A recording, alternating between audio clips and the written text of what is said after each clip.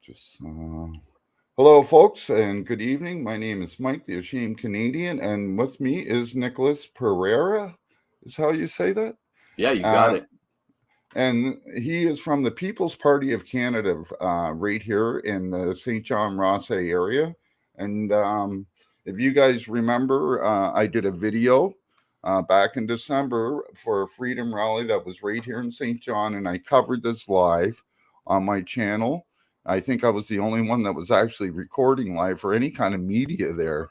So I tried my best to get it out as much as I could. It's got a few views, and I don't know if you watched the whole thing or not, but I thought that it went very well.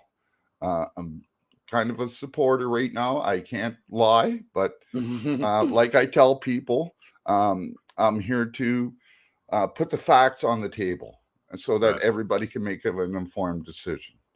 So one of the things that and I hate to get right into this, but first off, you are from St. John Rosse area. That's right. That's correct. Yeah. And you've been here your whole life, or? No, I actually I've spent time I was actually born in Brazil and Oh, I immigrated to Canada in 1988.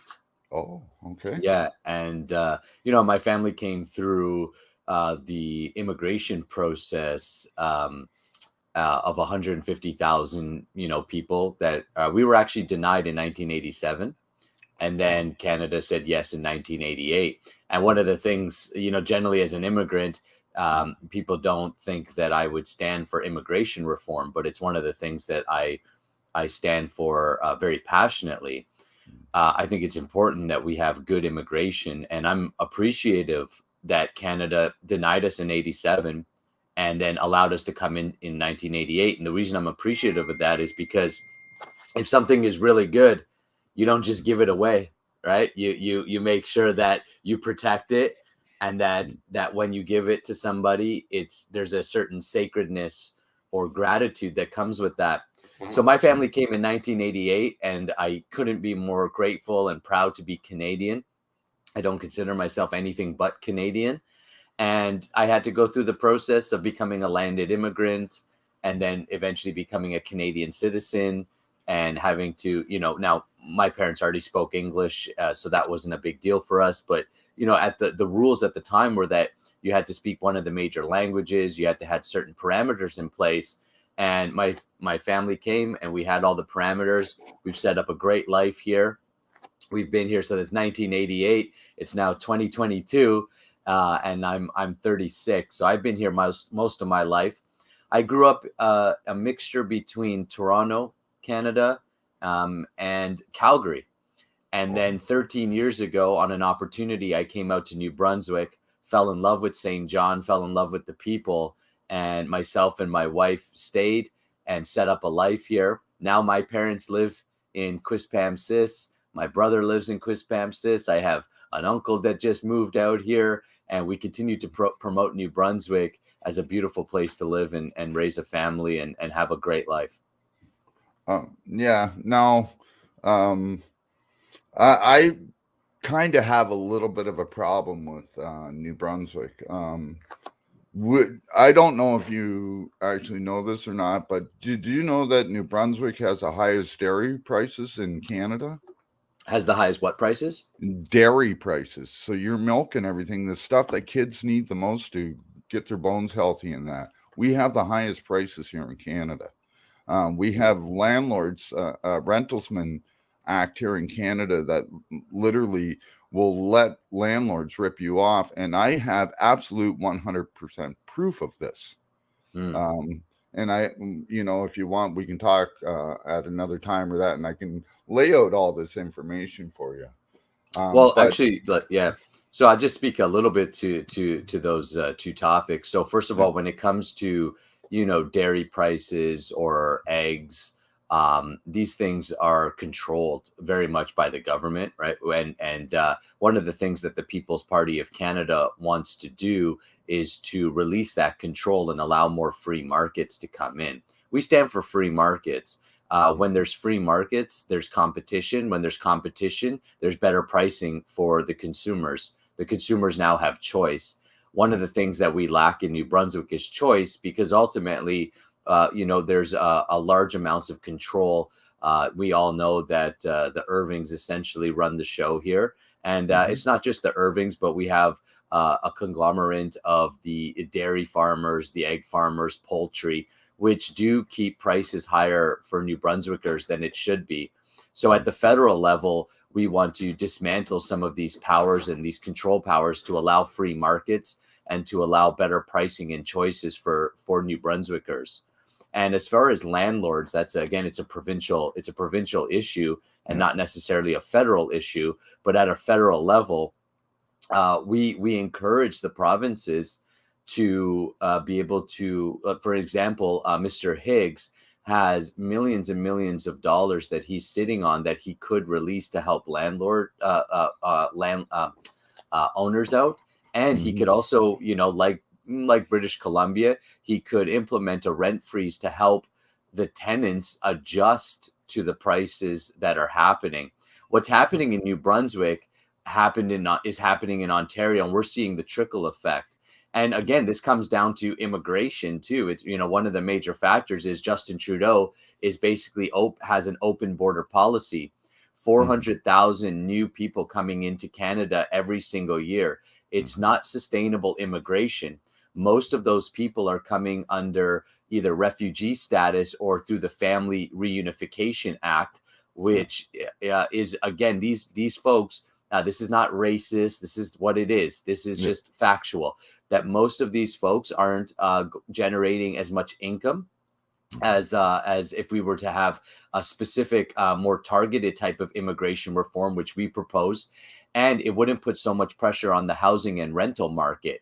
What we're seeing now is tons of people from Ontario who are being pushed out of the Ontario market are now coming to New Brunswick. They see that pricing is more affordable. The challenge is that local New Brunswickers are now being pushed out of this local market, but there's nowhere left for them to go. So we have a serious problem here. And ultimately, Mr. Higgs and the provincial government could implement rent freezes to help the people of New Brunswick slowly adjust to rent prices or increases.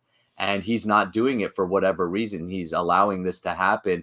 And it's unfortunate because we have to look at, in New Brunswick, we have a very poor population. We have a lot of people who are struggling financially, and they cannot afford these massive rent hikes and these massive increases. And it's unfortunate that our government doesn't seem to want to help, help the small guy out. It seems to be all about the corporations and how much money they can make right now.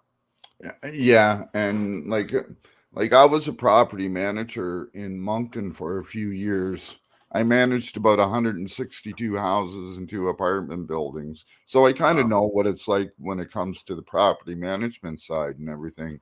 The problem is that we have this one organization that's here in the East Coast of Canada that's going around buying up all these apartment buildings like crazy.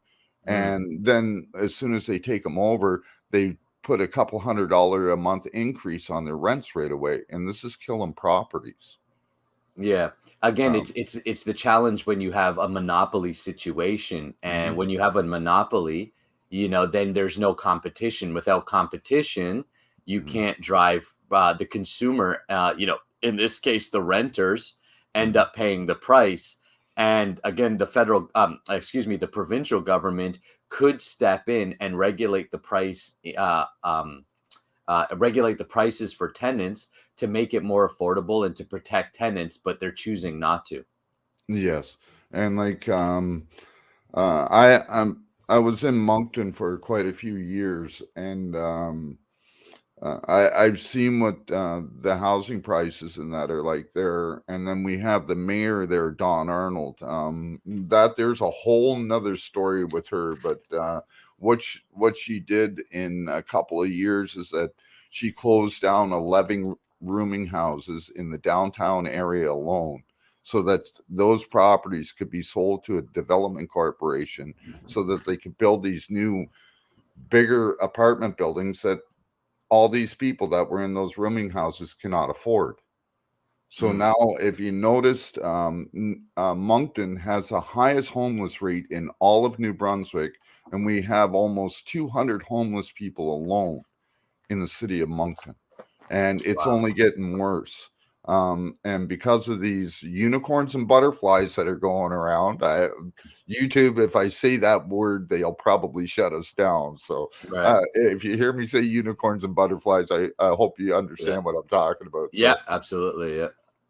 so because of that, we have shelters that cannot handle as many people as they normally could, but they never made any options for the people that were homeless.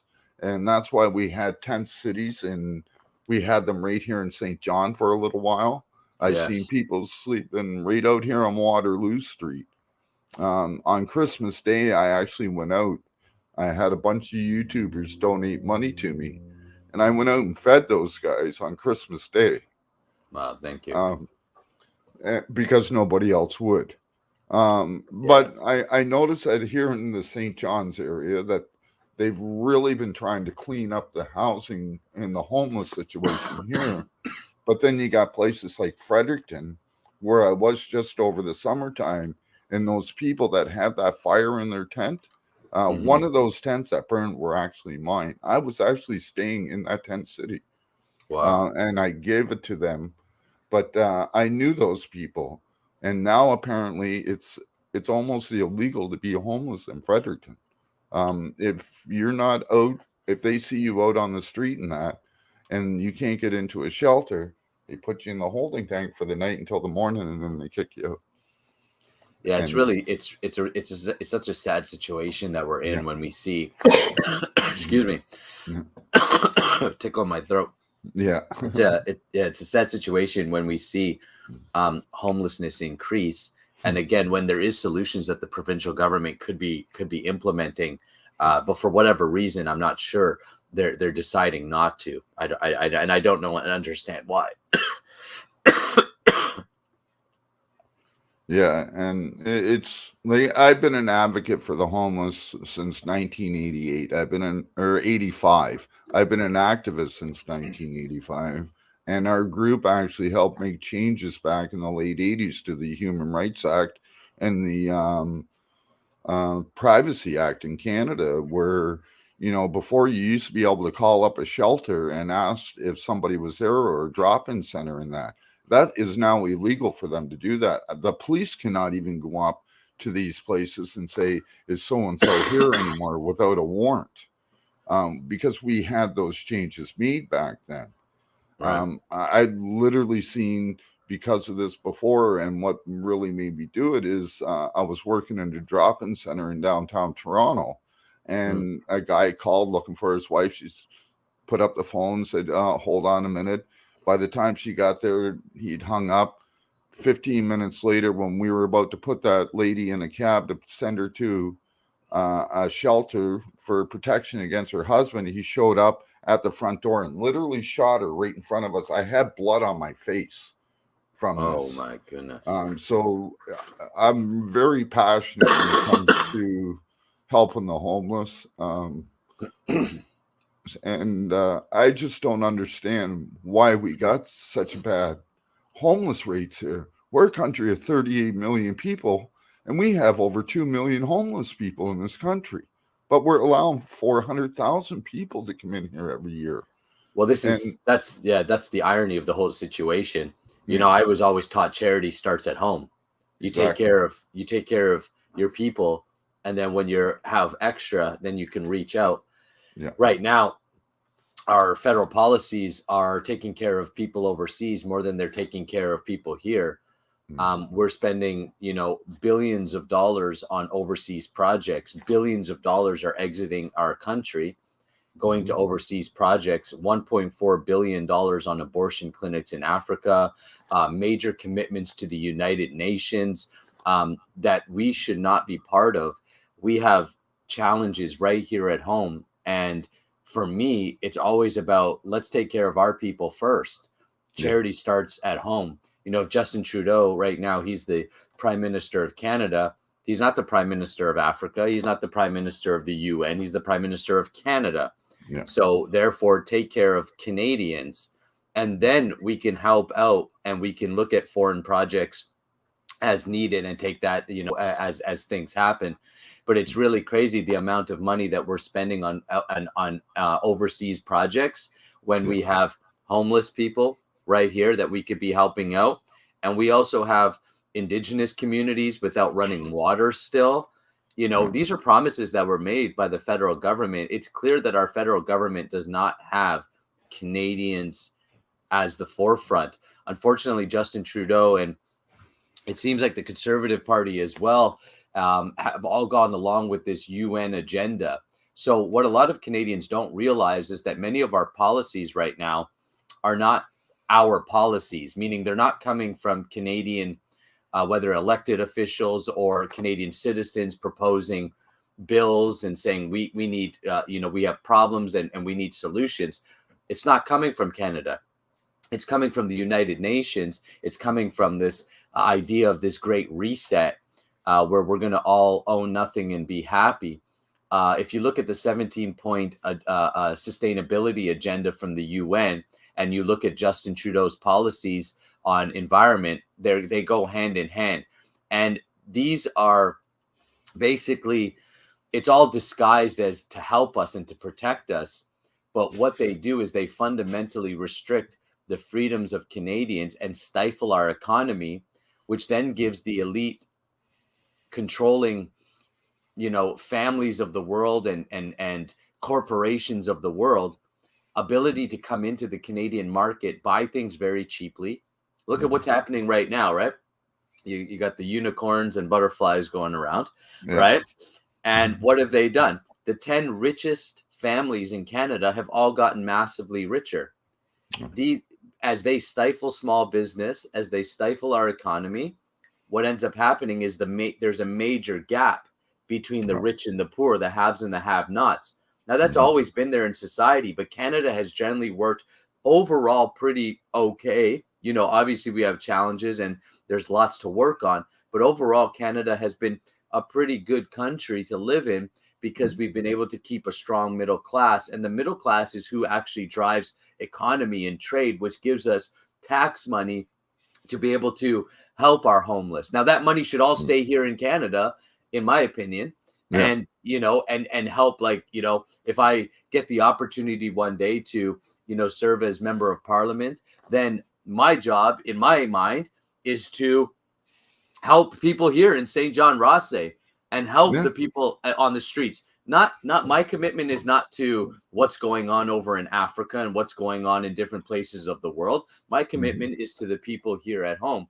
And I think that because these parties are so tied up with this global agenda and this idea of this global movement, that a lot of people right here at home are not getting helped, and it's a really sad situation. Yes, it is. And like I said, I've been doing this for so long, and for the longest time after we did this, I started seeing things going. Like the 90s, it seemed to be going great. We didn't have any real wars that we were going in or nothing. There was nothing really going on. We were a peaceful country and we were happy here. But then, we didn't have all these police forces, the way that they dress and that.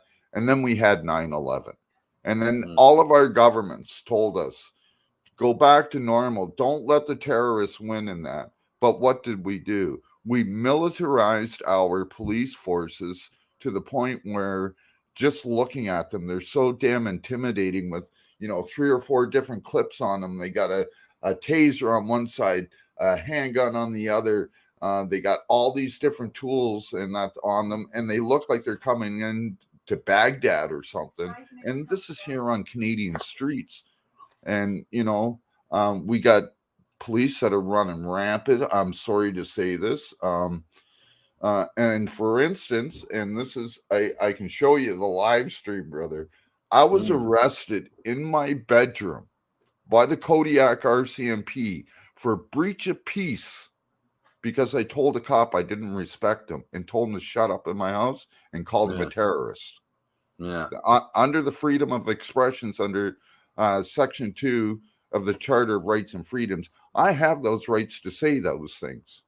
But he got so butthurt, and this is all on a live stream, and they ended up having people calling as far away as New Zealand, Australia, England. Like, this video went viral. And they were telling me when they released me, your live stream's still on, and we've been getting calls from all over the world. Now, I tried to go for any kind of retribution and hold this cop accountable for his actions. I've tried and tried and tried, put in complaint after complaint to the Civilian Complaints Review Board, and they keep losing it for some reason. And they've been doing this quite a bit. And then what they do is they wait for that 1 year to end. Because after 1 year, you have the statute of limitations for this is gone. So I couldn't do anything about it. I had the mayor of Moncton, Don Arnold, and city council, Greg Turner, and the Kodiak RCMP arrest me not once, but twice illegally. Wow. And this has been going on, and it's not just me, brother. I see this all over, and I just did a video yesterday walking in here in St. John, went into City Hall, and did you know that you need a vaccine passport to go into City Hall? I did not know that. No, I have not been into City Hall lately. Yeah, so the City Hall is, when you walk off of Market Square, there's like a little foyer there and there's a sign right there, and saying that to go past this point, you need to have a vaccine passport to talk to anybody behind closed doors. That's 100% illegal, for one. Yeah, absolutely. That's discrimination. Yes. And unfortunately, our current mayor, Donna Reardon, she seems to be silent on the issue. And she, right now, she seems to be going along with all of this wokeism, leftism, type of thing, I don't think that they realize, or that they're so educated on philosophy. They may know local politics and they may know policies, but they are also very corporate driven in the way that they are even carry themselves. You can see that they're not everyday people, right? They're not, you just sit there, they're, and so unfortunately, that is discrimination. City Hall is a public place. The public should be allowed to be entered there, and nowhere in Canada should there be vaccination passports. Nowhere. That's a show me your papers nation. That's a communist nation. That's a privilege. You get certain rights if you comply. You don't get other rights if you don't comply. That's what this is about.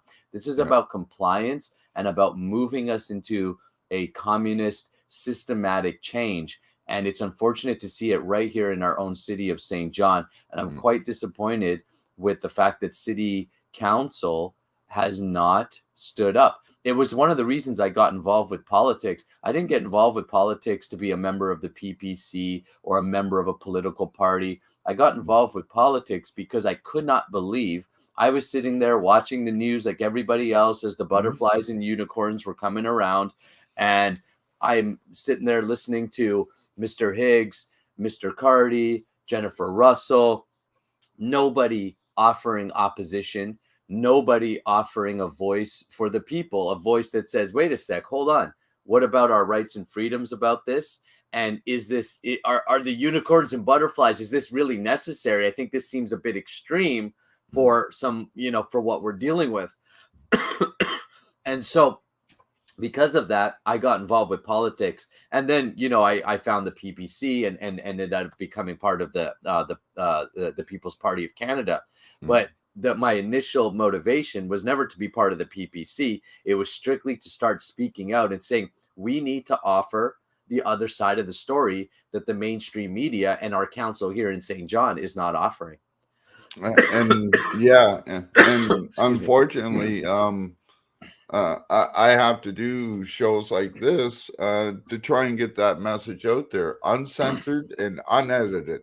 So that's right, coughs and all. Yep, exactly. So well, I just want to say thank you very much for doing this, because independent media is what this is all about. If it wasn't for people like yourself who are willing to put together a YouTube channel, who are willing to put together podcasts, independent media, independent individuals now are empowered to have a voice. That's the beauty of social media. The beauty of the age we live in is that every single person can have a voice.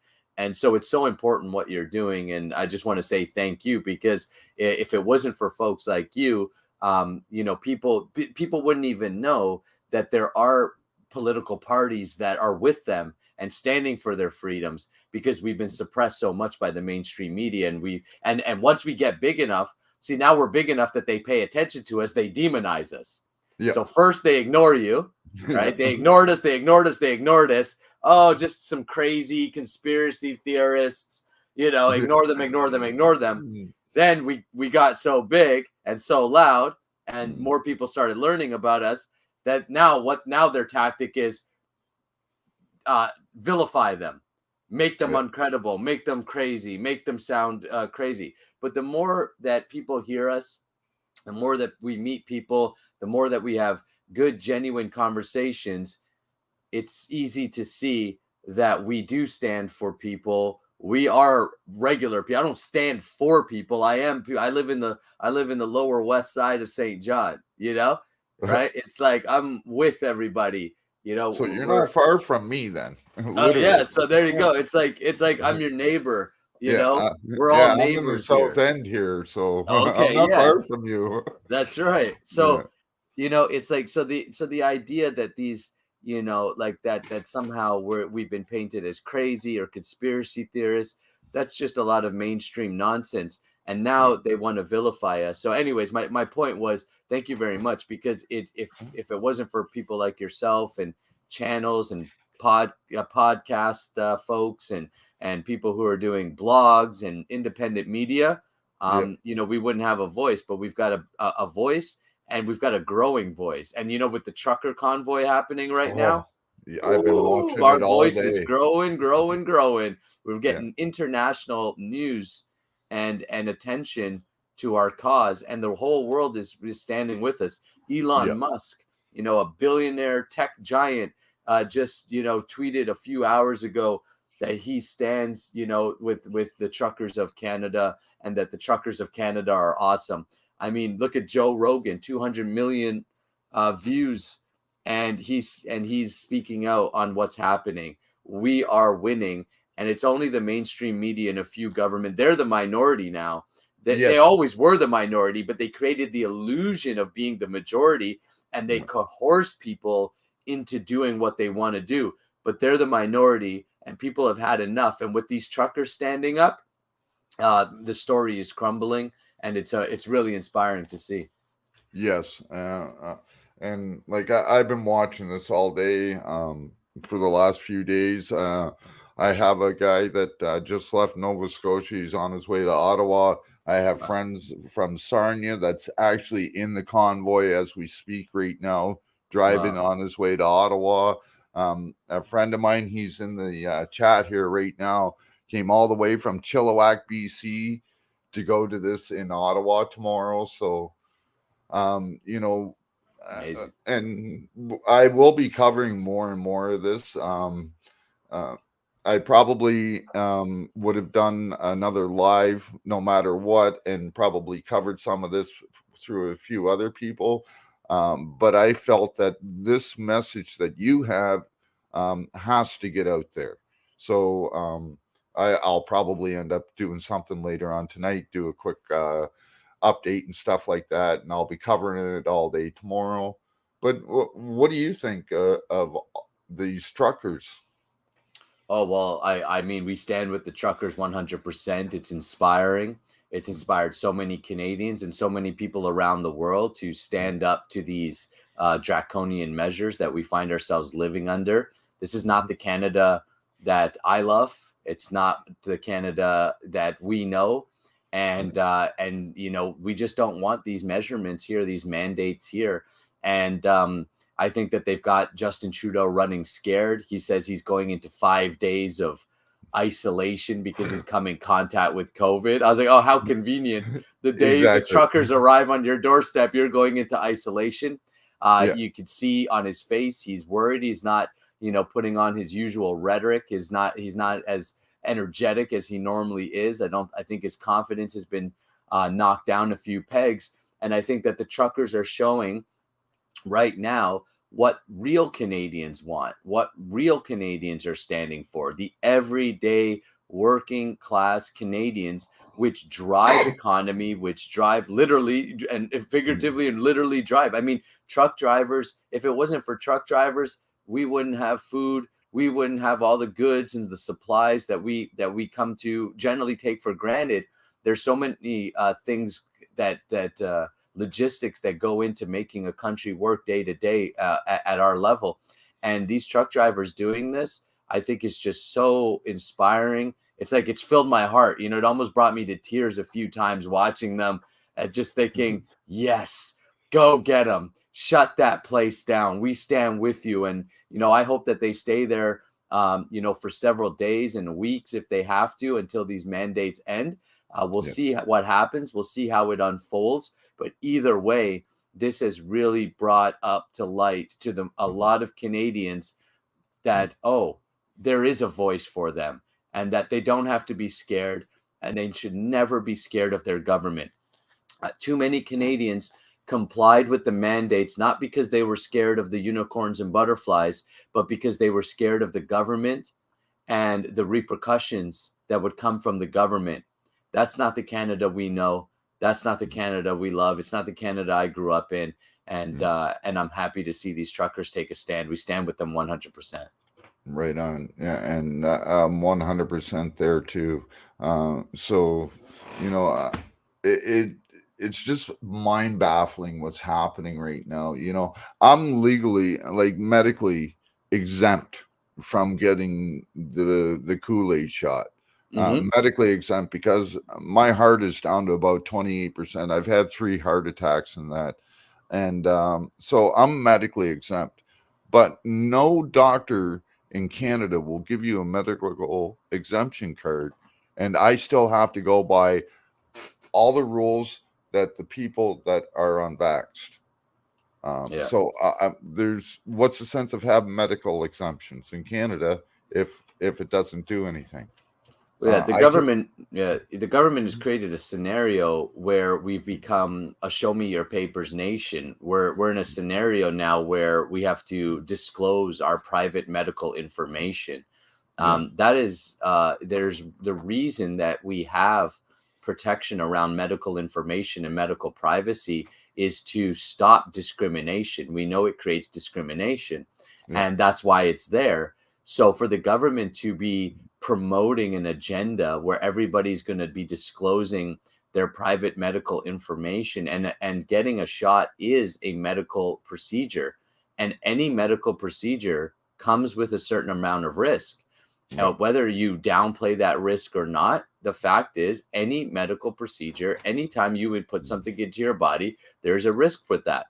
And for them not to honor medical exemptions, for them to coerce and pressure medical professionals to not give exemptions where exemptions are easily justifiable and needed and required, it's unconstitutional, it's immoral, it's flat out wrong.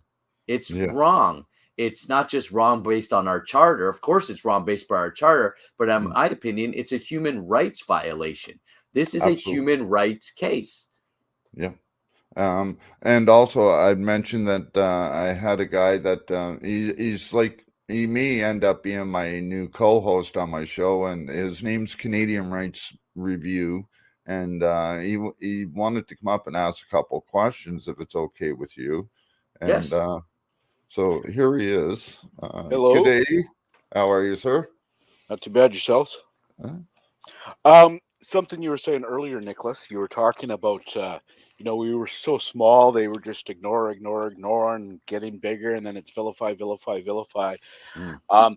And we've seen the same thing in kind of the community we have here online. We're seeing the same thing with the truckers right now. Just last night, Yes. Pierre Trudeau, said it's a small group with unacceptable views, and with those kind of things in mind, I'm pretty sure I already know the answer to the first part of this question, but what are your thoughts on Bill C-10, even though it died in Senate in the summer? The Liberals did promise to try and get it back after they were back into the government. And how dangerous is it to this country right now? Sorry, I'm just quickly looking up Bill C-10 so I can remind myself of the. It's the one that's Bill basically C-10. been dubbed by a lot of people the internet censorship. Oh, add online undertakings. Okay, got it. Yeah. So Bill C. Okay, yeah, I've just pulled it up here. House of Commons of Canada.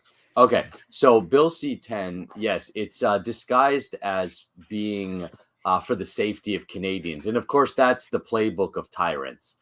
We have to protect you. We have to protect you. We have to protect you. And it's but what it does is it dramatically reduces our freedom of speech and freedom of expression. And of course, you guys in the online community, you would know that what makes a free country is freedom of speech. You cannot have a free country and have censorship.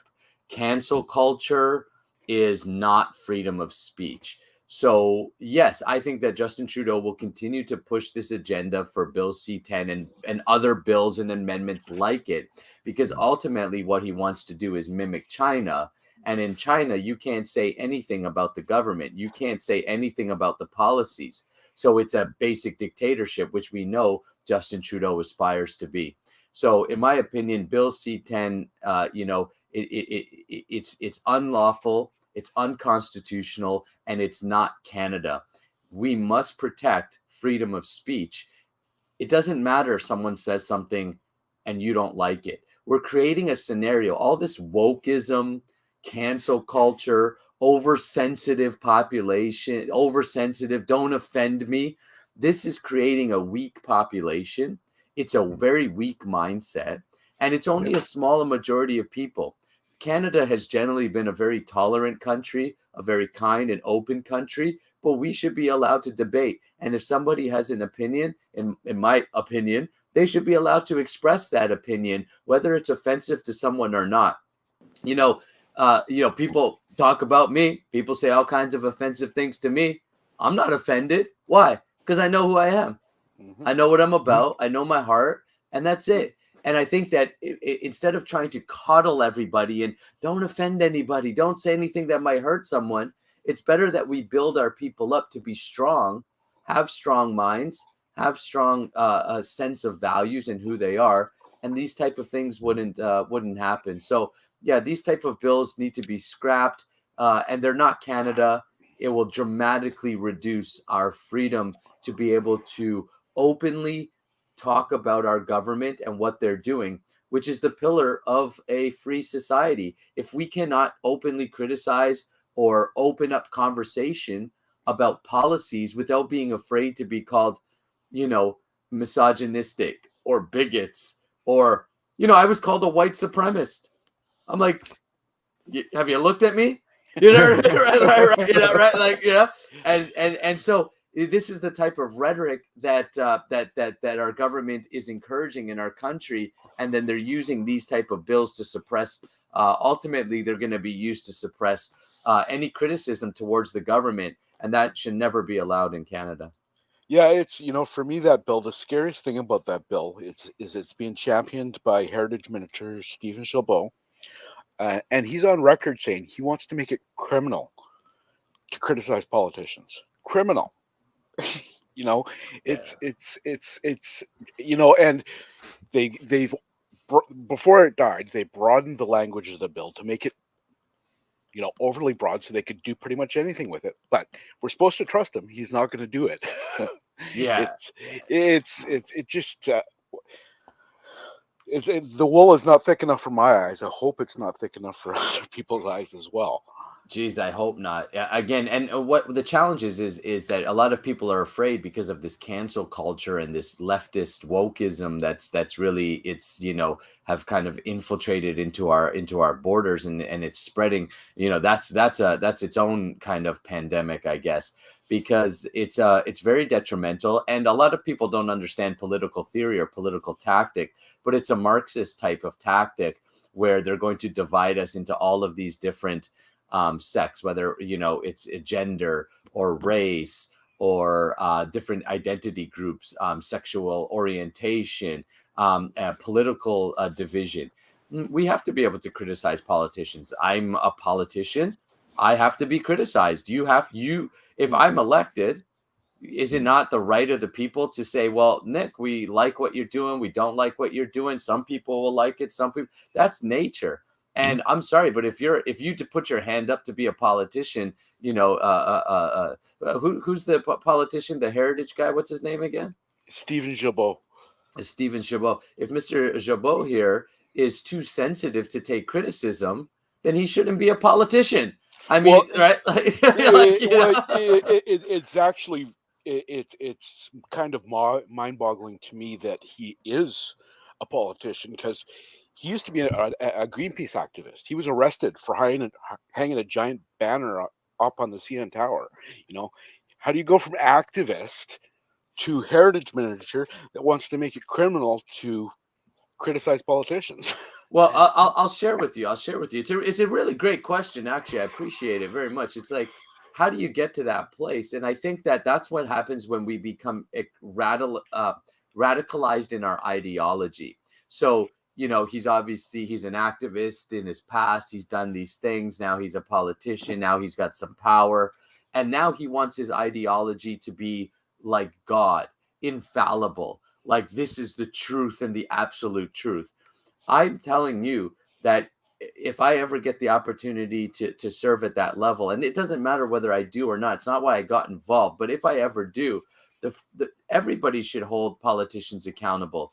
A politician is still, we make man-made laws, not God laws. God laws are still supersede man-made laws. I still recognize God as the supremacy of the nation, and our own Constitution says that we are a nation under God. And even if someone's atheist out there and says, well, I don't believe in God, doesn't matter. You have to understand philosophically why that's important. As long as we acknowledge that there's a higher power than any man, whether prime minister or whatever label he's got or she's got, it doesn't matter. We're all human beings. And when politicians feel like now their ideology is infallible, it can't be challenged, they've become delusioned by their own power, by their own position. And that's why freedom of speech needs to be there, to keep politicians and people with power in check. Because if you don't have freedom of speech, next thing you know, somebody gets a little bit too much ego and thinks a little too highly of their own opinions and thoughts. I have my own opinions and thoughts, but I recognize that their opinions, their thoughts, their perspectives, and in a free country, we should be able to express that and then find some common ground, find real solutions. Unfortunately, right now, the House of Commons is a joke. It's nobody talks to each other anymore. It's just political rhetoric. You pick a side, I pick a side, no conversation. Desmond Tutu had a nice quote that said, if you want peace, talk to your enemy, meaning we're supposed to be talking to each other. All different ideologies, if we talk to each other, then we can find common ground and we could find solutions that work. But when we don't allow, like Bill C-10 and these type of proposals about making it illegal, and criminal to criticize a politician, no, absolutely not. It's absolutely essential that people are allowed to criticize these politicians so that we maintain a check and balance of power. And now here's a question for you. And do you believe that Justin Trudeau is working with the Chinese government? Do I believe it? Who doesn't believe it? Yeah. Okay. I mean, it's so clear. I mean, he won't even criticize their clear human rights violations. I mean, he actually he applauded him. Yeah, Justin Trudeau, who's Mr. Feminist, Mr. Human Rights, Mr. Man of the world, type of thing, right? That's what he portrays himself to be. And he won't criticize China as actions against Muslims. This is, this is, it's so clear that he's in bed with China. When the two Michaels, Yes. were being held, where was our strength? I would expect that any Canadian prime minister is doing everything in their power to protect Canadians when they're abroad and they're working, abroad, and nothing. It's so clear that he's working with China and that China has way too much influence and power in these borders. And it's one of the things that we need to reduce. Canadians need to have a prime minister who puts Canada first, not anybody else's agenda first. Right. And the reason why I asked that is because, and if you probably would have said that you weren't really sure or anything, the reason why I brought this up was when this all started, we all know that there was these unicorns and butterfly jails for people when they came back into the country. And all these jails were run by the Radisson chain hotels. Yes. And Justin Trudeau signed a contract with that chain of hotels to do this and paid them to do it. And then they were being charged, these people were being charged between $2,000 and $3,000 for 2 or 3 nights. And then what people didn't really understand was that the Communist Chinese Party bought out the Radisson chain hotels over 5 years ago. So all that money that Justin Trudeau gave them and all the money that they're being forced to pay these hotels all went to the Chinese party. So that was one of the reasons why I kind of asked that question. And it just doesn't make sense to me, why he would do that. But then again, it didn't make sense to me why he spent $1.5 million of taxpayers' money to redo his cottage, or why he had to sign a non-disclosure agreement with a 17-year-old when he was a drama teacher in Vancouver. Yeah. I mean, there's a lot of things that Justin Trudeau, unfortunately, has done and is doing that. I mean, it's almost like he doesn't even hide that he's crooked anymore, right? He's just, and again, that's the actions of someone who thinks that they are above the law. Yeah. No one is above the law. No one is. As soon as people think they're above the law, it doesn't matter what title anybody holds, we are all human beings. Justin Trudeau is subjected to the law of this land as everybody else is. And I hope that he's held accountable for his actions. Well, what do you think about what his goons did to the David Menzies from Rebel News? Did you see that? Yes, I saw some clips on it and such. I didn't see I don't know too much details about it. I did see some clips. Rebel News has been a voice for the other side of the story, a voice for giving, and they've tried to silence Rebel News like the PPC and anybody who speaks out against what's going on. They've tried to silence them and oppose them. And again, it's just something that we're not used to seeing here in Canada. News reporters being wrestled and silenced to the ground, people being fired if they speak out against the prime minister or against his policies. This is not things that we're used to in Canada. So I think that a lot of Canadian people, they've gone along with it because they figured, well, I mean, there must be a reason. But people are starting to see, the reason is power. The reason is we've got a tyrant. And it's sorry, I get emotional because I just can't believe it. I've over time, I'm like, okay, Nick, you got to chill out more, right? Like you can't get too rowdy, right? It's me getting better at what I do, but and speak, it'd be like, but no, sometimes I want to flip off and swear a lot, and because I just cannot believe this is happening in Canada. These are things that, I'm a big documentary guy and a big history guy. And these are things I've read about, these are things I've learned about in history books and in documentaries. and been like, wow, like I can't believe a country went through that. Never in a million years thinking that we would be experiencing this here in Canada. I have another question. With kind of goes with everything you've been talking about here. In my view, mainstream media has played a huge part taking us down this road to where we are today. And it doesn't matter what Pierre Trudeau wants to say or his party wants to say or Bonnie Henry in BC wants to say. If the mainstream media has not been taking up their cause and going along with them and silencing the other side, as in my view they clearly have been for a couple of years, we don't get to this point. What can we do about mainstream media? Do you agree with me? And what can we do to change that? Yes. So yes, absolutely, I agree. I believe that you're absolutely correct. We wouldn't be at this point. The biggest weapon. This is a war of propaganda, right? The biggest weapon that that the government has employed on the people of Canada is propaganda. The mainstream media has clearly been bought by this global agenda and is going along with everything that has been put forth. The biggest thing that we can do, of course, the PPC firmly stands to defund the CBC and to move the CBC to more of a model like the PBS, public broadcasting station, where it should be funded by people. We need to separate the checks and balances of power once again. So the government, the politicians and the government, the judicial system, the media, these need to be separate systems that keep each other in check.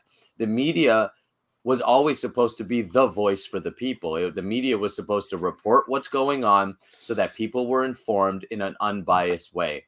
Now we've got the crooked CBC totally, bought into this wokeism, leftism. They're being funded by Justin Trudeau and the Liberal government.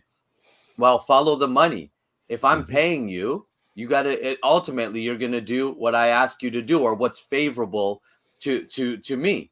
That's why we propose defunding the CBC. Also, let's encourage, like, this is the beauty of the internet. You guys, what you're doing, what we're doing here and now is the new media. It's fair, it's open, long forum discussions. Jordan Peterson, what he's doing with his podcast, Joe Rogan. There's so many podcasters and YouTube channels and social media channels. You guys are the new media. So reach out like you did with me. Reach out to your politicians. Reach out. The ones who are forward thinking will say yes to the interviews and will speak to you. I'm so happy you reached out. Why wouldn't I speak to you? Isn't my job to speak to Canadians? I thought so. Isn't that what I signed up for? Right? Like it's like, when people are like, would you do an interview? Oh my gosh, he said yes. I was like, it would be weird if I said no. You know what I mean? I was like, isn't it my job? That's what I said. Like, that's like, so I don't understand that. So first of all, I encourage Canadians to start picking up more independent media. We have Druthers, who's been a huge impact. They've been able to organize and put out a different side of the story. And, these type of media sources like yourselves and what you guys are doing in independent media, I would love to see Canada flourish again with independent media. We defund the CBC. We allow the public, to decide if they want, like any other media. Let the consumers pay for it. Let the market decide. And we begin to take a neutral, the media again has to be encouraged to take a neutral stance. And we have to hear different sides of the media. For example, when the butterflies and unicorns started coming around, we only heard one side of the story.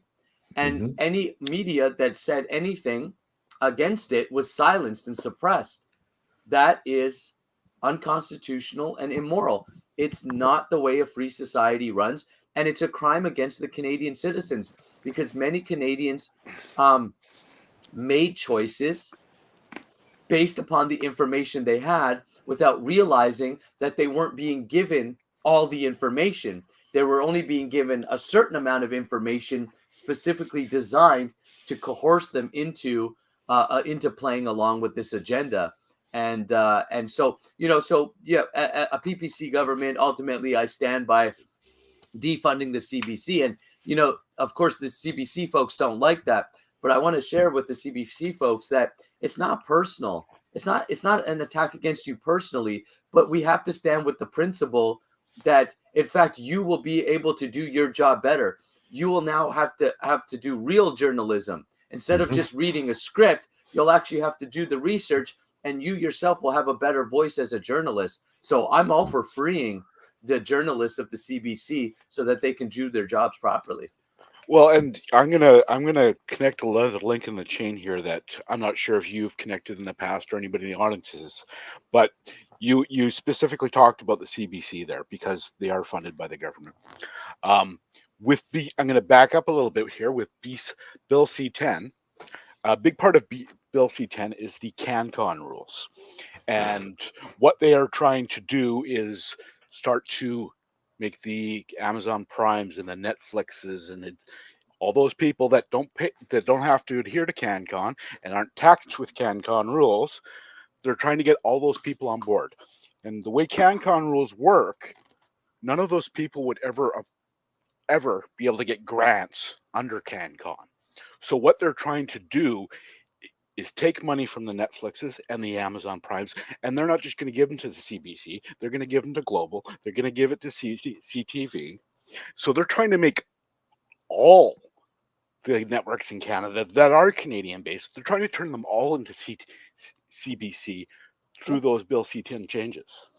Yes, absolutely. It's a nice perspective that and kind of what you said, like connecting the chains, the links there. That you bring up. Ultimately, the game is control. So everything that the government is doing right now under this Trudeau government is about nationalizing everything. Why do you think he's brought out national daycare program? Right, that's the beginning of a national education system where the government is now in charge of the federal government is now in charge of the Canadian. People think that that's there to help parents. That's always the rhetoric, but this is about nationalism. This is about not nationalism in the way that the PPCs did as far as forging strong Canadian identity, national pride. This is about turning every organization into a government entity where the government now controls it all. And so it doesn't surprise me that they are going to want to start funding all of these different, like Global and CTV, and funding them, because as soon as they start funding them, now the government owns some of them. And if you look at China, which is ultimately what the model is, like if you want to know where Canada, if a Trudeau government continues to be in power, China is where we're headed. That is the model that they're trying to mimic. And the model of China is that the government is partners with all the major corporations. So you have this marriage between government and corporations. That needs to stay separate. Governments are for the people.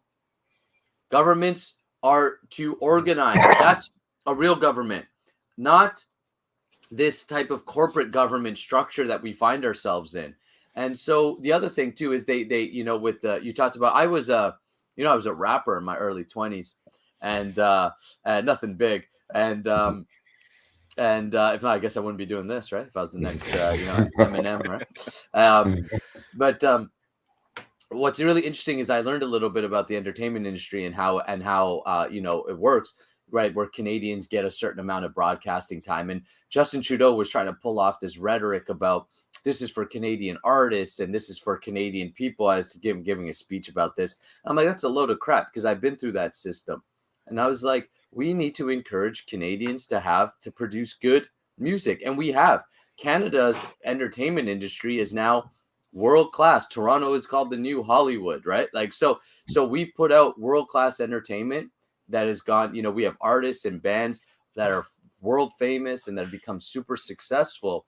So we can compete at the world's highest levels. We don't need to give charity or protect Canadian artists.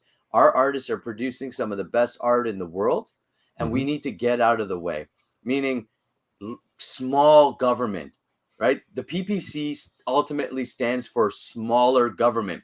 I think we're the only political party saying, elect us and we'll reduce the amount we're in your lives. you will see and hear less of us, right? You know, than all of these other political establishment parties. No, Go I ahead. have a poll. I have a poll on my YouTube channel right now, and I just put it up a couple of days ago, and I'll read what I said put in here. I said, should Justin Trudeau be removed as Prime Minister and held accountable for his disrespect of the Charter of Rights and Freedoms? And I put yes, no, or make Canada great, make Trudeau an enemy.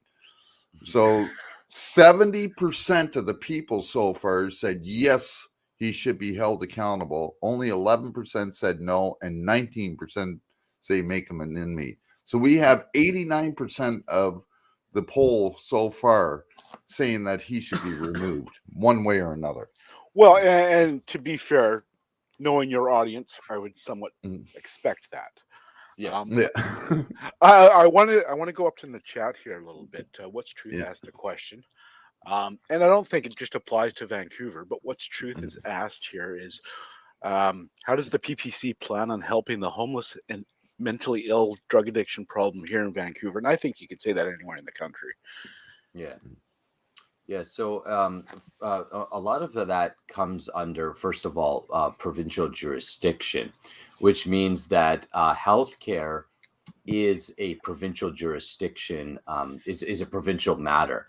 And the reason that you want to understand that is that I'm going to give you a direct answer. I'm not just going to dance around it like a politician, but I just want you to understand that those decisions are largely made at the provincial level. So your provincial, your MLAs, your premier, those are the ones who are going to make that decision.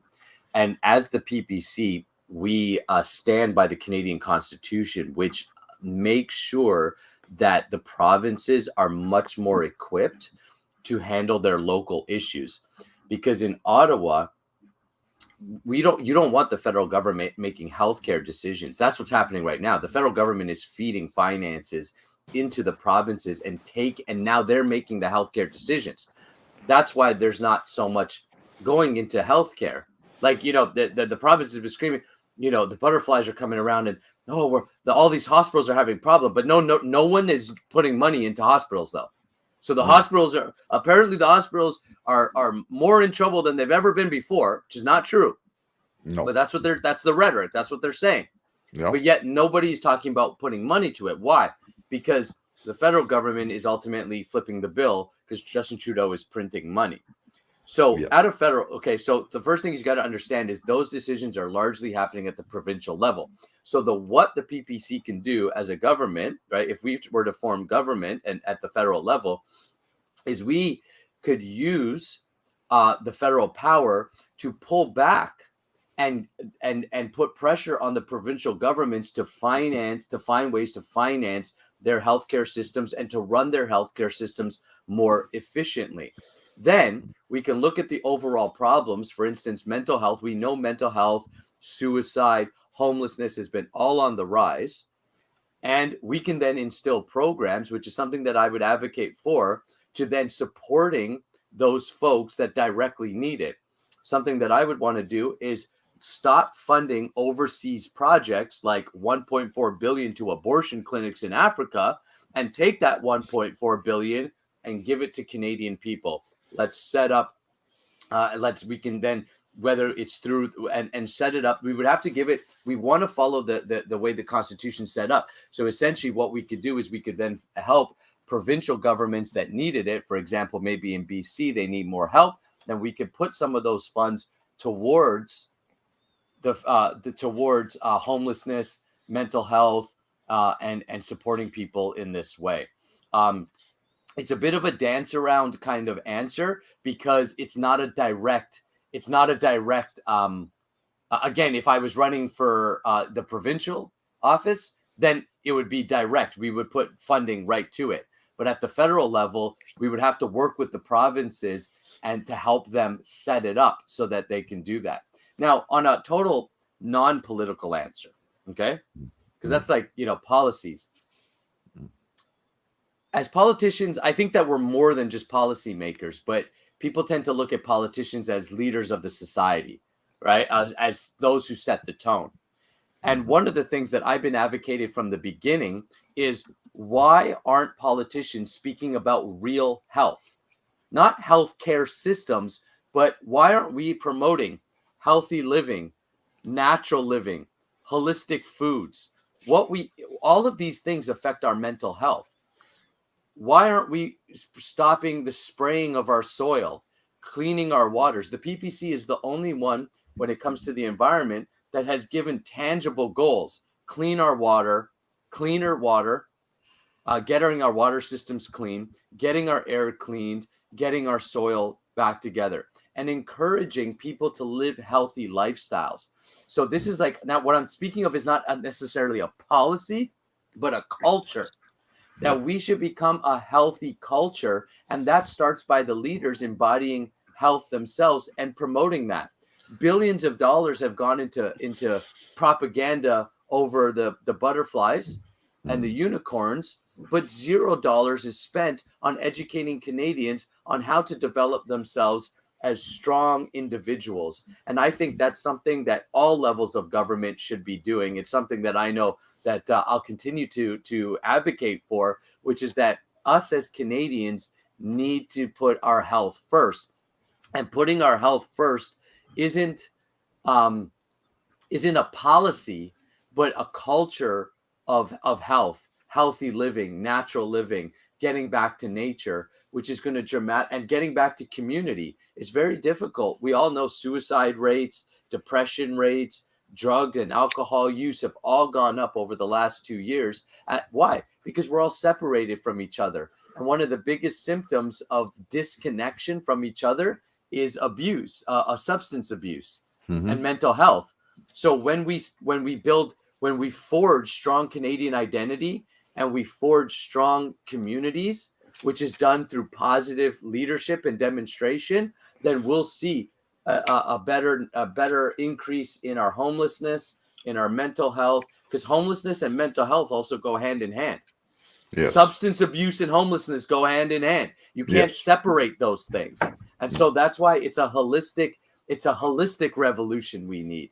And that's something that, when I was with Max and we were doing our tour across New Brunswick, myself and Max had conversations in the car as we were traveling about our own health. He's a runner. He eats well. He takes care of his body. I'm in good health. I eat well. I take care of myself. We want to not just show by policy, but we also want to show by example. Well, and, I kind of want to say to anybody that's listening, because some people hear the word holistic and they're like, okay, that's, they think alternative medicine, and they think, I'm not sure about if I'm more on that. What I want to say on that is, as a person living with diabetes, I know some of the stats, and it's estimated 1 in 10 Canadians now is living with diabetes. 1 in 10. I don't buy it's because we're an overly obese nation. That might count for some of the numbers, but 1 in 10, that's a ridiculously high number. There's got to be something we're putting in our bodies that's changing the population. There's got to be. Well, look, like, you are what you eat, right? We're and again, like, if we're allowing corporations to spray our foods with, you see that when hazmat suits spraying, why? Like, that's not the way nature is designed, right? That's not. We are so far disconnected from our land and from our food and from those sources. And so this is, again, what we're talking about here is not really a policy, but a culture. And you're absolutely right. We're putting in all kinds of nastiness into our body, and our government is supposed to be protecting us. The number one job, in my opinion, of a politician or a government official is to protect its people. And the first thing is to look at what they're putting in their body. And if we're allowing all these big corporations and these big conglomerates to process our food, all this processed food, and spray our foods and all this type of stuff and pollute our air and our water, of course it's going to have ramifications. Of course it's going to have consequences on our physical and mental health. And it's something that, it's not a popular subject. Also, just to address a little bit of the word holistic, I know what you mean. Some people, oh, I'm not really into alternative or holistic, but now, but follow, I won't get too much into it, but follow, if anybody does a little bit of research, right, and learns a little bit about the healthcare system, you'll see that the healthcare system, everything that most people call holistic and alternative used to be just health, normal health, right? But now it's been called alternative because we have the pharmaceutical companies has demonized anything that's what we call natural health is now unscientific. Be very careful with these words, unscientific or blah, blah, blah, blah. Why? Because it is the pharmaceutical companies, which is the biggest lobbying sect in the entire world. Nobody is calling your politician more than the pharmaceutical companies, more than energy, more than oil and gas, more than food. Pharmaceuticals are pumping more money into the federal governments than any other section of society.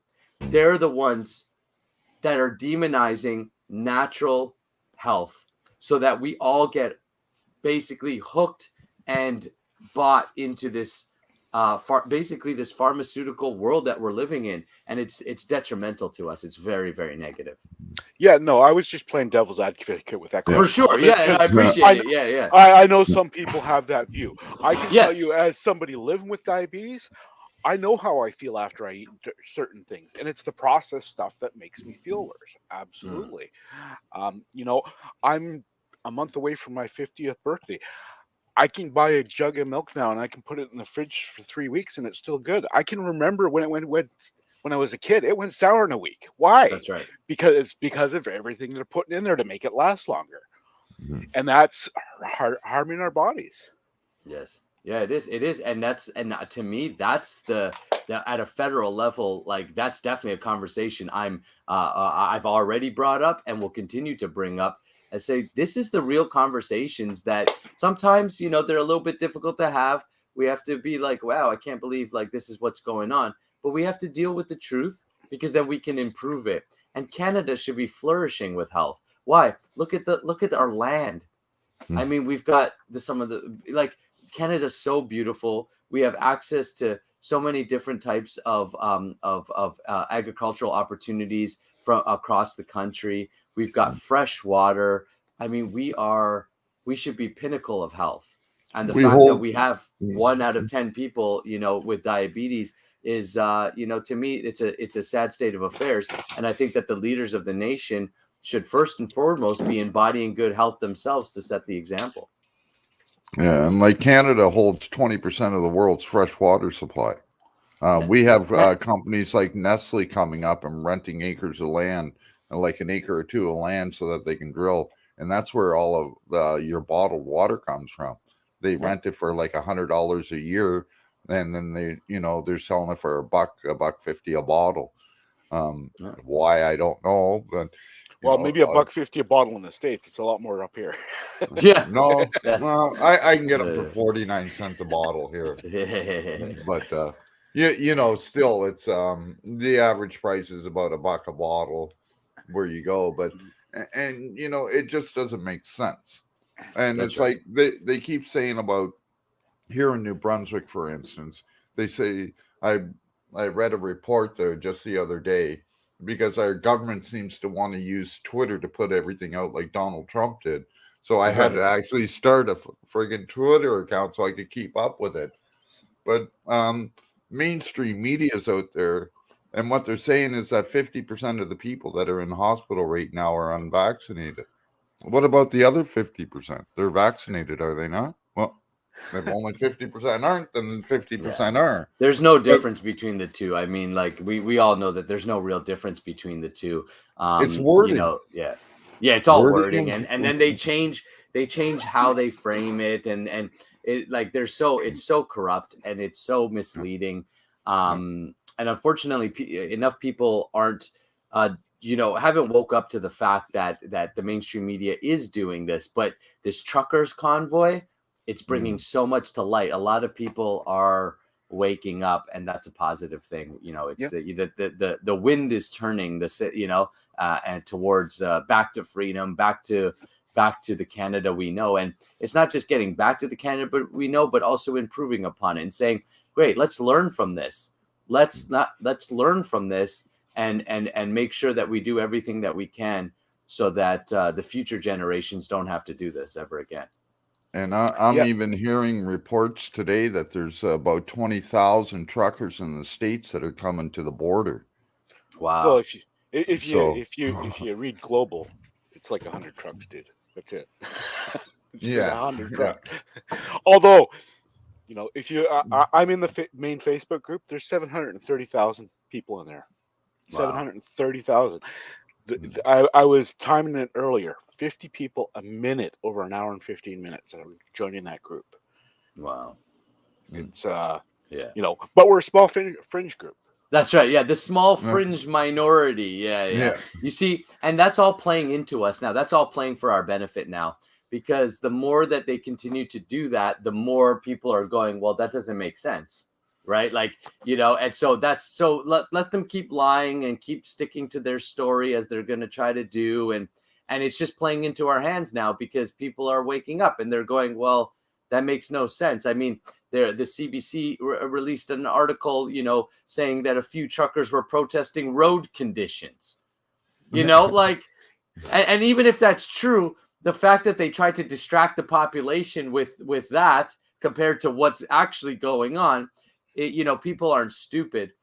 They may have not been necessarily plugged in, so therefore they didn't know, and they just assumed that what they consider the authorities are telling them, and the people that, you know, are supposed to be protecting them and making decisions to as the benefit, they assumed and trusted them, and you know, and it's so sad. Again, it's like, this is where I am like, chill, Nick, chill, because this is where I really do get kind of heated, because I'm like, to me, I'm like, you've just exploited millions of people. Like, how do you get up every day and say, hey, you know what I'm going to do today? I'm going to scam millions of people. Or I'm going to try to become a ruler. I mean, come on, we're past those days. Like, that's why we have, you know, these systems in place. It's because we're supposed to be maturing beyond that type of system. And again, just to see, you know, Justin Trudeau take advantage. He took advantage of a situation. They took advantage of the unicorns and butterflies, and they totally spun it into a political show for power. But I'm really happy to see so many people waking up now, and you know, I do trust. I have full faith in Canadians, and I do trust that at the end of the day, you know, we will get through this, and we will come out stronger, and we'll come out better. But unfortunately, we're going to have a few scars, you know, and we're going to have some things to deal with. And Justin Trudeau and the premiers, you know, they're going to have to be held accountable to what they've done, because we cannot set a precedent that politicians can make decisions that violate basic human rights and not be held accountable to that. That's a scary precedent to set.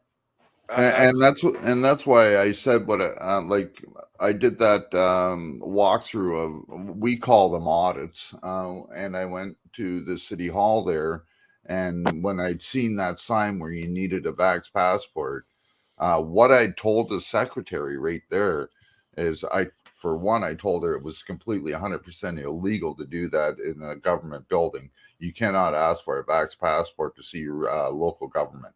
Period. Yeah. It's against the law. It's against the Human Rights Act, and it's against the Health Act, and probably a few other laws. Discrimination. Yeah. Yeah. And so she goes, well, I'm only doing what I'm told. And I looked right at her, and I'm telling you, I could feel the daggers in the back of my head after I turned away from her. But I looked right at her and I said, you know what? That's exactly what the Nazis said during World War II, that they were just following orders. And during the Nuremberg trials, what happened? They were all held accountable, even the press. So just remember, you guys are opening yourself up for a lawsuit doing this. And then I turned around. There can be, when something is injustice, it's immoral. When it's discrimination, there's no like, oh, I'm just following orders. There's you can't hide behind your company or your corporation that many people think that they can.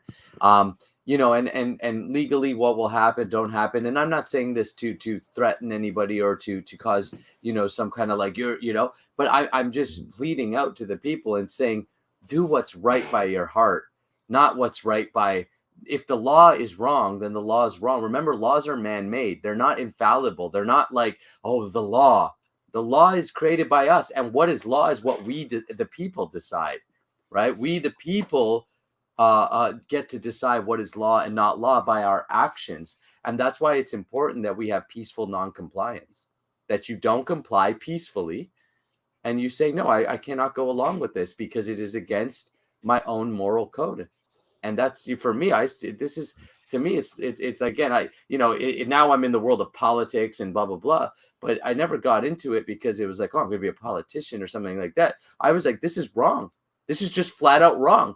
You cannot force people to take something that they don't want to take.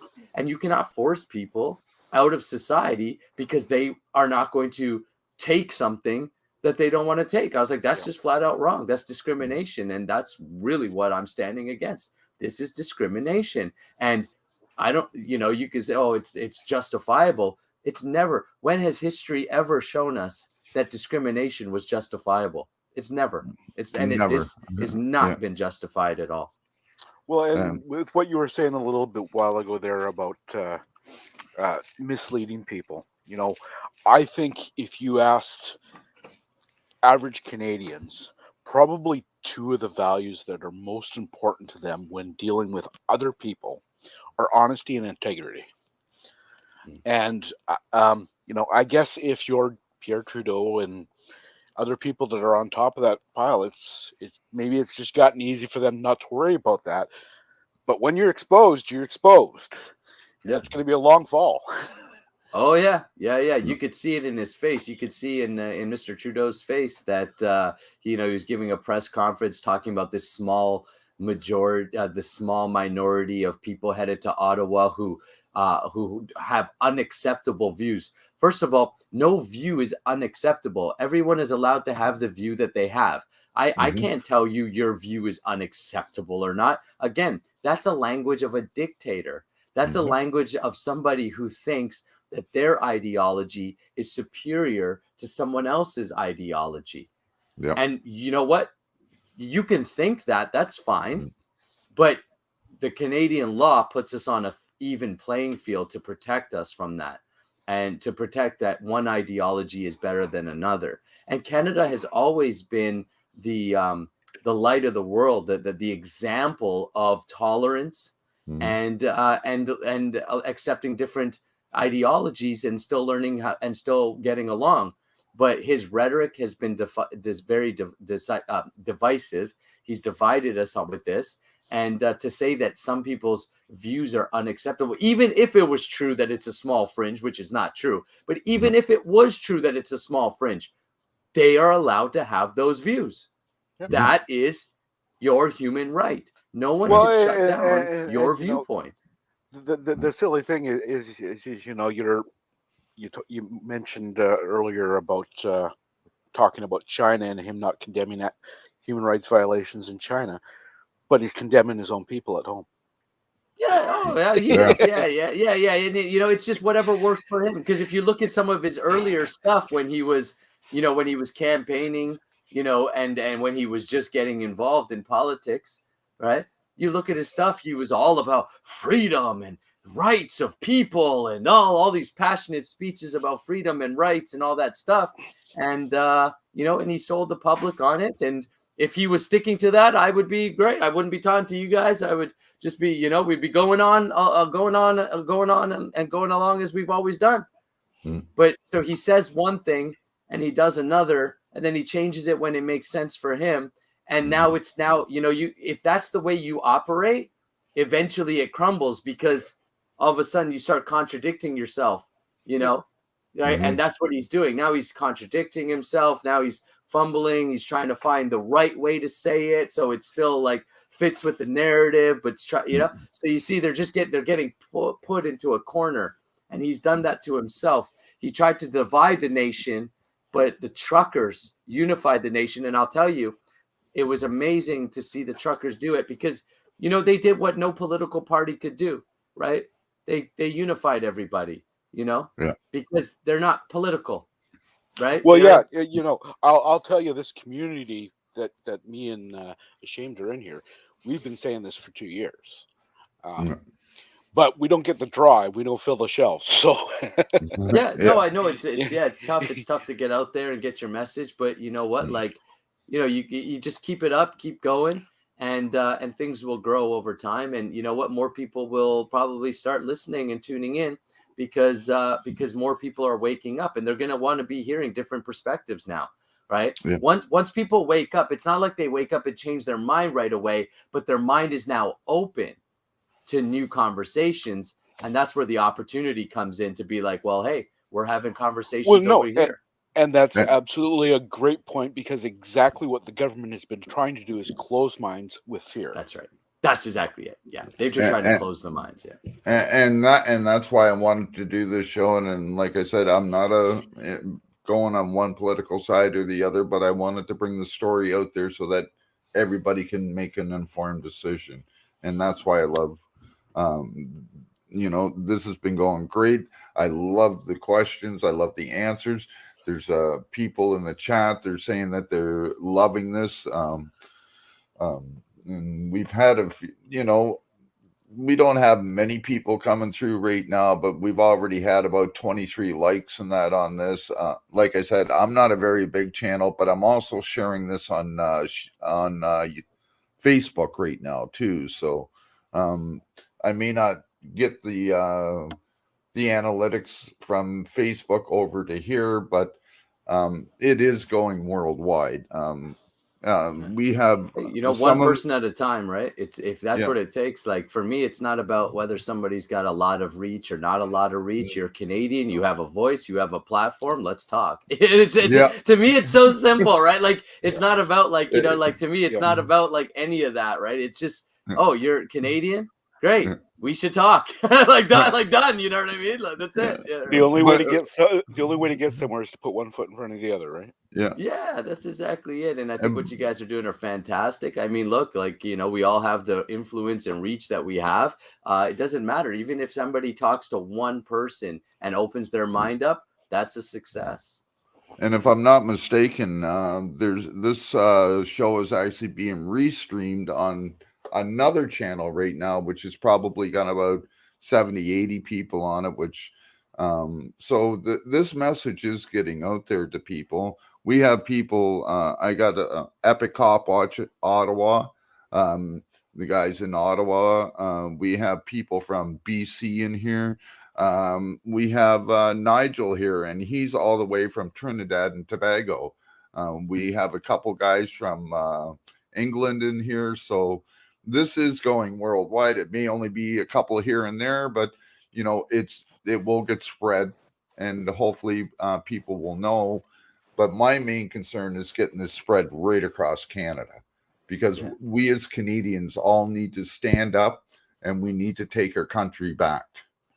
And until we do that, you know, apparently there's about 3 federal lawsuits a week being filed against the federal government for all this, but they're all being stacked up because the courts are closed. And there's a thing called a statute of limitations when it comes to this stuff. But what they're doing is they're using these unicorns and butterflies to hold off the courts, and then the statute of limitations will start running out. So then they'll start dismissing those in court.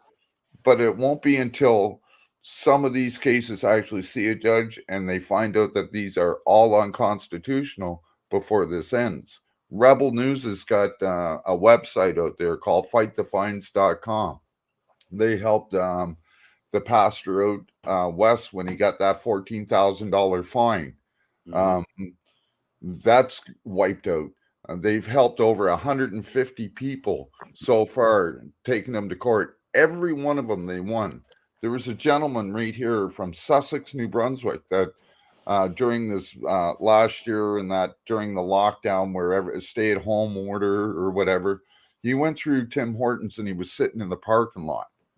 A cop come up to him because he was sitting there in the parking lot alone in his car having a coffee and donut, gave him a $1,400 fine for breaking that stay-at-home order. Now that went to court and it got thrown out because it was unconstitutional. Then we have the other pastor here that was doing a funeral, and because there was a couple more people than should have been allowed in there, they arrested him during a funeral. Well, this is ridiculous. But until these start going to the federal courts, this is going to continue to happen. Because of Rebel News, we managed to get the cops to stop writing illegal tickets. But they had to go to court first. But until these federal lawsuits start going through, this is going to continue. And Justin Trudeau is going to continue to do what he does. And that's why I say that there should be a snappy election called this spring. And I guarantee you that he would get voted out.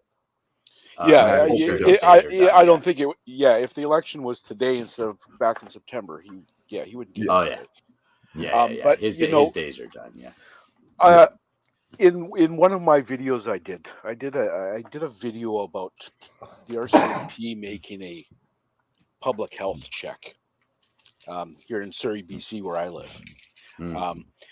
And because I was doing that video, I did some research. And here's kind of, the term police state gets thrown around by some people. And, some people think, of course, that's ridiculous. It's Canada. What are you talking about? Just get jabbed. We're free. Don't worry about it. Right. In Surrey, in the year of 2000, I don't know what 2021, but I looked up the stats in 2000. The Surrey RCMP made 92,000 public health checks in the year 2020, in Surrey, BC. There was, I think, 1,700 and change that they got a call on. Over 90,000 were proactive public health checks. So they're just going out there to make sure people are doing what they're supposed to be doing. And pushing the agenda, being the police state, as far as I'm concerned. And the net result of 92,000 public health checks, I believe it was 167 tickets were issued. I couldn't believe those numbers. Over 90,000 unsolicited public health checks in 1 year in one city. And because I'm sure you're quite aware, except for drunken driving, almost all crime stats are down through this pandemic. Because everybody's been at home. Right. Yeah. Sure. Yeah. But drunk driving's up because, of course, alcohol is an essential service. That's right. Yeah. And there's certainly health reasons for that, but it's our police have been turned into extensions of the mandates. Yeah, that's right. It's how a dictator rules, right? Through a police state. It's the only way that you can rule. Like, if you want to be a dictator, you have to create a police state. You cannot rule without doing that, because people then would be free to do what they like. But we, as the people, want to be free. We obviously know that, we need laws, and we need to be able to have court systems to rectify situations. These things are necessary as part of running any type of nation or society. So I'm not like an anarchist, shut it all down, burn it all down type of thing. Like, that's not me. Right. But I know some people like that, and I respect their viewpoint, because they can have that viewpoint. Right. Because that's freedom. And I don't mind that at all. Right. If somebody has that perspective, it's not my perspective. I still I'm very appreciative that we live in a country that there is a government, and that there are systems in place, because I think it expands all of our opportunities, and we're allowed to live this, generally a decent life. But now we have the challenge that we're facing. It's not an ideology of left wing, right wing politics. This is about totalitarianism and the people. This is about freedom or dictatorship. So this is a total systematic change is what they're trying to implement, and it will greatly reduce our freedoms. And the only way that they can implement it is through a police state. So, people could say whatever they like, but again, just read a couple history books and you'll see any nation who's gone through this. These are the steps that, that it's like pattern, it's like clockwork, and becoming a police nation. Canada has unfortunately, I don't know that we're totally there yet. My relationship personally with the police has been positive. I've spoken at all the rallies across the province. I've spoken at many different events, and overall we've had a decent, relationship with the police. Only this last Saturday was their incident with the police with Fredericton, and just a few hours ago, it's come out that the Fredericton police has now actually even said that they would open up an investigation into Dominic Carty for inciting it. And a few people, that just came out just a few hours ago. That Dominic Carty was actually, they admitted a few people that were at our rally. There's about 400 of us in Fredericton. I was speaking there with other speakers, and there was a few arrests and such made. And it came to learn those that were there causing trouble were sent by Dominic Carty. And now the police know. They've publicly said, the Fredericton police has publicly said that we do not approve of Dominic Carty's tweets, and he was part of the problem. So finally, the police have got, so the police overall to me are not the enemy for me. The next day we were in Moncton. We had over 1,000 people march in the streets of Moncton, and I gave a speech there as well. And the mood was great. The RCMP was laughing with us, having fun. It was a great community event, good spirit, positive, you see, but we didn't have an instigator. And now we're learning it's the politician themselves, Dominic Carty, sending people to create. He's hateful. He's dividing us. And these are the tactics that they're using. These are the folks that aspire to rule the country and not serve the country. Being a politician was always an honor. It was always I get to serve my country. It was never a career move. It wasn't like, you're right. It was an honor. It was like, wow, you were chosen by your community to serve. It was always kind of held as like, that's why it's the honorable blah, blah, blah, and the honorable this, right? Because it was an honor. But these guys have forgot that it's an honor, not a right. And it's and it's not your permission to now live out your tyrant fantasies on people. You're ruining people's lives. This is serious. This is real. And I'm happy to hear that the police have actually publicly spoken out against our education minister, Dominic Carty. Okay. I kind of have how much that puts a smile on my face. But guys, I know we got maybe a couple of questions. I do have to wrap up here though in the next few minutes. Yeah. Okay. I have a really quick one that kind of was what we were just talking about. I already had the question, but somebody actually put in the chat as well about police that they need to uphold their oath. I'm not sure if you're aware, and I'm quite sure the person who just said uphold your oath in the chat is not aware. I've done some research, and in Ontario is the only province in the country that the police actually swear to uphold the charter. The rest of the country, they swear to protect the Queen and her loyal subjects. And of course, the privacy oath, of course. Right. And much like you talked about earlier, police acts are done provincially, much like the healthcare systems. From a national level, is there something that can be done to change that? Because I think all police should be swearing to uphold the Constitution. Yeah, it's really nice. It's quite honestly something I don't know much about. I would imagine that at a federal level that the RCMP, and again, this is not something I know much about, so I can't really speak that educated on it.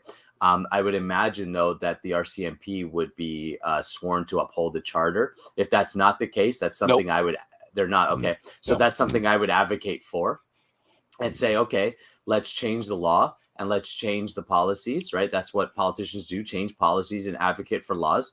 So if that is the case, right, assuming that information is correct, then absolutely I would be for making sure that all police are sworn to protect the charter and sworn to protect the law of the land, which is protected by our charter and constitution. And, you know, we need to make sure that also Canadians are educated about what the charter says and how it works and why it's important. The challenge with the over the last few years throughout this whatever this thing is that we've been living through, right? whatever this is, the biggest challenge has been, you know, and I myself have been guilty of this. So I'll be the first to put up my hand and say, you know what?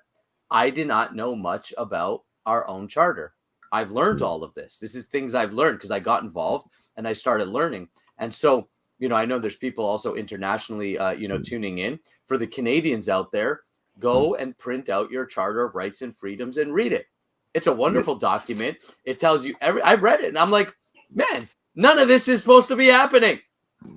This is not supposed to be going on based upon our charter.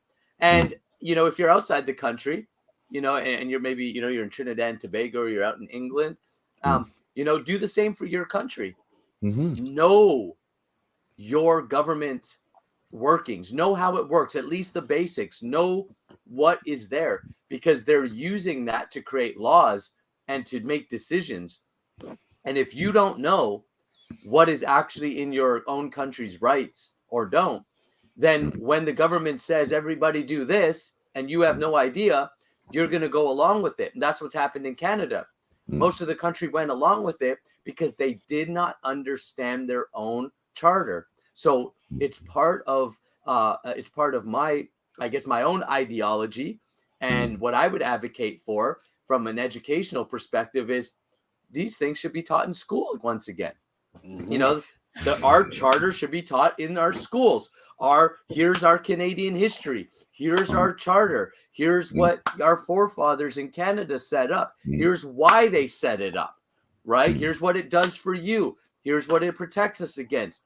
And then we can understand, oh, this is why it's there. Unfortunately, a lot of these things, I mean, our education system is really just crap. Yeah, you know, we got an education minister who cares more about jabbing people than he does about education. This is nonsense.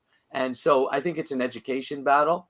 And I think that at a federal level, first of all, you know, we could look at the federal police and make sure that everybody is taking an oath to the charter, because everybody's protected by the charter, including politicians. Again, forget labels. We're all humans. We're all Canadian citizens. We live in this country, right? So the charter is there to protect us. And always remember that the charter is not there for the government. The charter is there for us, the people. Exactly. That's what it's there for, to protect us from our own government. Yes. Yeah. So that's why we should know it. And I've been preaching that for a while. And on the charter was a 1982 act by a combination of all the ministers from across Canada got together and they signed the Constitution, or the Charter of Rights and Freedoms in Canada in 1982. There's one living member of this group that's left, and he lives out in BC now, but he was the premier of Newfoundland, Danny something. But if you go on to Rebel News, Ezra Levant did a very good interview with Danny, and he talks about everything about the charter, why it was developed and everything, and what it was set out to do. And he's even saying that what the government is doing right now is totally the opposite of what the charter was there to begin with. So I didn't read the story in depth, but I actually saw a news article today that said that individual is actually filing suit with the government over them banning interprovincial travel.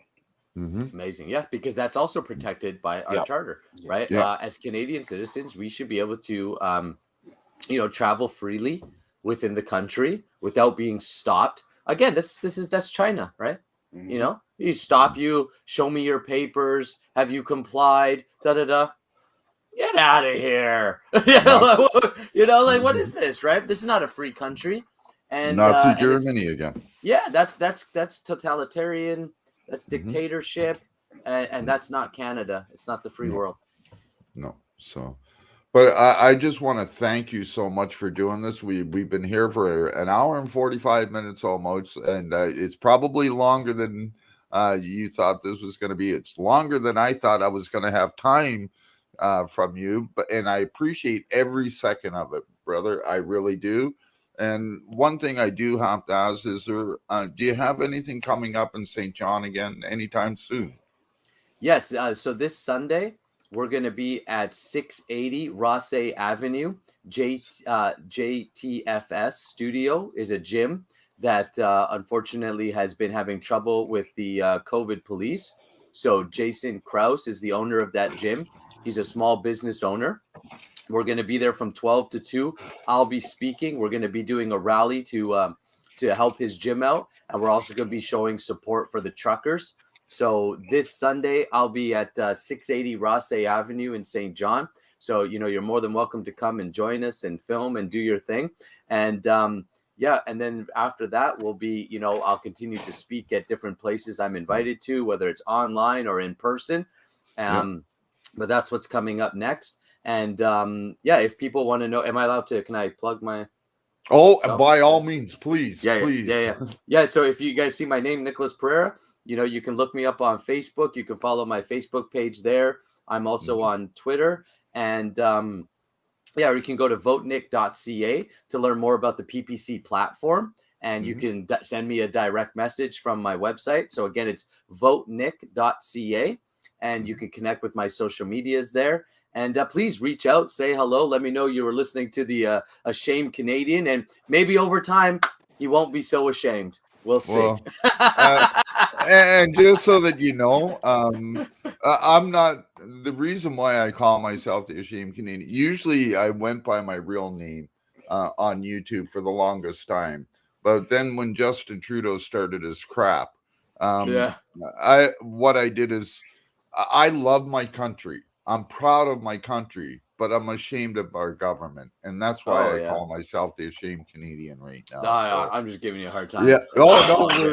I want to change my name to the Proud Canadian. The Proud Canadian. That's what I want to see. Yeah. Well, but, I have to do this too right now. Yeah. Hang that flag upside down, Nick, I'd also like to say thank you. I wasn't here for the whole thing. But I can tell you I've talked to politicians before, and you didn't give us political answers. You gave us real answers, and I appreciate that. Yes. Well, thank you. I appreciate you guys. I appreciate the conversation. And, let's keep cheering on the truckers and, let's get our country back and not just get it back, then move it forward into, back into the prosperous. There's so much opportunity. I mean, Canada could be a world leader on so many things, and we have great opportunity ahead. So I appreciate you guys very much. Thank you. And you will see me on Sunday. I will be there. Awesome. And you said that's 12 till 2? 12 to 2 p.m. 12 to 2. At 680 Rosse Avenue in St. John. Yeah. And I will be there with the cameras and everything. So awesome. Who knows? We may do another live for you right there. So yeah, sounds good. So again, thank you so much for sharing today and being open and honest. We don't find that very much from politicians, so it's always a great pleasure to have something like this. So I hope that the other politicians that I reach out to are, at least halfway as acceptable as you were in doing this, and hopefully we can get that word out. I hope so. It's our job, right? If we put our hand up for a job, say, hey, I want to serve. Yeah. That means talking to people. that's the gig. That's the gig. And where do politicians get paid from? The people. Yeah, that's right. So, exactly. So shouldn't they answer to them?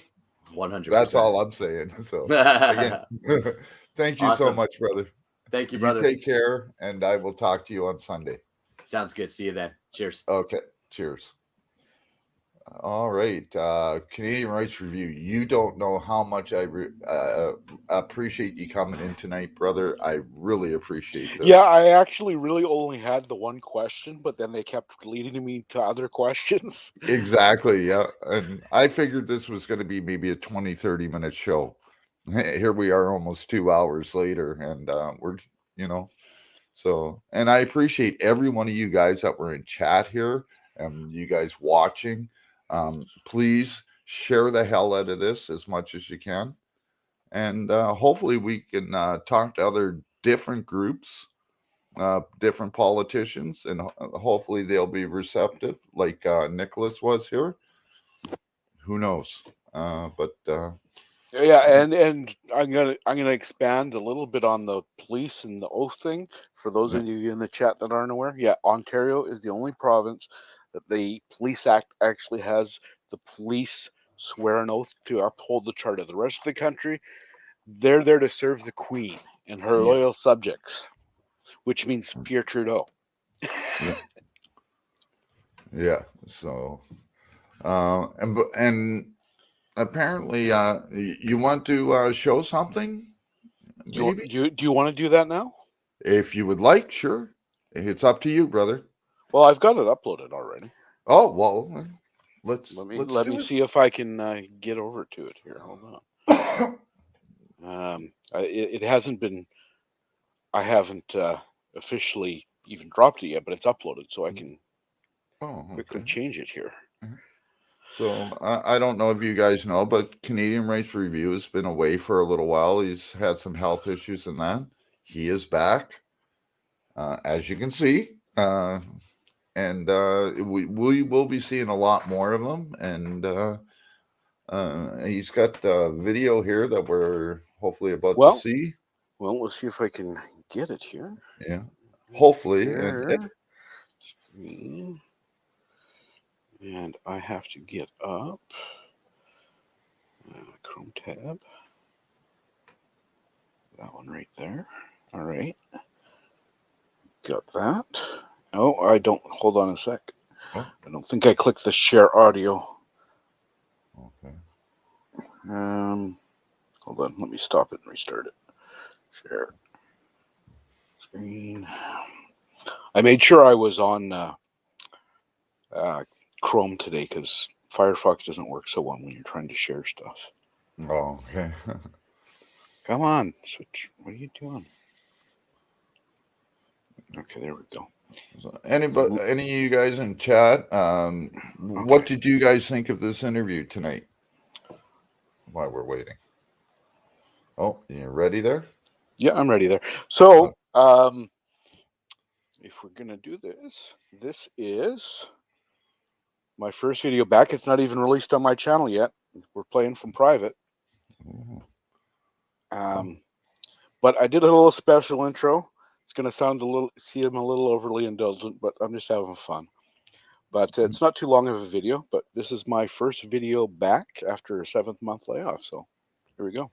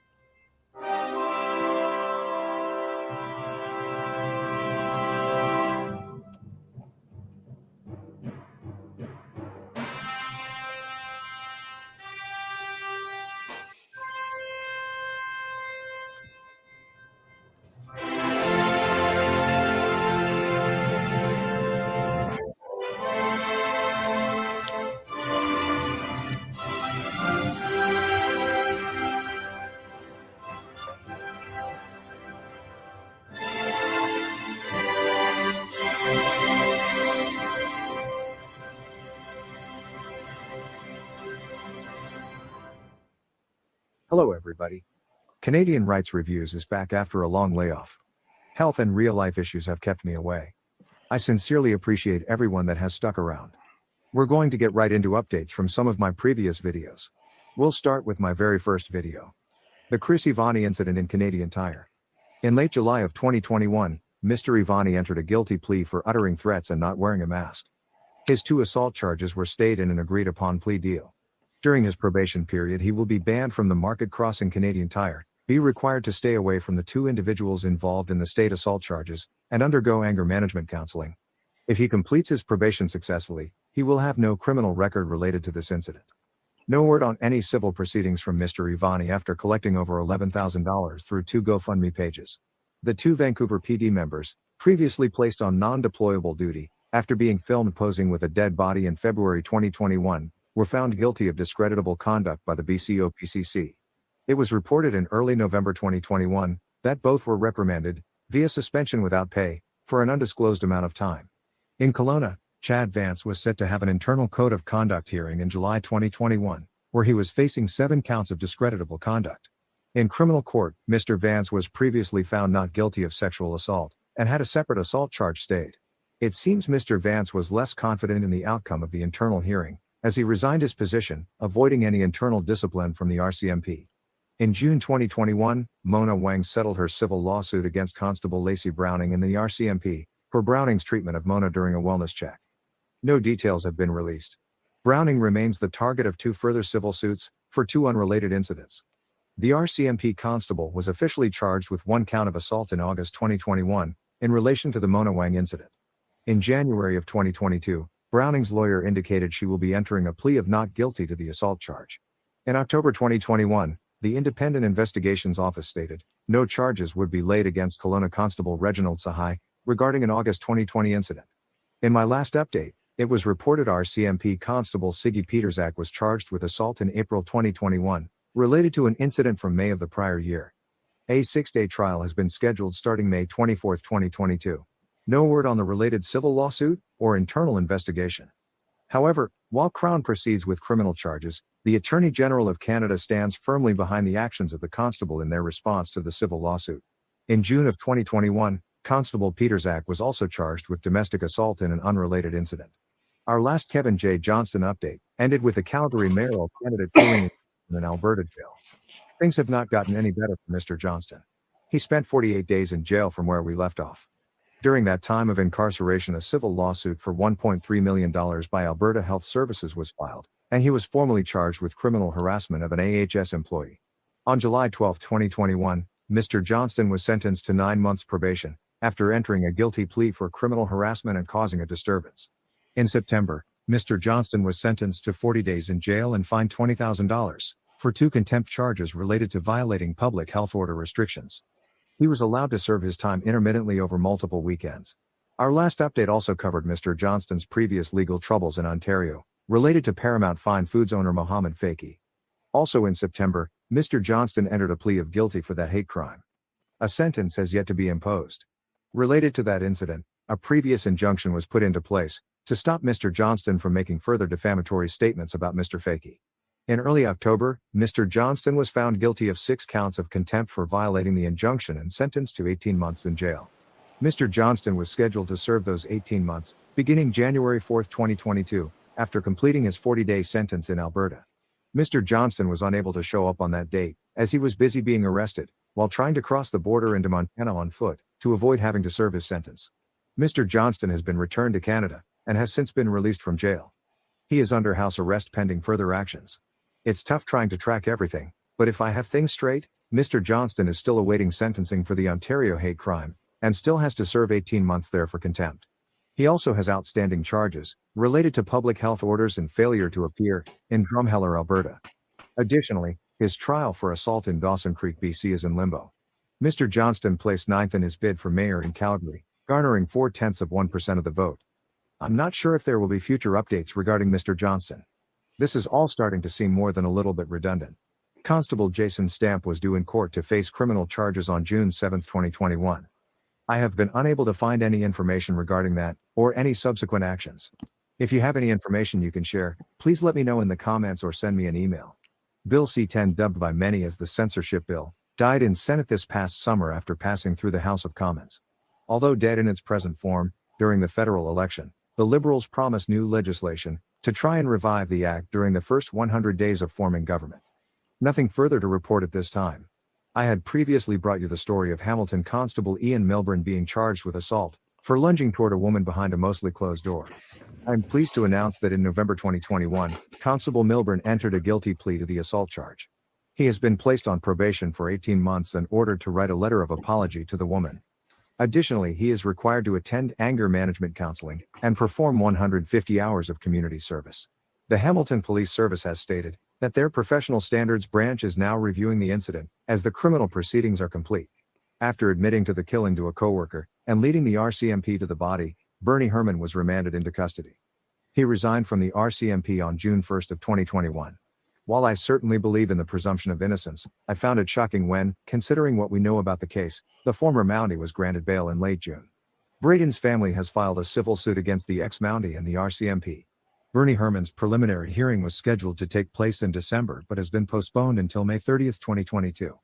The accused remains out on bail. His bail conditions are unknown due to a publication ban. Our final update brings us to a pattern of harassment, in relation to filming the RCMP, in Surrey, BC, by BC Paul News. After numerous discussions between Paul and myself, and further research and follow-up by Paul with the Surrey RCMP, I am pleased to announce, it's our understanding that Constable Richards is no longer employed by the Surrey RCMP. I am much less pleased to announce, Mr. Richards is reported to have found work as a police officer somewhere in Alberta. BC Paul's previous channel is no longer available. However, he has recently relaunched. Link included in the description. We will update you further if we learn of any meaningful developments in this case. Thank you for watching, and we hope to see you again soon. That's it, folks. That's the first video with me back. I wanted to get to those updates. Wow. Because everybody says, what happened? What happened? Well, it's not like you weren't busy. So I've wow.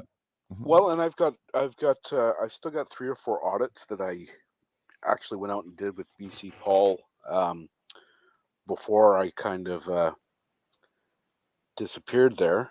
And Big Red Ogre, he's gotten busy and he's got some good content on his channel now. And I found another couple new channels out there, newer Canadian auditors that seem to be doing a decent job. So I've got my next 6-8 videos is kind of sort of planned already. I know what I'm doing. I'll mix it up between some of those previous audits and reviewing those 2 new guys and Big Ogre. I'll find some videos to review. Yeah. Yeah, actually, we had Big Red Ogre on here on the show. Yeah. Yeah. So, and I've been trying to work on. He was supposed to. We were supposed to get him back again, but there's been some communications, and everybody's busy. And then I was in the hospital for a bit with a heart attack and that. So I'm still working on trying to get a hold of him too. So maybe we can do an update with him. Yeah, well, yeah, I've actually, one of the first things I did when I stuck my head in again is I got caught up on my emails and responded to everybody that I had missed while I was away, and one of those people was Big Red Ogre. So I have exchanged a couple emails with him recently. Right. He wanted me to look at his videos and give him some advice, and I haven't watched all of them now, but I've watched about 2/3 of them in the last few days, and he doesn't need my help. He's doing fine. He's doing a great job out there. And that's what I like to hear, that, when we can get, and no offense, and I'm not trying to blow smoke up your ass or anything, but I know, what you're talking about when you do these audit or review of the audits and that. And when I hear reviews like that about auditors that seem to know what they're doing and he doesn't need any help from you. Yeah, no, he doesn't. I mean, anything I would say would be a style difference, and that doesn't matter. Yeah. If I might not, one thing I might say to him is I probably, wouldn't film license plates and VIN numbers as much as he does, but it's a style difference, whatever. Yeah. Yeah. I've license plates, maybe depending on what it's about, or that, if I see cars like he does going through passing school buses and that, then yes. But like, just because they're maybe getting lippy or something, fuck, why go up and get the VIN number anyways? What's the VIN number going to do? The license plate will lead you right back to it anyways, and you cannot. It doesn't matter if you get the license plate or the VIN number, you can't run them. So well, and that's the funny thing, I've thought that so many times when you see these videos where the police are like, oh, did you film that license plate? Well, what the fuck? Who cares? It's not like I can go into your fucking police station and run it. Yeah, I don't have CPIC or anything, so It's but no, I mean, from what I've seen of all the ogre's work, I haven't seen him make a misstep yet where he's, I certainly haven't seen him say, is that a misdemeanor or felony or First Amendment or, the stuff I usually catch new auditors on yeah, when they've watched too many of the US videos and they think it applies here. yeah. And that's one thing, like people say First Amendment. Well, what they got to remember is that here it's called the Charter of Rights and Freedoms, Section 2, which is the same as the First Amendment in the States, almost word for word. Yeah, it's very close. Yeah. Yeah. And so, and then, they say a few other things like it's my constitutional right, or it's my amendments, and that it's not that. You got to watch what you say when you're doing these. Well, audits. you can stay constitutional because the charter is part of our constitutional documents. Yeah. We just don't have a single constitution. Right. So, yeah. And, there's a few things like I hear them say, I can't think of them off the top of my head right now, but you hear the Americans say it all the time, so they think it's the exact same wording here in the States and in Canada. What reason did you pull me over for? You can't pull me over without a reason. Yes, they can. It's Canada. Yeah, and I may not like it, but that's the law. Yeah. Right.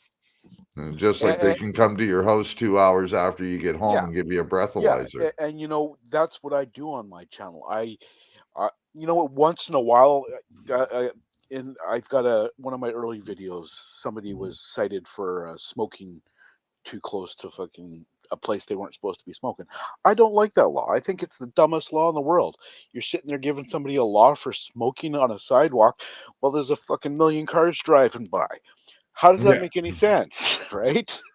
It's like in Calgary, when I lived there and worked there, 8th Avenue, you weren't allowed to smoke on 8th Avenue. When that marijuana law came into Canada in Halifax, I was down there. They stopped smoking in public unless you were within 3 meters of these green ashtrays that were put in certain parts of the city. Then you could smoke weed or cigarettes there, but you couldn't walk down the street and have a cigarette. Well, yeah. So, in some of my videos, I will say I don't necessarily like this law, but that's the law. Yeah. And that's what I do on my channel is I examine the legalities the way they are, not the way I would like them to be. Right. Yeah. I just see shout out to PC Audits down in the chat there.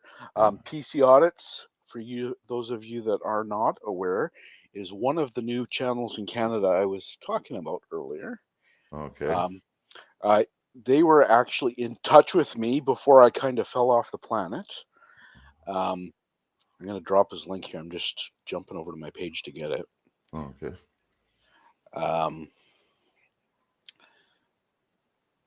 Yeah. Actually, I just subbed to him recently too. I just noticed him coming around, and I didn't even know that he was from Canada. Actually, honestly. Yeah, he was actually in touch with me through my Facebook page before I kind of, like I said, fell off the planet, because he was arrested after doing his an audit.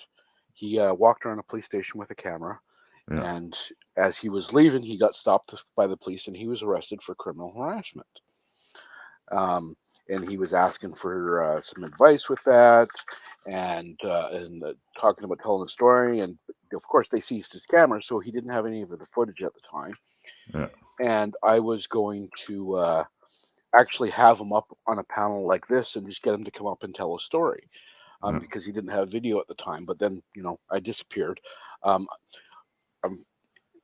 He has since, I don't want to give too much away, but, he has since, he's gotten his equipment back. The charges have gone away. It's all on his channel now because he's got his cameras back. But from what I've seen so far, I've watched through all of his videos. He's doing a great job. Right on. And yeah, I'd actually love to bring him up and have him on the show so that maybe we can help him out too. And like I tell everybody, I'm not that big of a channel, but I got here by the support of all of you guys out there. So all I can do is show my respect to you guys and help you out. If I can help you with a couple of subs, or maybe, get your video out there so that other people can see it, that's what I'm here for. I'm just here to help other YouTubers now. And I don't ask for anything in return except for maybe give me a shout out. That's it. Yeah. Well, and yeah, I'm the same way. I've got my own channel. I'm doing my own thing, and I'm trying. Yeah. You've been around long enough. You know why I started my channel. I started Yeah. my channel because, much like a lot of the people in this community, I started watching American auditing videos, and I was watching them. I liked watching audits. I also liked guys like Audit the Audit and Lackluster, who do very similar things to what I do. And at a certain point, I started to look for Canadian content, and I found some, but it wasn't Canadian content. It was people that thought they were in America, citing American laws and First Amendments, and I was like, no, this won't stand. Somebody's got to get these guys doing it the right way, and that's why I started my channel. It's not to slag people. I want to have Canadian auditors doing it the right way, because if they're not doing it the right way, they're going to go to jail. Yeah. I'm just putting a message in here for him. Hopefully he can get to me.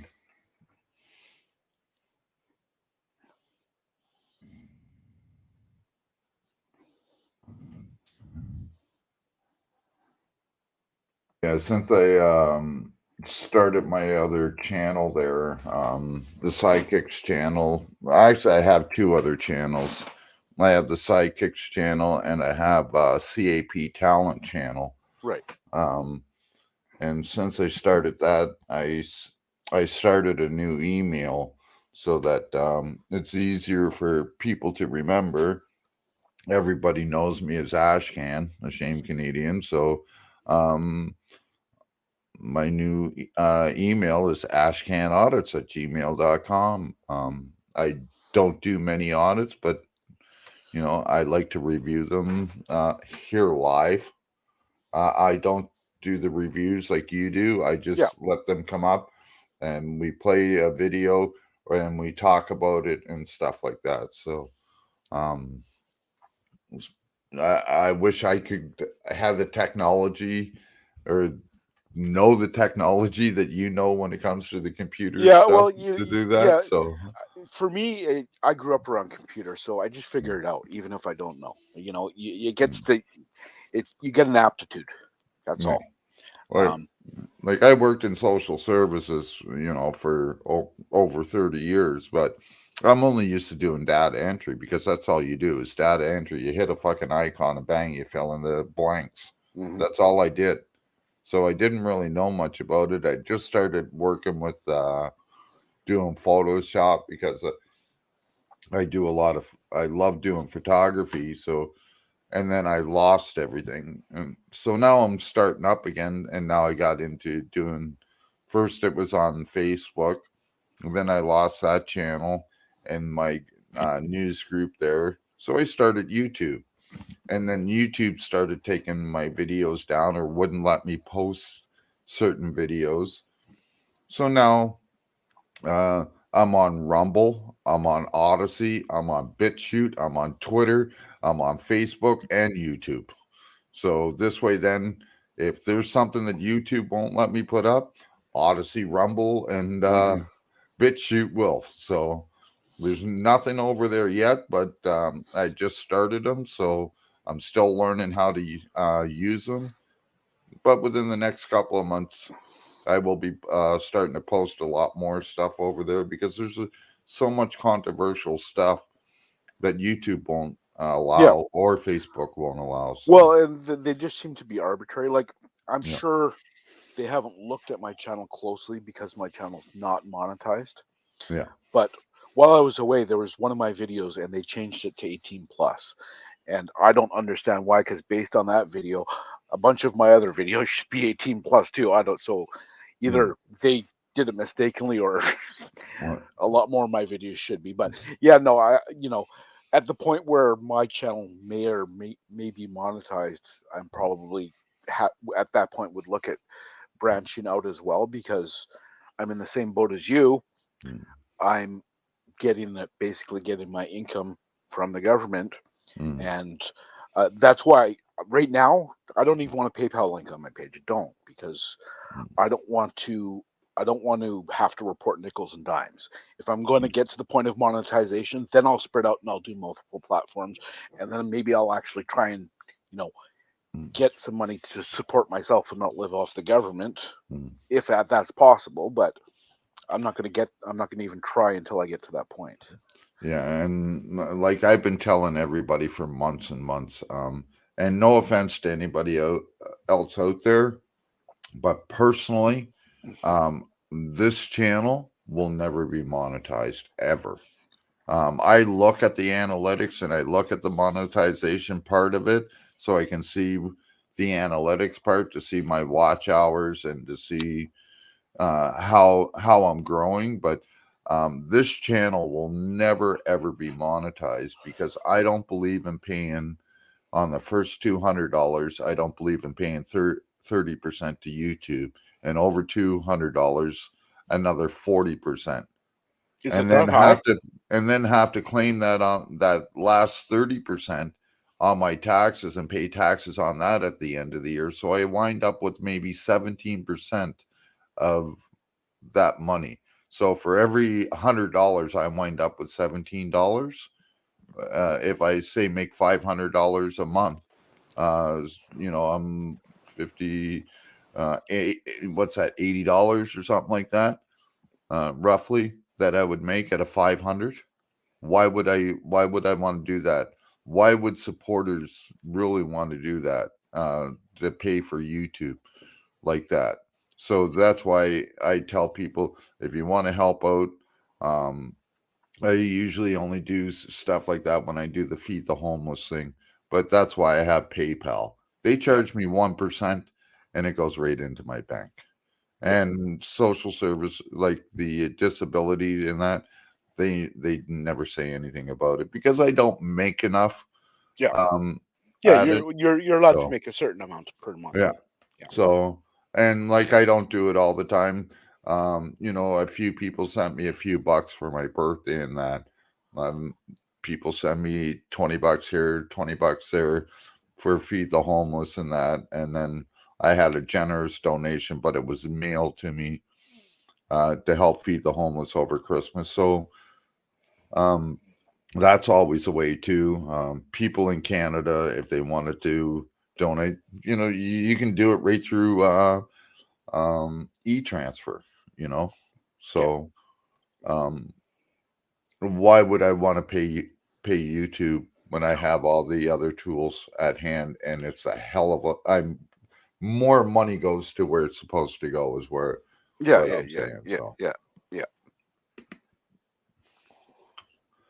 But so what happened with Chad? Why are you talking new co-host? Okay, so he went off on Slow Burner yesterday, on right up on his channel, and it just, I found it kind of childish, the way he did it. And then lately, no matter when, you can go back and look at all of our live streams.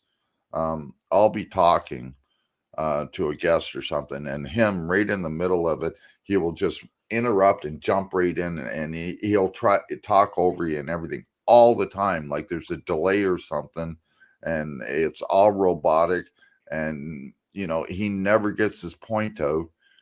And it's hard to deal with stuff like that, especially like, it would have been a disaster, honestly. And I hate to say this, but it probably would have been a disaster, or he would have sat in the basement on this one.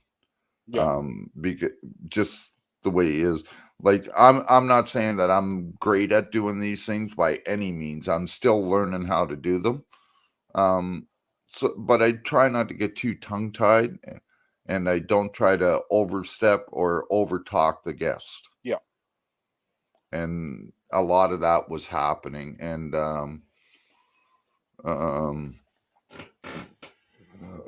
I just even our last show, if you go back, I actually yell at him at the end of it. It was getting to that point where I literally had to say, Chad, stop. I'm talking.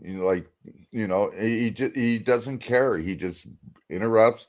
I try to talk to him on the phone. He does the same thing on the phone. So I can't see that it's a connection issue or anything, but it just and then with that all that bullshit with and I'm not saying anything about sober, don't get me wrong, but there was a lot of bullshit there with the way that Chad was talking about it, where I really thought that Chad was serious what he was saying. Mm-hmm. And apparently then afterwards he's saying that it was a joke. And nobody really took it as a joke the way he said it, because there was another girl that did the exact same thing. I just mentioned that in the chat that, I'm probably just going to go start a live, have a good day. And off I went, right? Well, this critter catcher or whatever the frig her name was, she went off and she was telling everybody go over to a Shame Canadian's channel. I've had enough over here. And she just did the same thing that Chad did. And well, yeah, no, yeah, I mean, his Slow Burners channel definitely can get pretty robust over there. yes. And then, if it's not your kind of scene, you probably shouldn't be there. I mean, Exactly. I went there a couple days ago and I was down in the chat and I was like, holy fuck, what a shit show. I even typed it in the chat. But I wasn't dissing them. I was just like, holy shit, what a shit show. Because there was like 5 people all talking at the same time for like 5 minutes straight. Yeah. And don't get me wrong. And I was over there. I was there with you. Actually, you popped up when I was there, but I was telling them, like, I'm not saying anything bad about the way they do their show. They do their show. That's their show, right? Exactly. If that's the way they want to do it, by all means. Hey, I go over there all the time, and if I don't like it, you know what? There's that little button there up in the corner that says YouTube. If I click it, I can go and search 100 million other YouTube channels like that. Yep. I don't have to announce my departure or make a big scene about it. I just say, have a good night, and away I go. But absolutely. some people seem to want to make a big drama thing about it. Maybe it gets a little lost on people because it's the internet. But the way I look at it, it's like you go into somebody else's house, man. Their house, their rules, man. Yeah, exactly. And like, Chad did help come up with the name. This has been a project that I've been working on for a long time. I came up with this idea about the way I wanted to do the show and everything, and I brought him in as a co-host. And then, honestly, I really think that I made a bad decision, but I tried to work with him. I gave him the benefit of the doubt. We did about, 8-9 shows. But it was just getting harder and harder because he kept doing the same thing over and over and over again. And I thought that was sort of, you do the same thing over and over again and expect different results. Isn't that like being crazy? Yeah. So, but yeah, no, I definitely get the sentiment of same as you. Somebody else's channel set their rules. I think I expressed it here the other day. I've had the same thing on my channels. I've had other auditors going at each other in the comments on my videos. I'm sorry, take it off my fucking channel. Don't fucking do that over here. And like with this show here, and totally different than what And I've actually had people from all over the States and Canada tell me that nobody really does a show the way I've been doing this show. And they appreciate it. Every guest that we've had on appreciates the way that we do the show because there's no cross talking in that. And because I want to expose that YouTuber and give them their 15 minutes of fame on my channel to help them out. So we don't need all the cross talking. But I do panels too where I open it up and it's a free for all on there too. So like I'm not saying anything bad against what Slow Burner and Any do. I love them to death and I will always support them. There's guys out there that if you like drama, Andrew over the Drama Dome, go see him. You know, it's in his name, drama. So expect what you expect. He's Authority Check presents basically the same thing. He's upfront and he tells you about it. We know what to expect when you go there. So when people come to the Sidekickz channel and they see that this is the way it is, they expect it to be this way. So and just in my experience, you know, when I'm going on an open panel, I kind of expect it to be kind of a who knows what the hell is going to happen because that's just the way it is in my experience. Other than when we were doing the All Canadian Auditor Show every Sunday on Canadian Rights Media Channel. You know, that was a set show, and we got on there for a couple hours, and Canadian auditors talking about the auditing community and showing some videos and talking about various issues. It was a show with a purpose. But everywhere else I went at that point in time, I went there because with my diabetes, my head wasn't clear or my eyes were blurry, and I didn't feel like I could work on videos, so I went and got up on a panel for something to do. You know, it's an open panel. You can't expect any structure and stuff really on an open panel.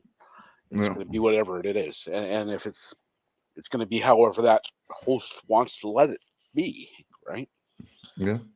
And you know, and hi Slow, hi Annie, if you're still streaming, much love to you guys. But no, seriously though, you don't know how much I appreciate you coming tonight, and I really hope that. I didn't even have plans to come over and come up. I was just like, I'm gonna jump over and see what he's doing, and then just what Nick was saying kind of led to my question about Bill C-10 because I did a video specifically on Bill C-10 and how fucking evil it is. And just through the conversation and things he was saying, it led me to another question and led me to another question. And that's why I had my book here so I wouldn't forget some of the questions. Some of them came off the top of my head, but there were some that I had to write down so I remember. And once those kicked off, then they just started rolling, right? So it's great when you're not interrupted and you don't lose the train of thought and everything too, right? When it comes to me, I shoot better from the hip on those type of things. That's why I use a text to voice on my channel in my videos. Because if I read from a script, I sound like a fucking idiot, and it's garbled, and I have to do 20 takes to get one sentence done. Whereas if I'm just talking from the hip and thinking on the go, it works for me. Me, because of my head injury and that, I lose my train of thought really easily. And that was another thing. Like, he knew that, and it's like he kept on, sort of like taking the job, almost like he knew what he was doing, but he didn't care. Is what it seemed like to me. Because people don't understand, head injuries are serious, and you do lose your train of thought really quick. And you know, I explained it to him before we started the show. Almost every show that we did, on other shows that we were guests on and stuff like that, or we pop up on panels. He would even tell people, but yet he would still do it. Mm-hmm. So yeah, well, and yeah, it's I guess for the audience out there, I don't know how many people have their own channels, but I imagine you're much the same as me. You probably talk to quite a few people via email, and there's a lot of backbiting and bitching at each other, even behind the scenes. It's kind of silly, and the reason I think I get the respect I do in the Canadian community is I stay objective. Yeah. You know, And don't get me wrong, I don't want to have hard feelings or anything. no. I'm not. I wasn't going. That's No, not where I was no. going with it. Yeah. But it's I'm gonna say something that's not a secret to anybody, so they're not gonna be friggin', they're not gonna be upset about me saying it. But Canadian Rights Media and News Now Victoria, they don't like each other. Right. Well. But I see stuff in email. I don't air it out in the public and blah blah blah. I'm just like, I talked to one guy, but every once in a while, a comment on one of my videos might take a jab at what the other guy. I try and resolve it through email rather than airing it out in the comments. But it's I think I know News Now Victoria. I've exchanged a couple emails with him since I've been back. That's the reason I have that guy's respect. Even though he doesn't like CRM, and I used to do a regular Sunday show with CRM, but he knows I stay objective, and I still review his videos, and I still talk to him, and I'm not like some other people that are just like, well, if you like this guy, you can't like this guy. No. And Epic and Not So Silent too. Yeah. News Now Victoria is Not So Silent. Yes. Yeah. Yeah. Yeah. And I remember people telling me that there was this one auditor that started here in Canada. I'm still trying to figure out who he is. Apparently he started because he seen my channel or seen me arrested, and he was friends with either you or CRM or something like that. I remember somebody, I think, if I remember correctly, and it's vague because I can't remember the name, but I believe that was said in chat on one of those Sunday shows over on CRM's channel. Yes, it was, because it was the chat that told me about it. Yeah. I just can't remember who this auditor is, because I'd love to fucking meet him. Yeah, I'm not sure. Yeah. And then there was another one that was out by where Canadian Rights, or not ET, but Danny Williams, up around where Danny Williams, in the same town and everything. I get this email asking, is this a shame Canadian and blah blah blah, and got a new channel, and for Canadian acts or something like that, or I forget the name of the channel. But I said, yes, let me help you out. I will bring you up on the show. We'll help you. I can't guarantee how many subs you'll get, but let me help you. We'll get your story out there so that we can help you get some subs and introduce you to the community. And it was all set up and everything 2 days before the show, or the day of the show. I tried everything, trying to get a hold of him and everything. His fucking channel disappeared, everything. He's no longer around. Nobody knows where he is or anything. And that he did put up 2 videos, but then they went down right away. Yeah. So, all I wanted to do was help him out. Well, and we talked about this a couple days ago. It's it's hard to get going as a Canadian channel. We just don't have the draw the American channels do. We don't have the population they do. And everybody in the Canadian community knows who I am. I Yeah. talk to everybody. I go out and I search for new channels. I search for guys like PC Audits. I search for new channels like D and Frank. I'm a Rise little of on the the. Falls. I was just going to say I'm a Yeah. little on the fence with Rise of the Falls, but I'm Yep. nowhere he's there. Yep. But you know, everybody knows who I am. But Yeah. I have 400 and something subs. You know, Mm. if I was the guy I am in the States, I'd have 40,000 subs. Yes. Like Audit the Audit or High Yeah. Impact Flicks or something, right? Yeah. So. But where was I going with that? God, no, I lost my train with where I was going with that. Oh, yeah, okay, I remember what I was talking about. Anyway, yeah, so it's hard to get started in Canada. Some people find out they just don't have the stones to go out and audit. And I don't mean that in a derogatory way. Different people have strengths in different areas. It takes all kinds of people to make the world go round.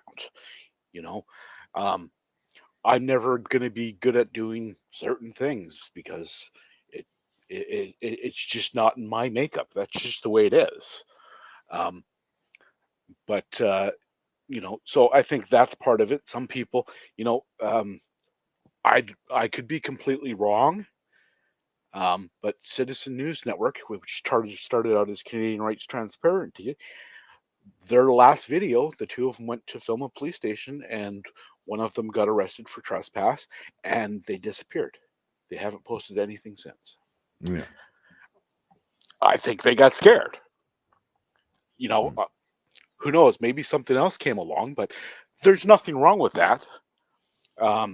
But if you can't do it, if you're just not that guy that can go out there with a camera and potentially get arrested, that's fine. You can still like, you can still subscribe, you can still share. Yeah. And like I tell people, I put it out in a few of my recorded videos that I've done, and I even mention it on a few lives. If you don't have a channel, or if you're afraid to put up the video, but you have a video, send it to me. I'll put it up anonymously. If you want the credit for it, let me know. Just send me a quick email with the video. Tell me if you want me to put your name in it or not. If there's maybe you want me to edit the voice out or something, I can do all that. I'm willing to do that for people, and we need people like the average Joe to take those videos sometimes. If you see something, record something. Well, Like they, you know, and it's important, you know, with what the truckers are doing right now. Yeah.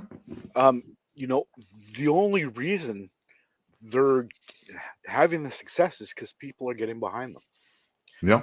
But what they're standing for and what they're doing is nothing different than we've been trying to do in this community. Because we've been saying all along, this is bullshit. This is bullshit. Yeah. Stop trying to take away our right. But we don't have the draw. And part of the reason we don't have the draw is it's so hard to keep people in this community for whatever reason.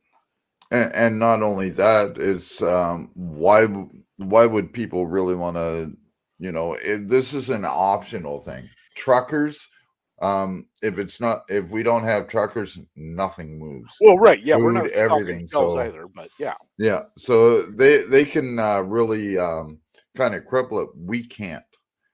All we can do is put that information out there, right? So that's why it's a little bit harder to build like this compared to the way that the truckers are doing it right now. But you know, in what was it, 18 or 2 days or something like that?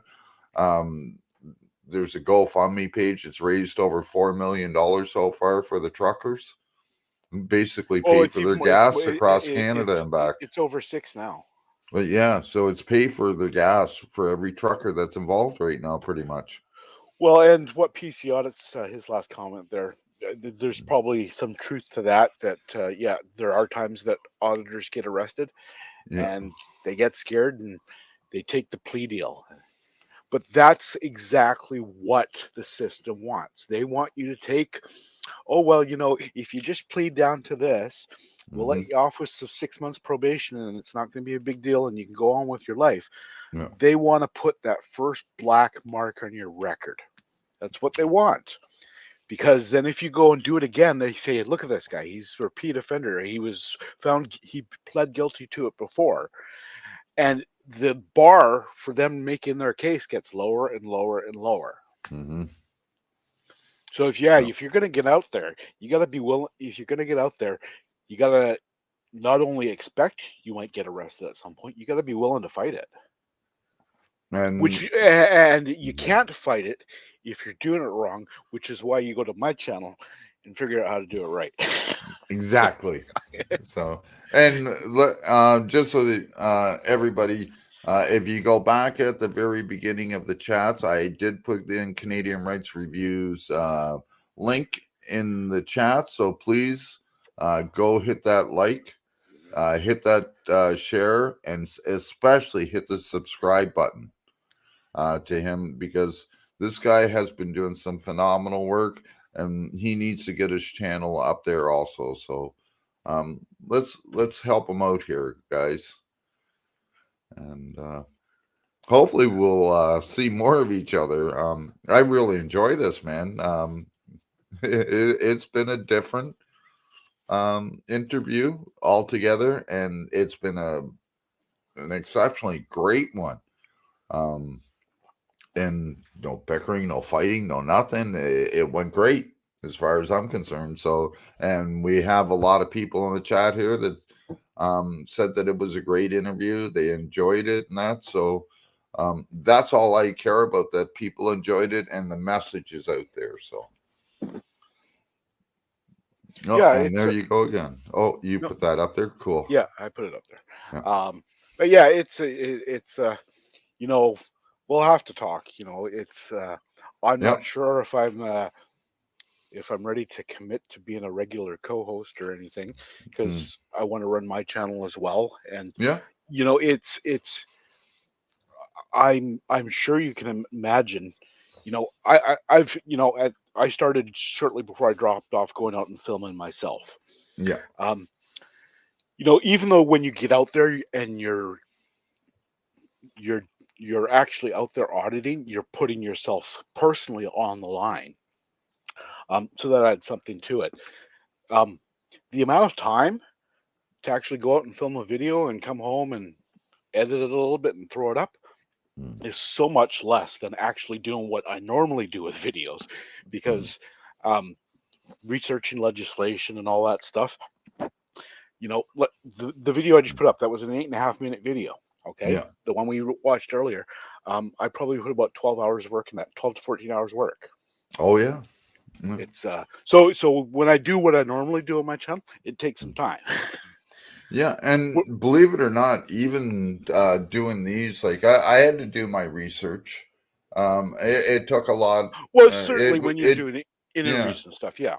And it didn't just take one email. He might have responded. We had to go back and forth. We had to set up a time and a date and everything. And then, you know, that all takes time. I had to do my research on him, on the People's Party of Canada. I had to research, and then I'm trying to work on getting the next guest, and then the next guest after that. And I'm not getting any help. So why not do it myself? To answer you, Prairie, yeah, I've been out a number of times with BC Paul. BC Paul is the reason I finally picked up a camera myself and went out and did my first audit, because of how he was treated filming at a police detachment about 15-minute walk away from my house. And I said, oh my God, I'm going to have to go there now. Master Baker, well, let me get back to that one. No, BC Paul. So BC Paul actually lives pretty close to me.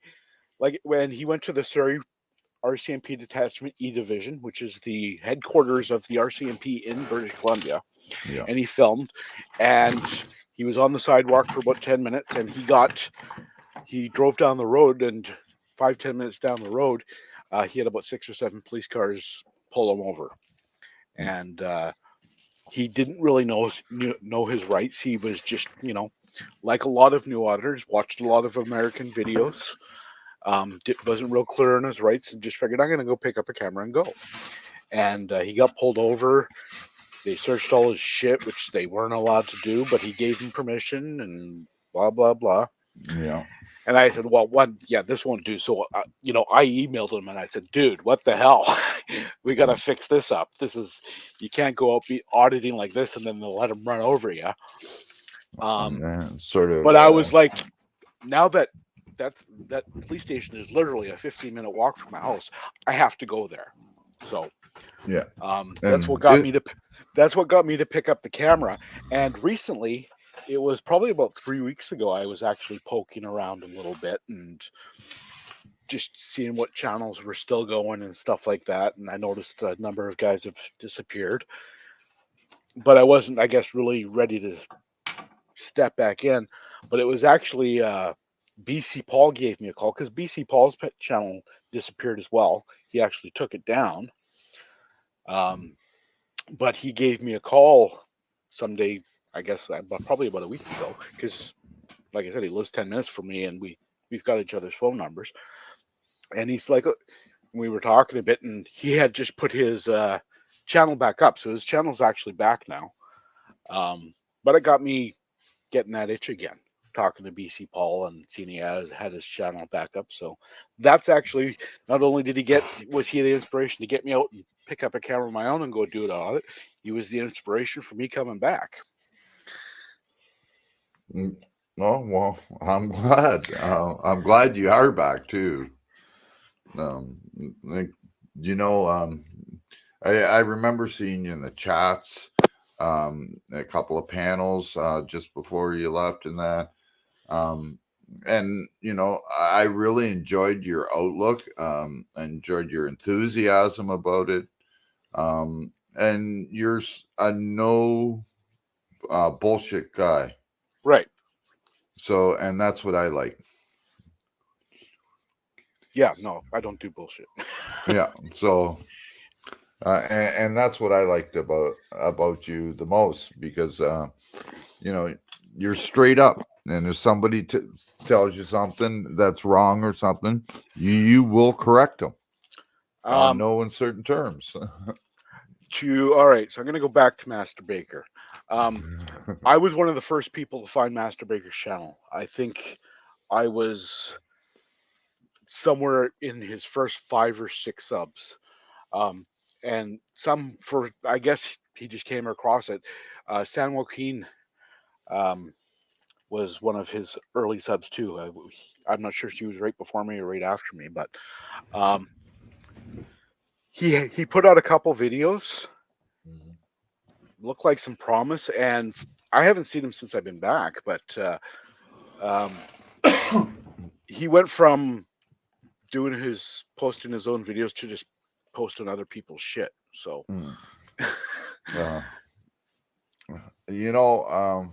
I haven't posted anybody else's stuff yet. I have 117 videos on my channel. I recorded every one of them. Some of them are stupid. Some of them are short and stuff like that. Some of them are long and stupid. Some of them are like this that we've had. But every one of them I did. It depends. When you got arrested, when you were live streaming. Yeah.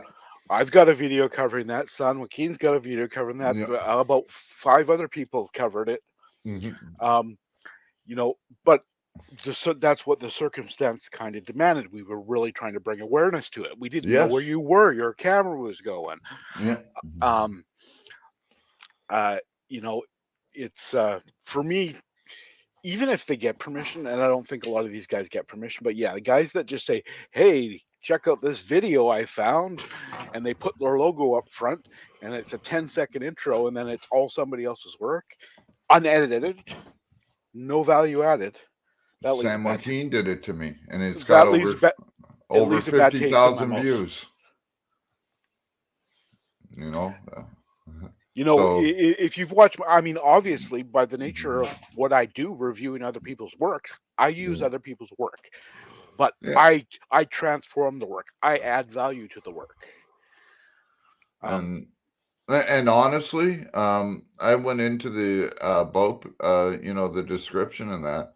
I didn't even see the link to my YouTube page on that video. And that's the only thing that I ask people. If you're going to use my videos, at least put a link or something or a shout out or something to tell people to, give me a thumbs up or something. That's kind of funny because San Joaquin's been on my channel, and I guess he was looking for a source on a video I posted because he wanted to potentially do it on his channel as well.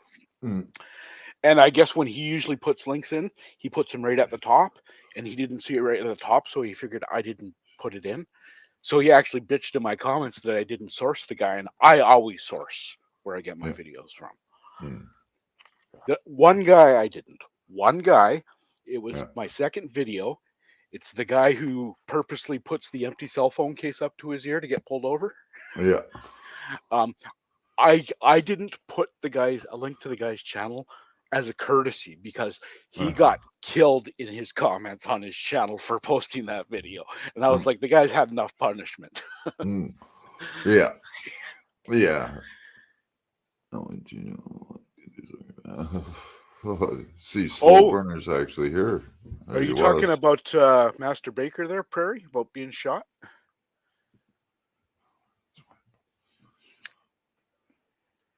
Oh, God, I hope not. Yes. I hadn't heard about that. Wow. Yeah, he's on the island, I believe, Vancouver Island somewhere. Yeah, with News Now Victoria and I believe Orange Man Audits is over there too. Well, technically. Yeah. Regardless of style, Orange Man continues to say, I'm a 1A auditor. He continues to purposely use American terminology. He does it on purpose to get the American audience and get clicks. Yeah. And I'm sorry, as long as you keep doing that, you're not a Canadian auditor in my book, regardless of geography. I do have to give him props. So he was the one. I don't know if you remember, I used to have an icon with an upside down flag and it said "A Shame Canadian" on it. Mm-hmm. He's the one who designed that for me and sent it to me. I didn't ask him nothing. All of a sudden, I get this email saying, "Here, well, I made this for you." But again, I see him going around saying it's a First Amendment audit. Well, and that's my problem. Is when I see that, I see all you want is the clicks from the American audience. You're not trying to educate or raise awareness or do anything for Canadians. You're just trying to get clicks from the biggest audience you can to make some money. That's the way I see it. That's what it looks like to me. And if it looks like a duck and it walks like a duck, it must be a duck. Yeah. It's like, apparently you can't say you can call a spade. So I put, there was a big controversy about that on someone's channel one night. So I put in the chat, well, a duck is a duck. So yeah, no, it's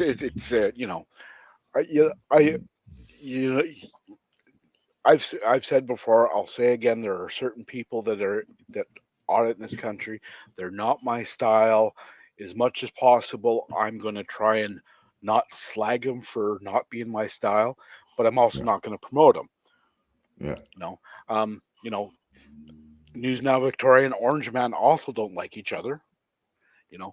News Now Victoria has said, why don't you review one of his videos? Because he wants me to tear Orange Man a new one, right? And I'm like, as far as I'm concerned, he's not even a Canadian auditor. So I only review Canadian auditors' videos, so I'm not doing it.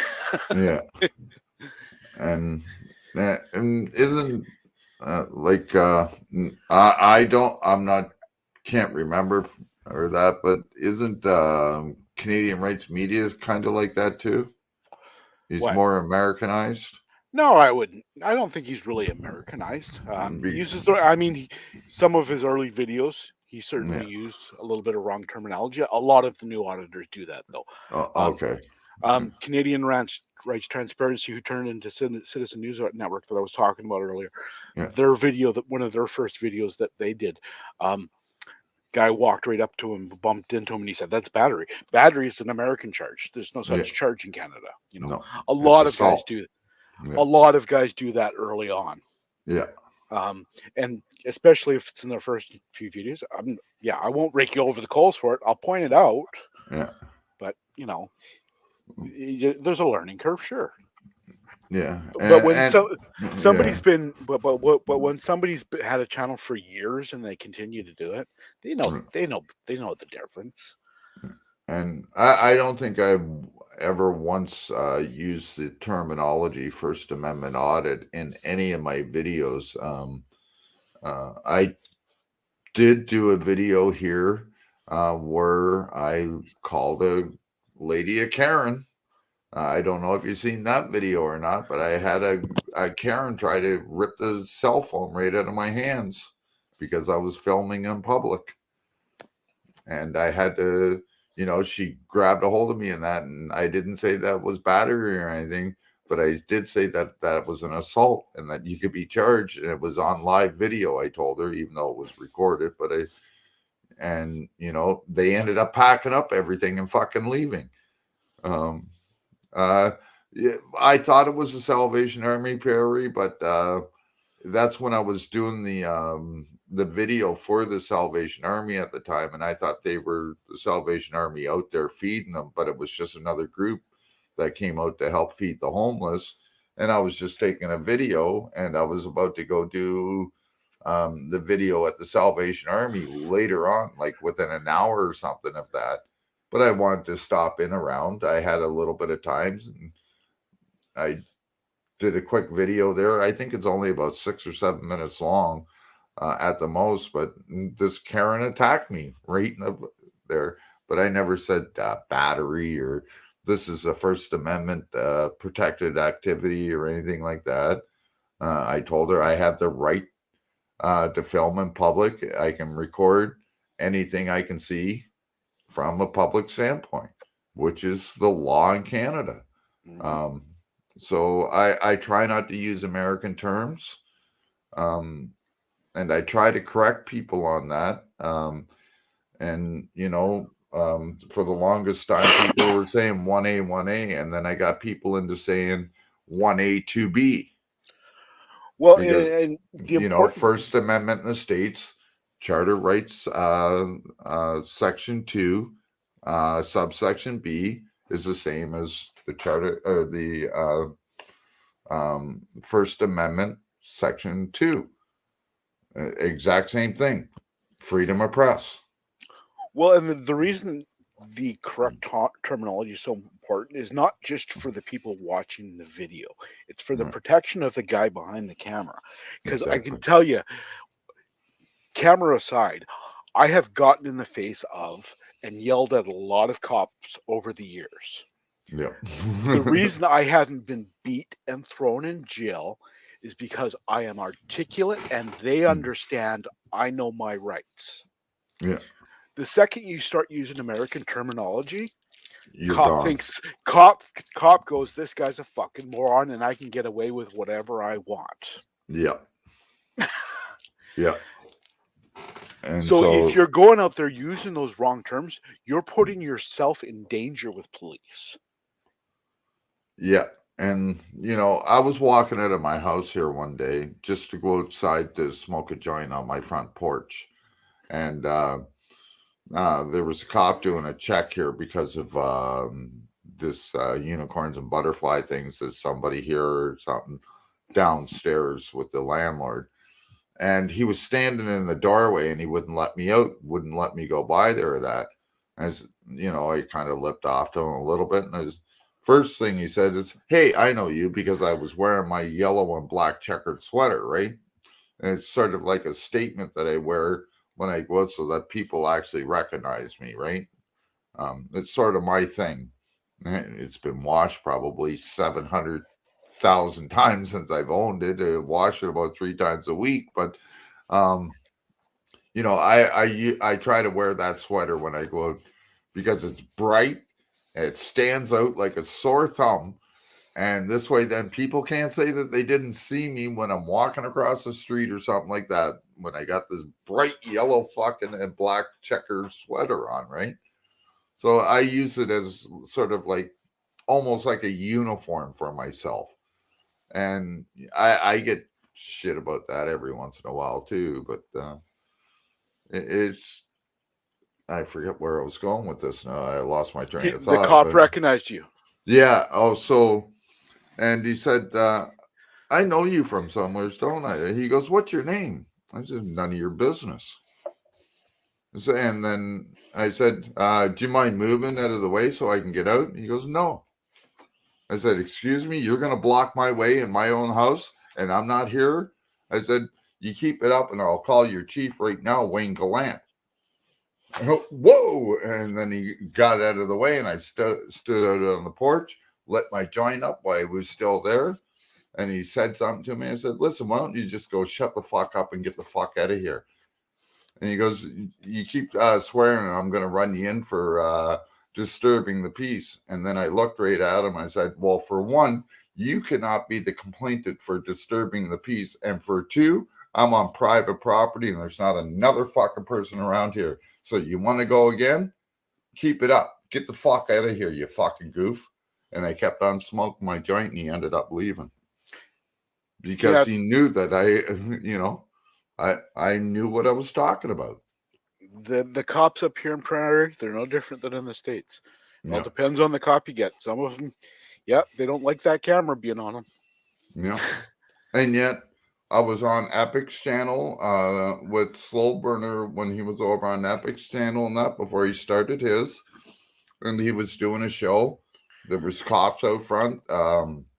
Somebody went walking into somebody's apartment or something, took something out of the apartment and kept on going and that. So I see the cop car outside. So I grab my phone and my handle and everything. And I go outside and I'm looking right in the cop car and that, see if the CAD was open and that. And then I'm standing on the driveway, probably about 4 inches away from the sidewalk. And then the cop comes out and then he walks right up to me. He sees the camera going and that, and he walks up, stands in front of the camera back enough so that I could catch his whole self in that. And then he went on to explain what happened, why he was there. And then I said, thank you. And I said, oh, by the way, can I get your name and badge number? Bang, like that. He gave it to me. And then jumped in his car and he left. So there are some good that'll respect. Oh yeah, absolutely. When I've been out so far, I haven't had a bad interaction with the police, and I've probably, I know I missed one. The very first time I went out, I was planning on it being the Surrey E division, but I ended up just going by my old work, which is a federal government building, and I just walked around the building, and because I worked there, I was walking and talking the whole time, and I was telling people this is this part of the building because I worked there for almost 20 years. Yeah. And nothing happened. But like I said, BC Paul, he lives about 10 minutes from me. And he's been out here. At that time, he was out here filming in Surrey quite a bit, and the police knew who he was by that time. Paul actually called me like a day or two later, and he was in the coffee shop, and a cop came in, and the cop said, oh, you were filming down at the Canada Revenue Agency building the other day. We got called and we just missed you apparently because when we got there, you were gone. But it wasn't him, it was me. I don't think it would have been too bad to have an interaction if he was willing to tell Paul about it, but my second one, I did go do the Surrey E division. I didn't get approached. I was left alone. However, if you watch that video closely and you watch it right through, they've got like a little covered area that almost looks like a little shuttle pickup thing in the front of the building. Yeah. And when I first got there, there was a guy standing under there like he was waiting for a shuttle or a bus or something. Maybe they do have a shuttle go through there. I don't know. But if you watch that whole video, you'll watch that. I notice he's standing there. Then he walks by me and he walks down the street. 10 minutes later, he comes back up and he walks right by me again. And he was an off-duty cop and he was keeping an eye on me. Yeah.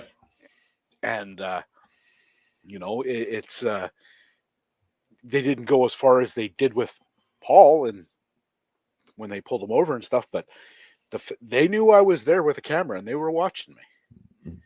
It was very obvious being there. So Prairie asked a question here. Do you think the cops here are even concerned with auditors here Yeah, in well, Canada? that's what I was kind of saying. Yeah. They're no different. It depends on the cop. Mm-hmm.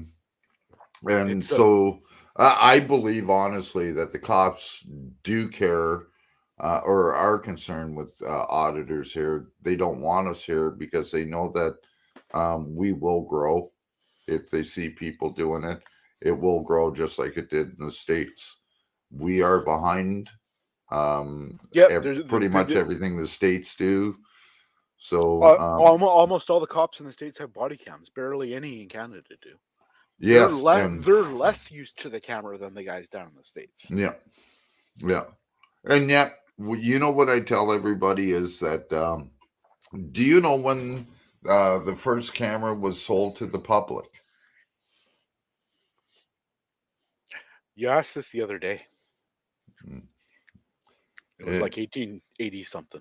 1888, Polaroid sold the first camera to the public. So we've had cameras for 134 years. We have cameras everywhere we go. Why are cameras now all of a sudden? I remember back in even the 80s and that, it was a thing for people to go up and get their picture taken with a cop. Yep. You can't do that now. All of a sudden, cameras are like an AK-47 or an AR-15 is what they're taking a camera to be now. It's just what PC Audits is saying there in chat. He said the vid where he got, I'm assuming the one where he got arrested, where the cop pushes him shutting off his camera. He said he almost quit after that because he thought about smashing the cop, but instead he went and got some body cams. I think this is really good advice because it really helped me in my life. When I will still get upset and I'll go off on people, but when I was younger, I was much more apt to do it. It's not just age that changed that for me. When I was working collections in my 20s, like this. When I was working collections in my 20s, somebody gave me some advice that really sank in for me. The only reason to get upset about something is lack of control. When you're the one in control, there's no reason to be upset, right? Right. So as when you're out there and you're filming the police, I'm just putting this in context of auditing. When you're out there and you're filming the police and the law's on your side, and you know the law's on your side, you're in control. I mean, certainly a cop can fuck with you. Yeah. But if you're in the right, you're in the right, you've got the camera rolling, even if the cop fucks with you, sooner or later, you're going to get proved right. Even if they temporarily take away that control. Yeah. So there's no reason to get upset. And like before, it used to bother me. But if you notice that when that cop, when I got arrested in my bedroom, said that I was being arrested, I didn't refuse nothing. I just asked if I could shut my camera off, which I forgot that didn't do properly. Thank God. And to grab a jacket, didn't resist him, nothing. Put my hands behind my back, asked him not to fuck with my arm because of the too badly and that. Never gave him a problem, nothing. Because I knew I was in the right. Well, and I'm not saying, I'm not by any means not saying don't get upset, because you did get upset with the cop in that video. Yes, I did. That. Yeah. I'm not saying get upset, but if you get upset, don't lose yourself. You've got to keep you've got to keep enough sanity to stay on the right side of that control and know you're still good legally. Yeah. Now, even 5 years ago, I would have fought that cop. I literally would have fought him. I know I would have lost. I know I would have got Well, the even if you more even charges. if you won, Yeah. that's giving him control though. Yeah. So that's why I don't do it anymore, because what's the sense?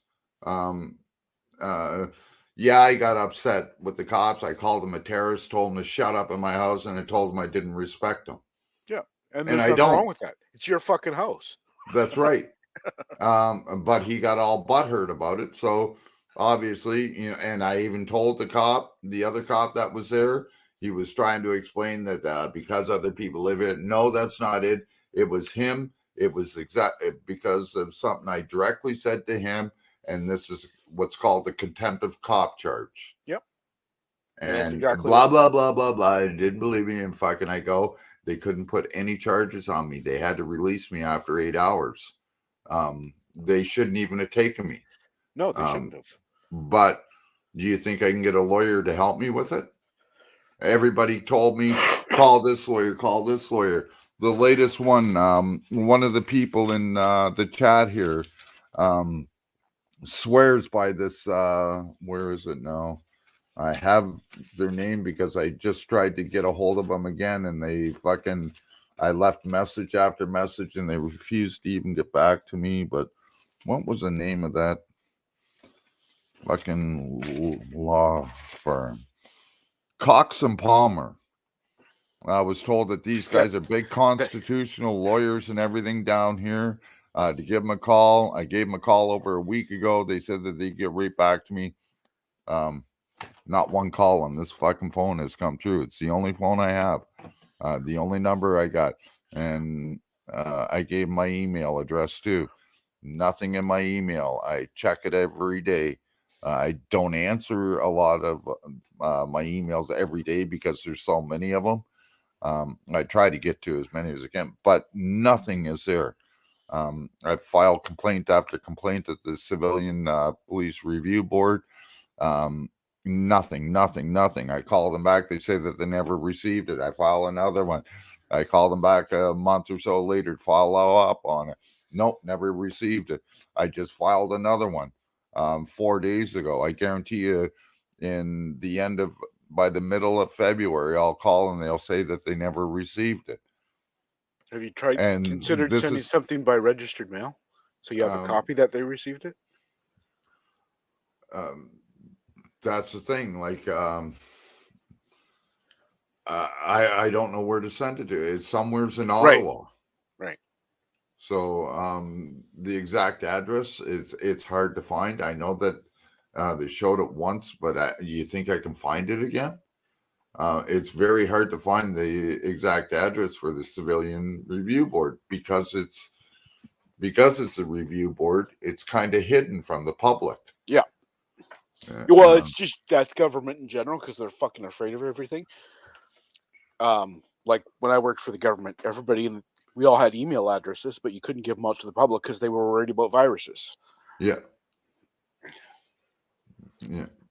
So it's they tell us, well, if you have a complaint that this is the way you do it. Well, when we try to do it, it's blocked by the same people that are, if we want to make a complaint on any government official, well, the government officials block us from doing that job. They'll say, well, you can't, there's no Freedom of Information Act forms here, or records request forms here, or there's no complaint forms here. You have to go here. You have to go there. You got to jump through this hoop, and you got to suck these people off, and you got to take it in the ass over in this part of the country, and then come back here and swim in this ocean.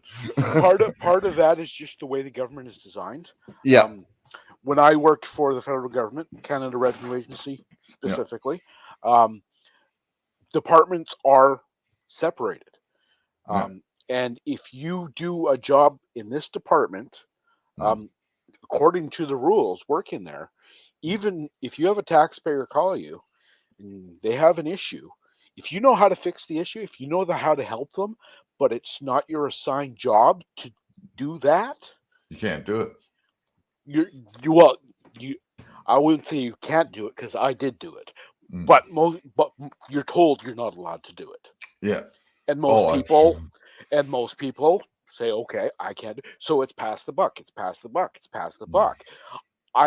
My personality, just the way I am, I'm not a pass the buck guy. So I had people call me and I'm like, yeah, okay, I realize you've talked to 5 people and you just keep getting to run around. Tell me what's going on and I'm going to get it fixed for you. I didn't care if it wasn't my job. If I knew how to fix it, I wasn't going to do that to somebody. But Exactly. there's not very many people like that working in the government, though. No. And that's the thing. A government job is, it should be taken as not as a right, but as a privilege. Like Nick was saying tonight, it should be a privilege to serve and not a right. And unfortunately, all government services are protected by government unions. It's I imagine it's the same almost anywhere in the government. The way you get things done when you're not happy with the government way the government is giving you service is you contact your MP.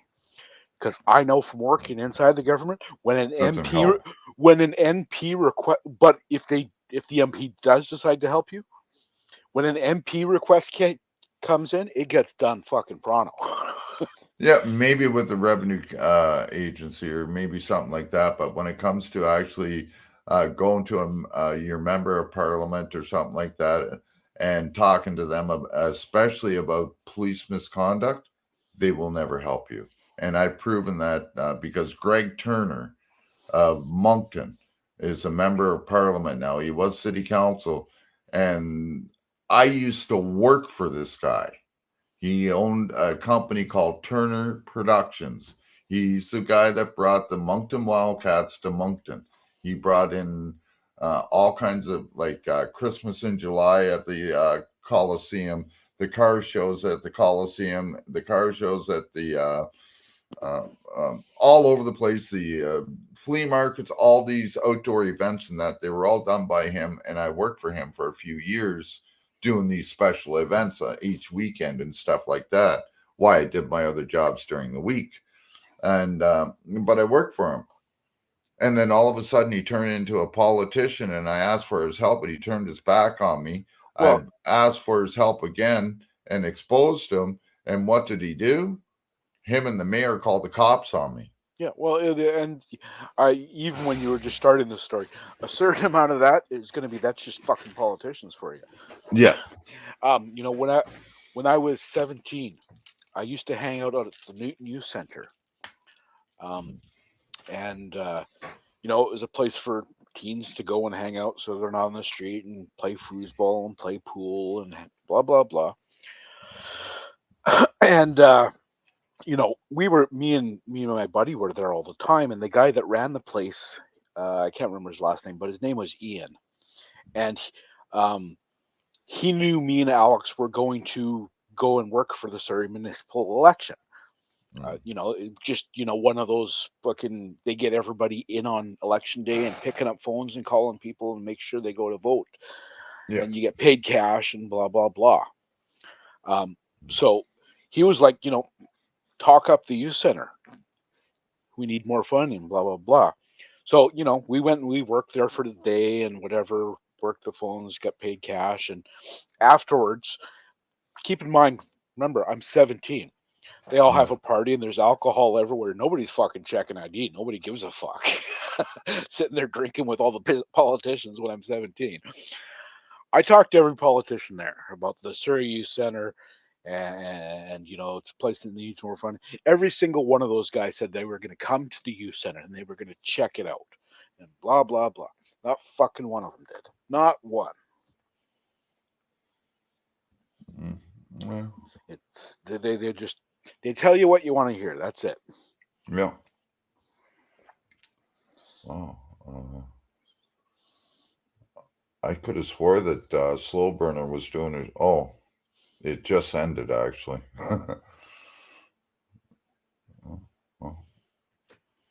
Yeah, Slow Burner show ended 8 minutes ago. So, but yeah, it was like I said, it's been a real interesting and enjoyable night. You don't know how much I appreciate. You almost saved my ass coming in here tonight. Not that I couldn't have done it, but it just helps so much more because of your knowledge and that, and the questions that you had. It was great, and I really appreciate it, brother. I really do. No problem, man. It's like I said, it's I don't know that I want to necessarily commit, but if you got a show going, give me an email. Let me know when it's going to be, who it's with, etc. If I can be here and maybe help out a bit, we'll take it on a show-by-show basis. How about that? Hey, I can't ask for anything more right now. I'm appreciative just of that, brother. And I know, like, there's going to be, I got a few other shows coming up, but they're on my other channel, and that's, I like the music part and the comedy part. So I got the talent channel that I'm trying to work on. So, and I got some good stuff actually coming up there. So you may like that. I've been pumping this lady that I met down here. She lives about maybe 10 blocks from me. Her name's Jacqueline Reinhardt. I don't know if you heard of her or not, or heard just when you mentioned her before. Yeah, but I try to lately I've been trying to play at least one of her songs on every stream. I'm not going to do that tonight, but my computer's a little slow right now. But she's supposed to be coming on to the talent channel very soon, and hopefully doing a live performance. She's got a contest going on right now where you can win like a private session concert with her. And if I can win that, then obviously it's not going to be private. It may be between her and I, but it's going to be between her and I and all you guys in YouTube land on my talent channel. And she will know that. And then there's my friends out there in Penticton, BC, 3 Scotch Inn. I've been working on them for a while.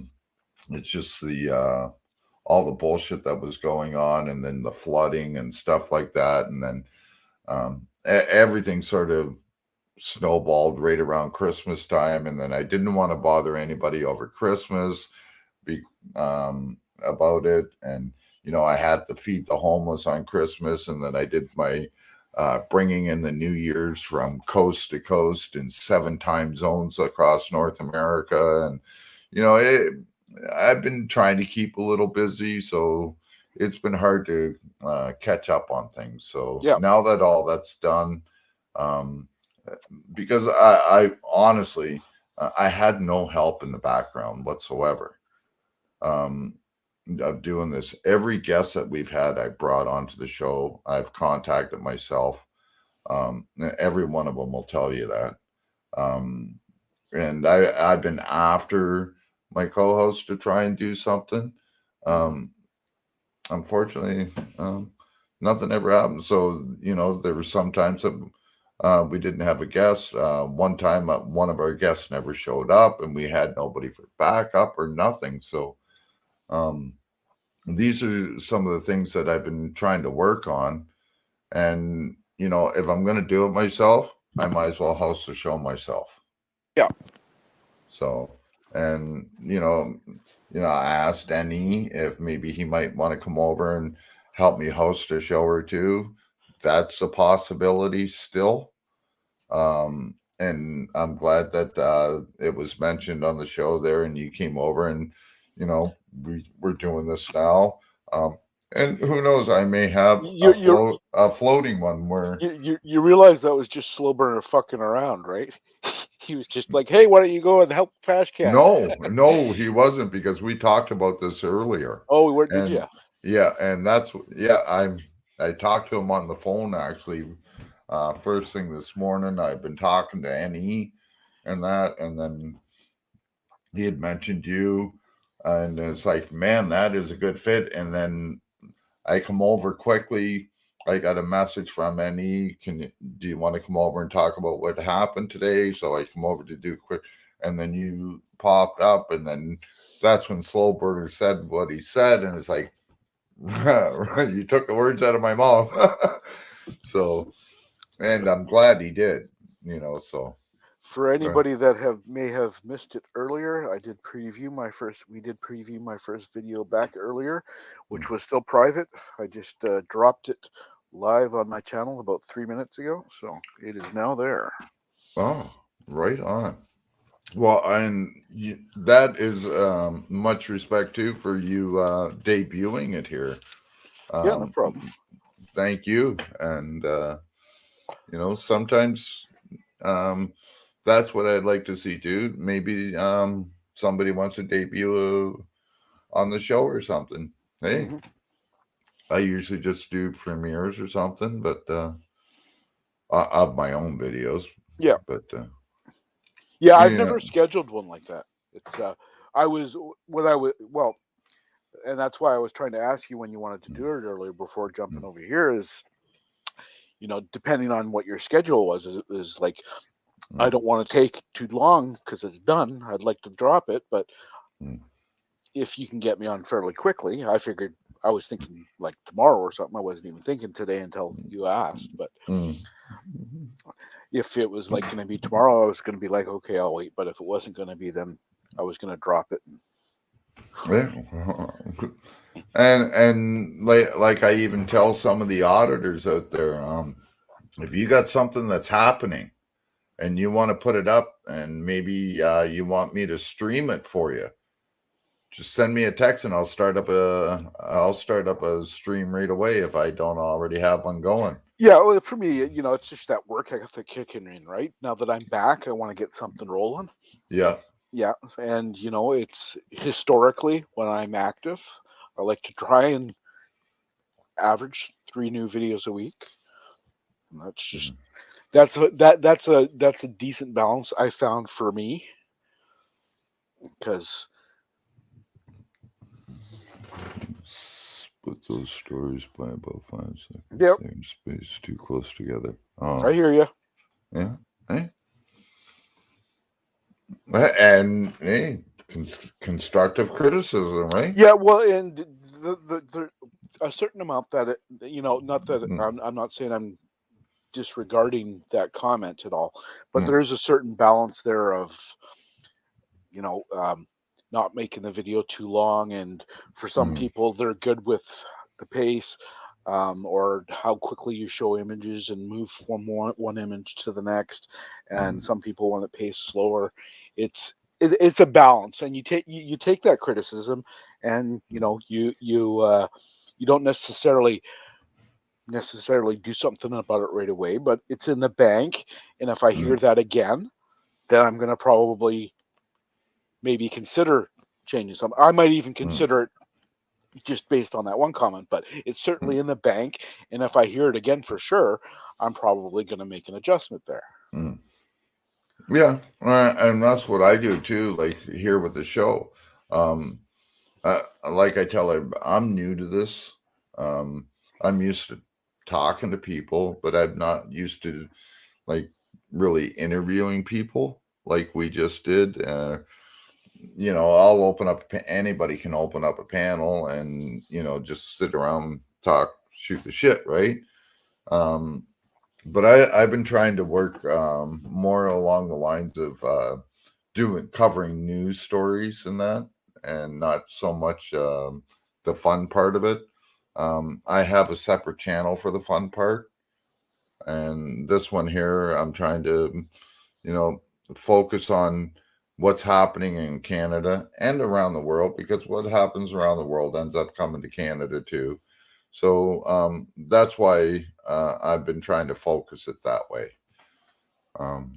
But again, I do panels, and you never know, they could wind up like a shit show.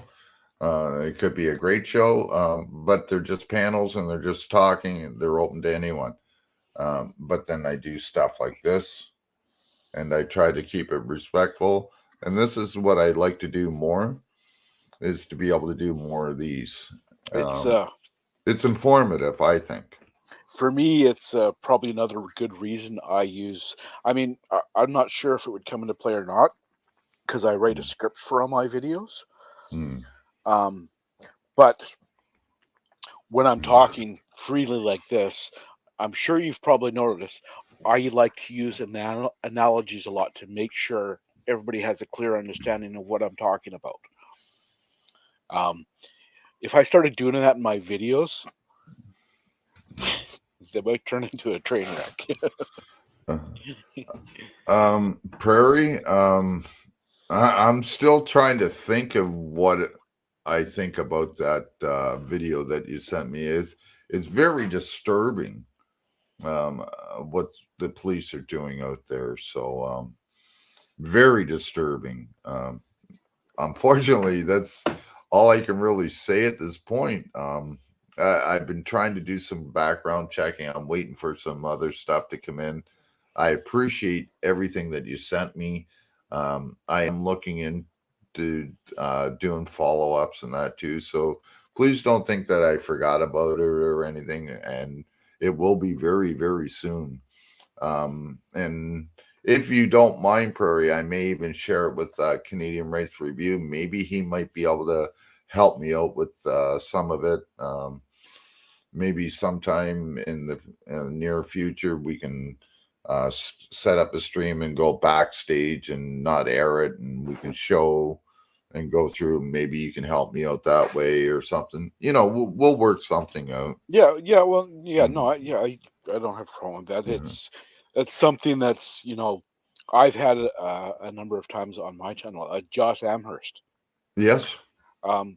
Before he really got going anywhere with his channel, and he just used to be a guy that watched my videos, he was having problems with his neighbor, which I'm sure you're kind of in the loop a little bit on that. I'm sure you've heard about that. Josh Amherst? Yeah. Oh, Josh Amherst. Okay, yeah. I thought you meant Josh Abrams. Sorry. Okay. No. Yeah. But Josh Amherst, he was having problems with the neighbors. Yeah. He was actually emailing me about that and sending me videos just through my email, and I was helping him deal with that early on. And so, if I can, stuff that's sent through email, that's confidential. I'm not going to share that if somebody wants to potentially get a take on something or whatever, or blah blah blah. Yeah. She's talking about out where she lives in Manitoba. They're trying to push a law that you can't film the cops. Oh yeah. They've been pushing down in a couple of places in the States. Yeah, and she sent me this is here in Canada now. And she sent me a couple of videos of it. So that's why I'm saying, like, I really don't know what to think. I know it's ludicrous and everything, but I really don't know what to think right now, because it's what we were talking with Nick about, and that or even badmouth them. That's kind of what that Bill C-11 was. Only the police are trying to do it in Winnipeg, or in the Manitoba area. I'm not sure if it's Winnipeg but in the Manitoba area, that's what they're trying to do there. It's sort of like the same thing that the Missouri cops did. Yeah, well, and it's fucking, it's ridiculous. I'm sorry. It's ridiculous. You seen that broadcast with AFA about that lady? Well, I actually came in late, so I didn't hear what he had been talking about. But it's ridiculous to say. I don't care if it's police or politicians or firemen, or you cannot separate a class of people and say you get special protections. No, it's discrimination. Yeah. Now, if you want special protection, for one, don't work for a public entity. Start your own private business, hire your own private security, and make sure that it's on your own fucking property. Other than that, fuck off, right? It's I'm sorry. That's police should have less protection, not more. exactly. They have to be held to a higher standard because of the job they do. You would think, but they're in law enforcement. Shouldn't they be following the law? You would think. But again, I'm going to relate this back to me working for the federal government for almost 20 years. Yeah. One of the big things there, especially working in a tax center, is you can't be looking up your neighbors or your mother's or your brother's account. You can't do that. If you get somebody's file come across your desk and you happen to know that guy, you pass that along right away. You don't work that file. One second. Yeah. Stumpy Nubs, can I see your face for a second? Okay, you can shut it off. It's you cannot have the even appearance of impropriety. Right? And that comes back to integrity, and I take integrity seriously because I'm an integral person. Yeah. For a police officer to want special, I mean, where's the integrity in that? That's not. Yeah. Are you there, Stumpy? Yeah, I just didn't want to be rude. Oh, okay. How's everybody doing? Oh, not bad. How are you tonight? Second panel of the night with both you gentlemen, and that's about it. Right on. Did you watch the show? I was over at Slow Burners. Did they mirror this? I was not over there for the entire time. Oh. Okay. I can't say yes and I can't say no. They weren't mirroring before I came over. Yeah.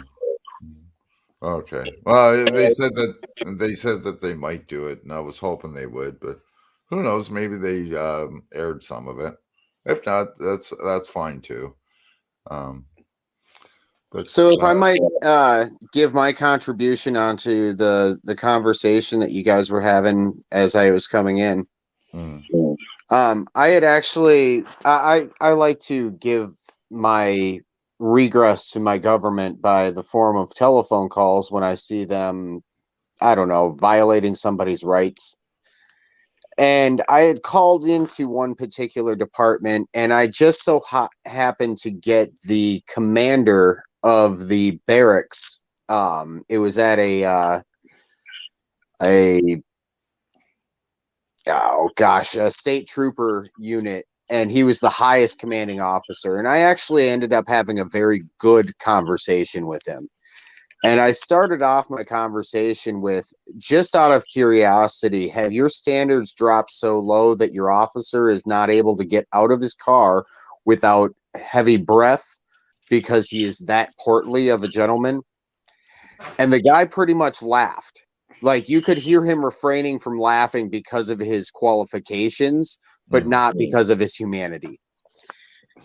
And as the conversation went on, basically what he told me is that because of the standards of excellency dropping so dramatically, the pool of which they have to pick from is literally the bottom of the barrel, and that's about the best of them. And then there's repeat offenders and the Brady list in the United States, which doesn't really work if it's not, back and forth from one place to another. And then you've got things like qualified immunity, and qualified immunity in the United States is all well and good. However, if you don't get rid of it for the judges, you're never going to do anything. Yep. And you'll never get rid of it for the judges and the politicians. No.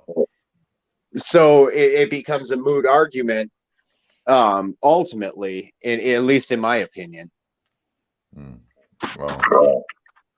Well, they seem to have gotten rid of qualified immunity in a couple of places in the States already.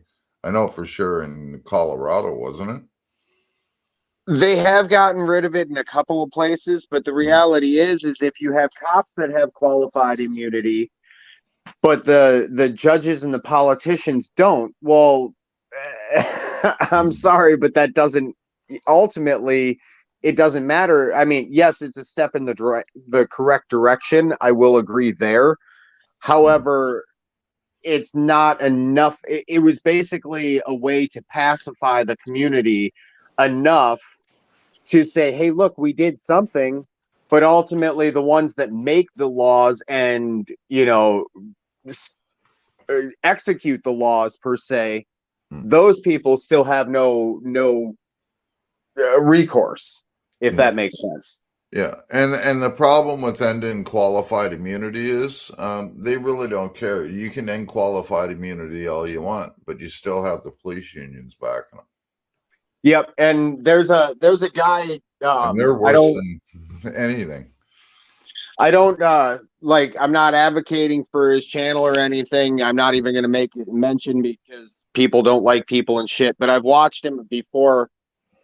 He's a constitutionalist, and he's really got some interesting points with his get rid of Terry versus Ohio, at least here in the United States.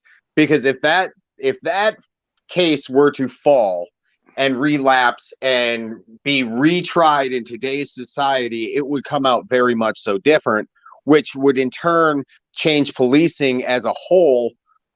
And if it happens here, it's going to teardrop to every other country. That's why they would fight so very hard to keep Terry in play. But ultimately, I mean, I'm kind of a little bit of a mix between, like a old school anarchist and I mean like personal accountability, personal responsibility. I take care of me, you take care of you, and when we need help, we help each other kind of deal. That's true anarchy. It's without government rule. Yeah. I personally, I look at that kind of society as a great thing, but we don't live in that kind of society with today's people. People would end up killing each other real quick. So I understand that there's a need for some form, but what that is, it's not what we have today, at least in my opinion. Wow. I think that we have too many people working for our federal government off of our tax dollars, and too much of our tax dollars are going out of the country for other countries. Like, I don't know if you heard or not, but here in Canada, the guy here, Nick Pereira, he had mentioned that there's $1.5 billion that Canada alone sends to Africa just for abortion clinics. I've always wondered that, because where your dollars go, your heart is also. I mean, that's very, very, very, very clear in people's spending. And if you really think about that, if you don't agree with something and your tax dollars are paid or are paying for that particular product or service, do you not have a right to regress your government for that? I mean, like, I'm not trying to be a smartass. I'm literally asking a legitimate question.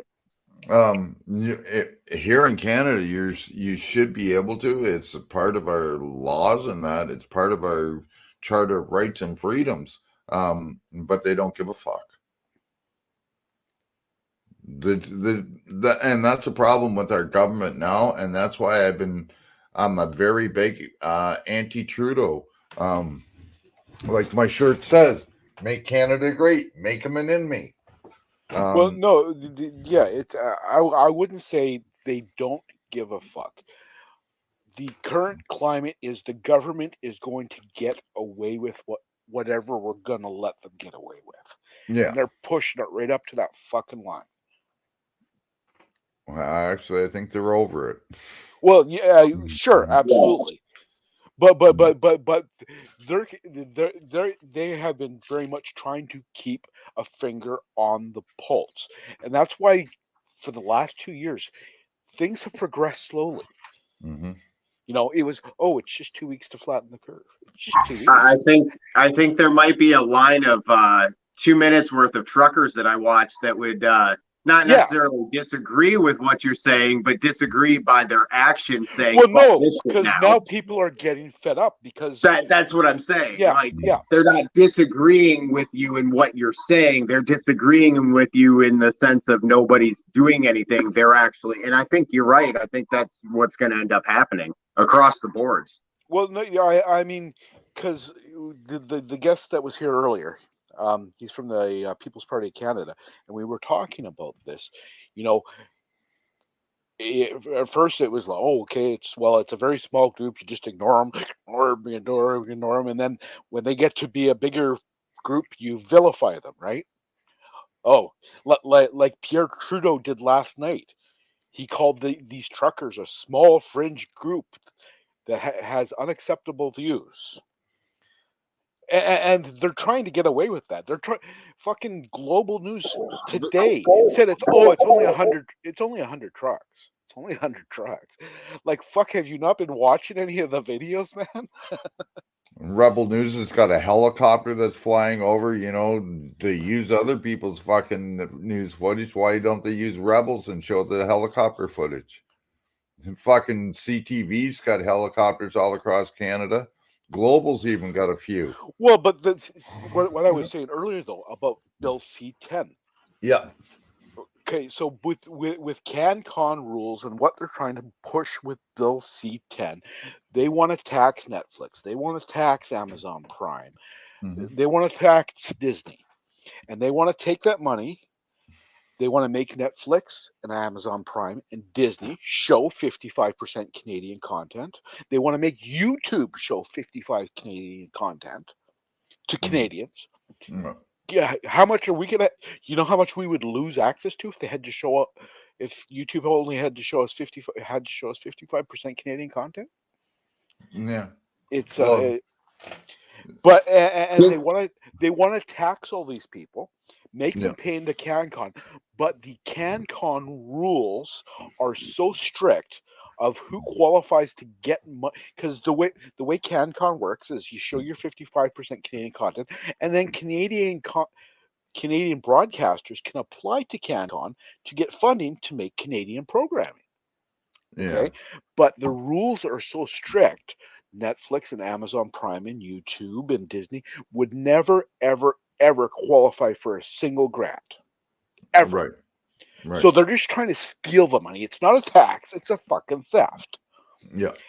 And they want to give that money to CTV and to Global, and Global and CTV know that. Mm-hmm. Is CTV like your PBS, your public No. broadcast? No. That's CBC. They're already government funded. CTV is the equivalent of NBC. So it's a bunch of bullshit. Yeah. But what they're trying to do, with this bill, is essentially make all those other networks that are apparently independent. They're trying to make them all government funded as well. Yeah. They're looking to create socialism. Right. Yes. Government owned and operated. We will own everything. You will own nothing. Well, and they're just trying to do it trickly. Technically, they're not going to own it, but they're going to be getting money from CanCon, right? Wait. If you think about it, this is definitely the reason we're seeing it in today's society, and it doesn't matter what country you are, is because the pot was started back in the 1800s.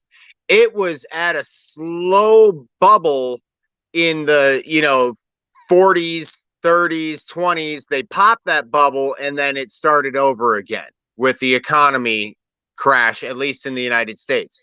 Then that pot, that cauldron has been boiling, and we're just starting to see the real bubbles what has happened in the past. And the reality is I know that maritime admiralty law is the law of the sea.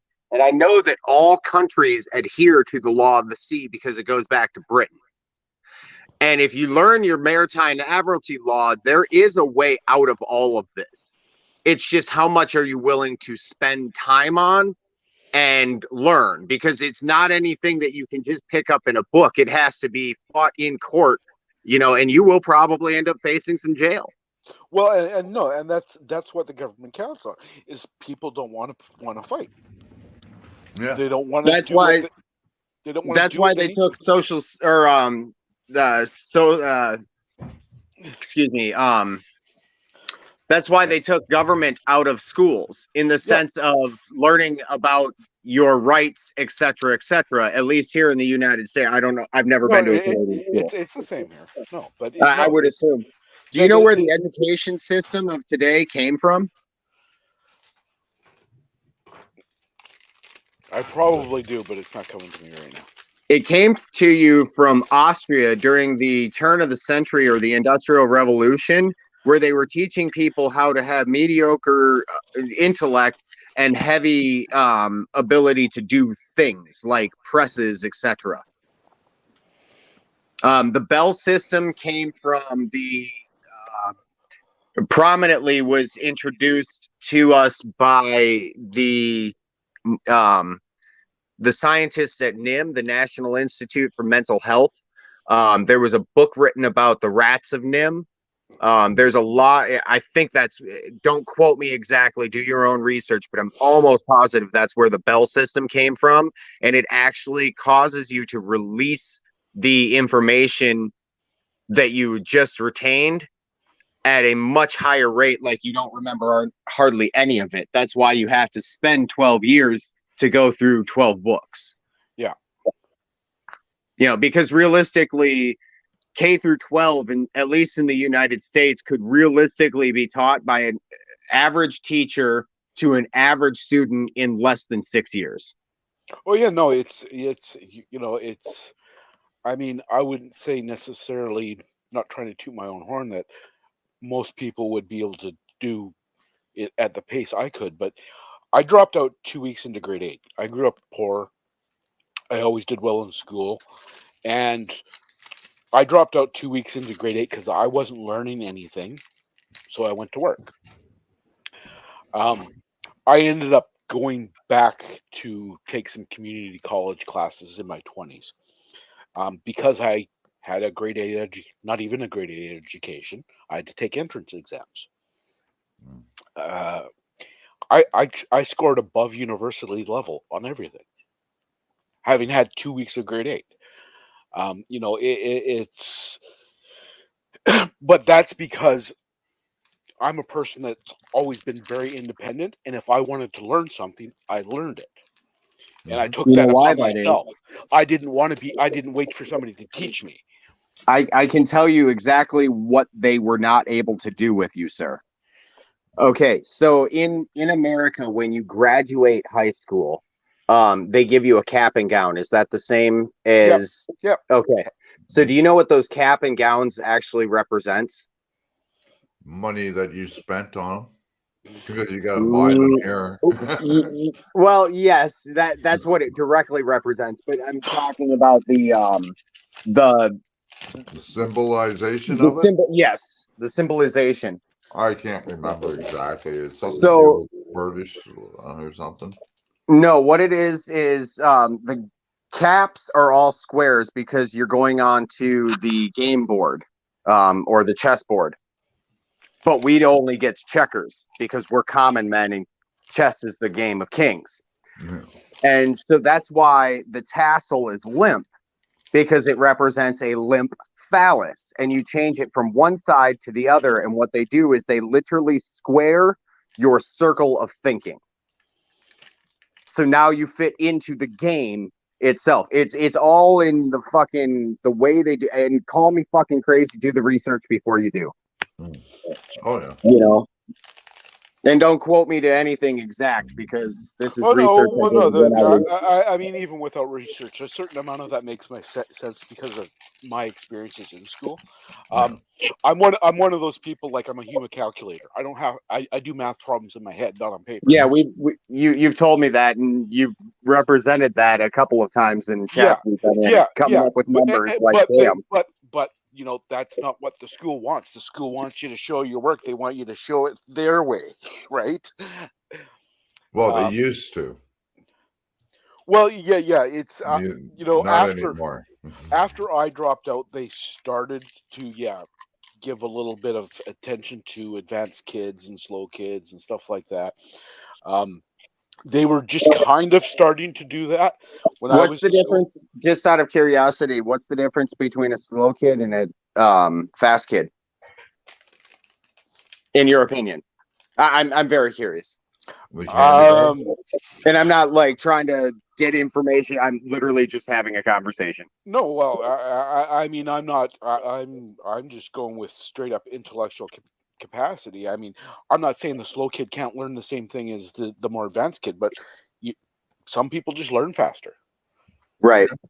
I would say the difference between what society calls slow people and what society calls fast people is understanding, in my opinion. And what I mean by that is their ability to comprehend what is going on in front of them. Well, sure. And if you put them in the right situation, they will excel far past what you or I could do. And same situation with you, you will excel far past what I could do or they could do. You get what I'm somewhere in the middle. Well, yeah, no, and it's for me, that was always, just, I was always so independent.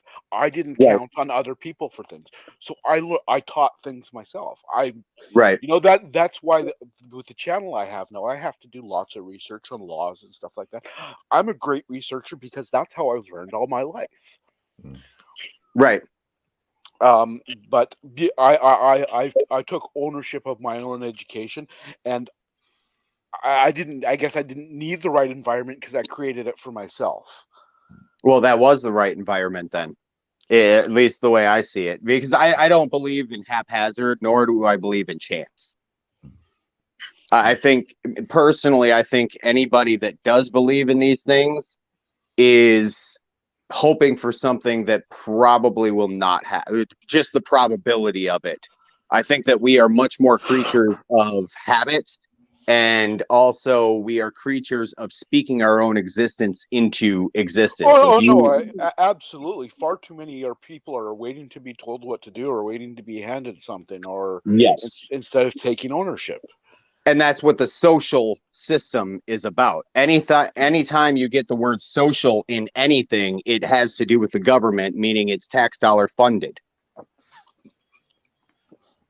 You think about it in America, like, I don't know what these things are in Canada, but I'm sure you guys do. It's like social security, social welfare, social, all of these programs are programs from a government, mind you, that's literally the definition or the breakdown in Latin means mind control, or to control the mind. Yeah. And we wonder why we've got a problem. All they really have done is taken a kingship and changed the wording on it. Yeah. Well, and that's it. I mean, a lot of it is how we're taught to be a society. You're taught not to question authority. You're taught to respect authority. You're basically taught to go along to get along. And see, I never prescribe to that. Like, if you look at some of the people that I have conversations with, I can have totally opposite agreements, or total opposite opinions, and I can entertain both opinions. Like, they were talking about a gentleman or a lady, or I don't really know the situation. I think he's a guy that identifies as a girl or something along those lines. But one of the Exile had come out and started some beef on it. And I can understand both sides of that coin, because I understand what it takes in Exile's world, and I also understand what it takes in normal society. And I have my opinions, but my opinions are ultimately mute in that situation. Yeah. And I think that's what ends up happening a lot of the time is, personally, I'm not willing to have a dog in that fight because I don't need to have a dog in that fight. If you look at my icon there, it's a nice big old snapping turtle. You know what animal you don't fuck with? A snapping turtle. But it's easy to catch up. Easy to get, or rather hard to get. Yeah, I don't know. I think we live in a really fucked up society, to be quite honest with you. Well, yeah, and you know, and it's weird. You know, it's I don't think for me, I don't really understand. Like I didn't get this. I didn't get this independent when I was 13 or 15. I was this independent at 2. Yeah, yeah. You So know, was I. I don't understand. I don't understand. You know why I'm so different than a lot of society. My Um, parents would give me a instruction like go clean your room, and I would literally be like, well, why should I? You guys are gonna do it anyways. You're gonna make sure it gets done. That's what you're supposed to do as parents. And that was my mentality most of my life. See, I never really had that problem or predicament. I never really lived at home. Um, I did live with my mom for a couple of years, and then I got kicked out of the house on Christmas Day when I was 14 years old. I haven't been home since, but I still managed to put myself through school.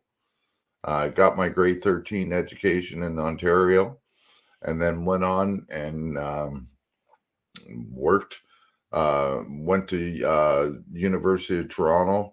Got my community sports workers certificate, 3-year course at university, and then I went on and did some work with social services for years, and then I was in Calgary. Went to University of Calgary and got my addiction counseling certificate. So just some people say that, oh, I had a bad life and I couldn't do this and I couldn't do that. But well, that's an excuse. That's an excuse. That's a crutch. yes, Sorry. yeah. And I'm People love sorry, crutches and excuses. because I'm doing this all on my own at 14 years old. I've never had anybody else to help me this the whole time until I met a girl, right? And then I had somebody to help me a little bit, and then I got married, and then that fucked everything up. But we won't go there. But Well, like, I was gonna make the point that I don't think I'm the way I am because of a tough life. Because no. I think I was just I almost think I came out that way, but I'm sure the tough life added to it. But yeah, no, it's an excuse, man. I'm not sure if I said it here or in a different panel. I can remember 3.5 years old sitting in the back of an ambulance, busted up face because of my dad. Mm-hmm. I can remember being 10 years old and being in the boat and losing a lure and having a fishing rod broken over my shoulder by my dad. I certainly remember when I was 16 and my father went to prison for sexually molesting my sisters. People that say I've had a tough life, I'm sorry, fuck off.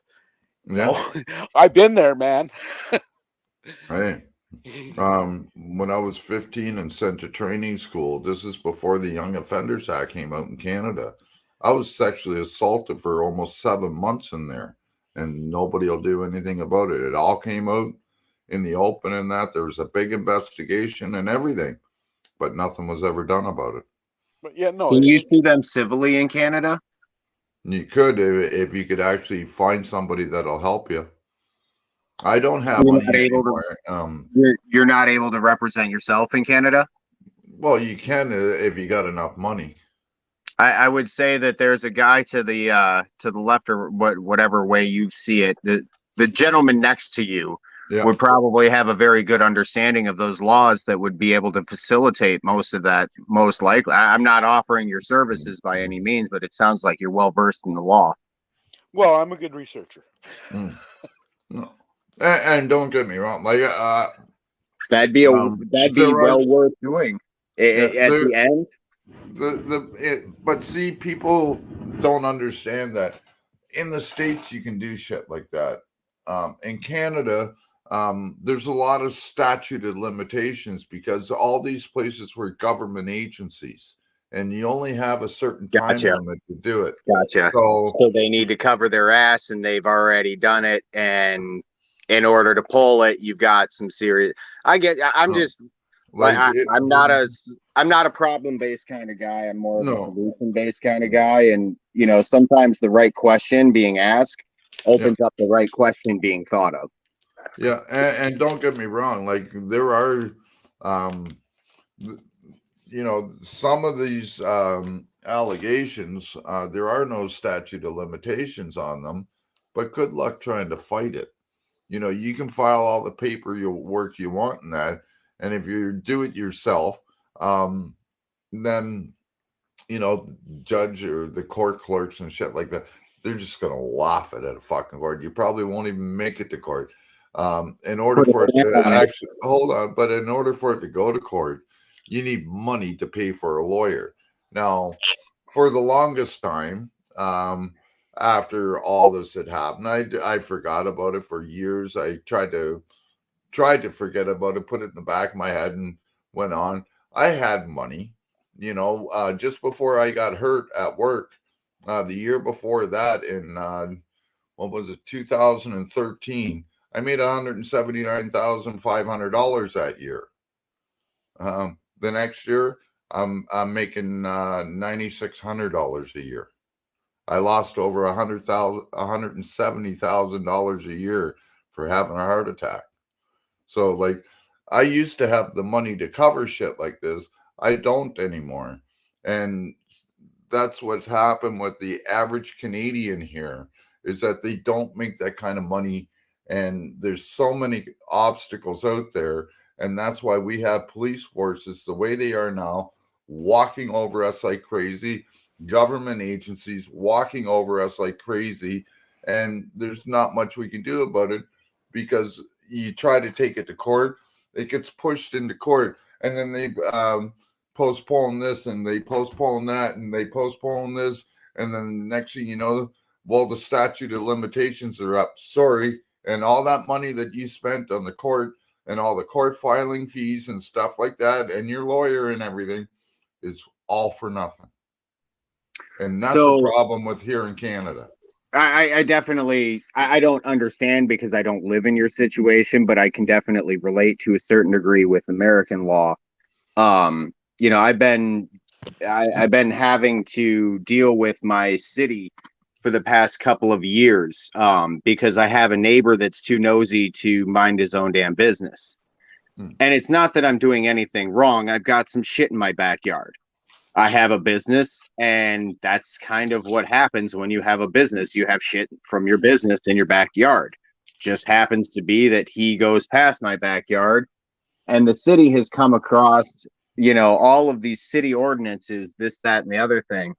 And the way I really ended up, basically, they stopped coming after me because I put them on notice, on a public record.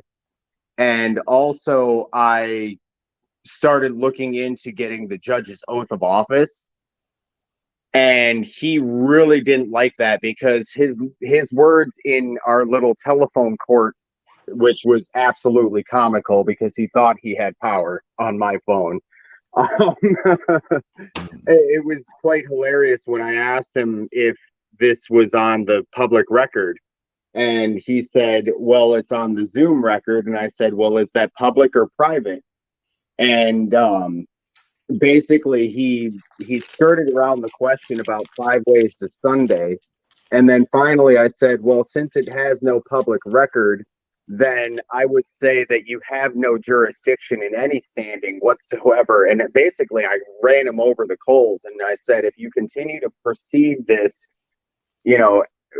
against me, I'm going to start filing some paperwork for your oath of office. And that's all it took. I haven't heard hide nor hair of it as soon as I asked for that oath of office, because it's tied to his a surety bond, and his surety bond is what keeps him afloat. Literally, it is the jacket that he wears to protect himself against lawsuits. Well, once that surety bond is taken up, after there's so many hits on your insurance, what do? They stop insuring you, right? Yeah. Same thing with an surety bond. And on any given good court case, you can probably hit that judge at least 10 to 12 times if he doesn't know, to keep on his toes in the first 15, 20 minutes of that. You see where that might be a little bit of impedance on getting things done. So it's those things that you need to know, because it's not the court system itself, the way it's set up. It's knowing what to do. Like in America, there's a 1938 act called the FARA Act, which is the Foreign Agency Registration Act of 1938. And basically what it says is all government officials are foreign agents and need to have this document signed. And if they don't, they are acting not under the color of law, but in deception. And that's not an exact quote or anything like that. So look up the FAIR Act yourself, anybody in chat that's disagreeing or anything like that. But effectively, that's what it's saying. For every violation, it's 10 grand. You walk into a police department and ask for the FAIR documents on a Freedom of Information Act. Let me tell you, you don't come up with much. So, and that shows you right there that they're foreign agents. Well, what are they foreign agents of? They're foreign agents of the state. Well, what is the state but the government? The government has dominancy over the 10 square miles of Washington, D.C. and its territories. So when you start learning these laws and stuff, is it going to help you out on the streets? No, but it might help you in the courts.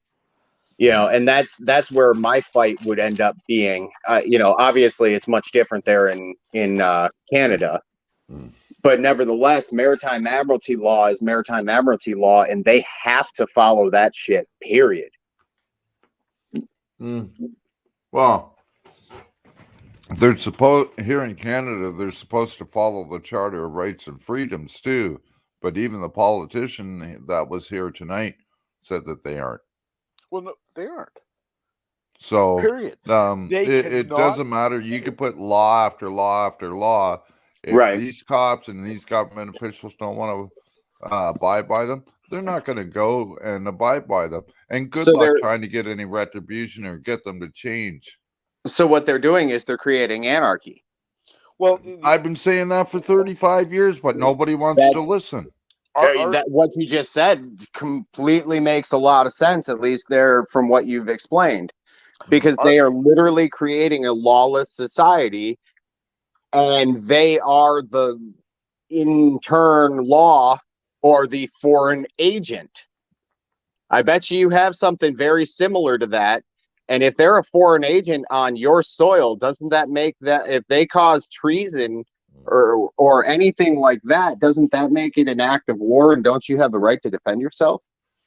I'm just asking questions. Well, if somebody breaks into your house in Canada, you don't have the right to defend yourself. What do you think? Are you serious? Yes, I'm serious. You do. Oh my God. To a point you do, but you know that as long as you use reasonable force. Yes. It's not like the States where if somebody breaks into your house and that in the middle of the night, you have the right to shoot them in most states. In Canada, you can, smack them around a little bit and hold them down, but you can't beat the fuck out of him or anything. You can't break his arm. You will go to jail, even though he broke into your house. That's some Nazi propaganda bullshit. Dude, right there. There was a guy that fell through a fucking skylight. Guy trying to break into a house out in Calgary. He fell through a skylight. He sued the homeowners and won. Because that's thing how wasn't fucked the laws are here. Wow. Well, I've seen that basically it's illegal to be a Christian effectively in Canada. It's well, and yeah, it's a matter of them picking and choosing what laws. In our charter, we have a notwithstanding clause. Now, there are certain portions of our charter that can be limited in times of emergency and stuff like that under the notwithstanding clause. We have a portion of our charter says Canadians can travel anywhere freely within Canada they want to travel. And I'm not talking about this traveling versus driving stuff. I'm just saying we're allowed to move around we're just allowed to move around if we want. They've been shutting down our provincial borders. They cannot do it. That particular part of the charter is not allowed to be limited by the notwithstanding charge ever. It's not, they cannot infringe upon the right, but they're doing it anyway. because Canadians are saying, okay. Yeah. So it's your country's pacifistical behavior that's causing it. Well, yes, but yeah, the government's been doing it slowly. Like I said, we started with it's just 2 weeks to flatten the curve, and then we'll try this, and then we'll shut down this, and now you got to do this. You know, everybody's got to wear the mask, and then okay, well now you don't have to wear the mask. We got the vax, and the vax, and then 2 months later, guess what? The vax is working so great. We want everybody to get it, so we're going to put in these vaccine passports because the vaccine is great. By the way, put your mask back on. You know what I call that mask? I call it a shame muzzle. Well, but that came out at the same time. Think about that. The vaccine is working so great. We want everybody to get it. By the way, put back on your mask. How do those two pieces of logic go in? They do not flow in the same direction, right? And that's exactly why they're doing it, because it logically does not make sense.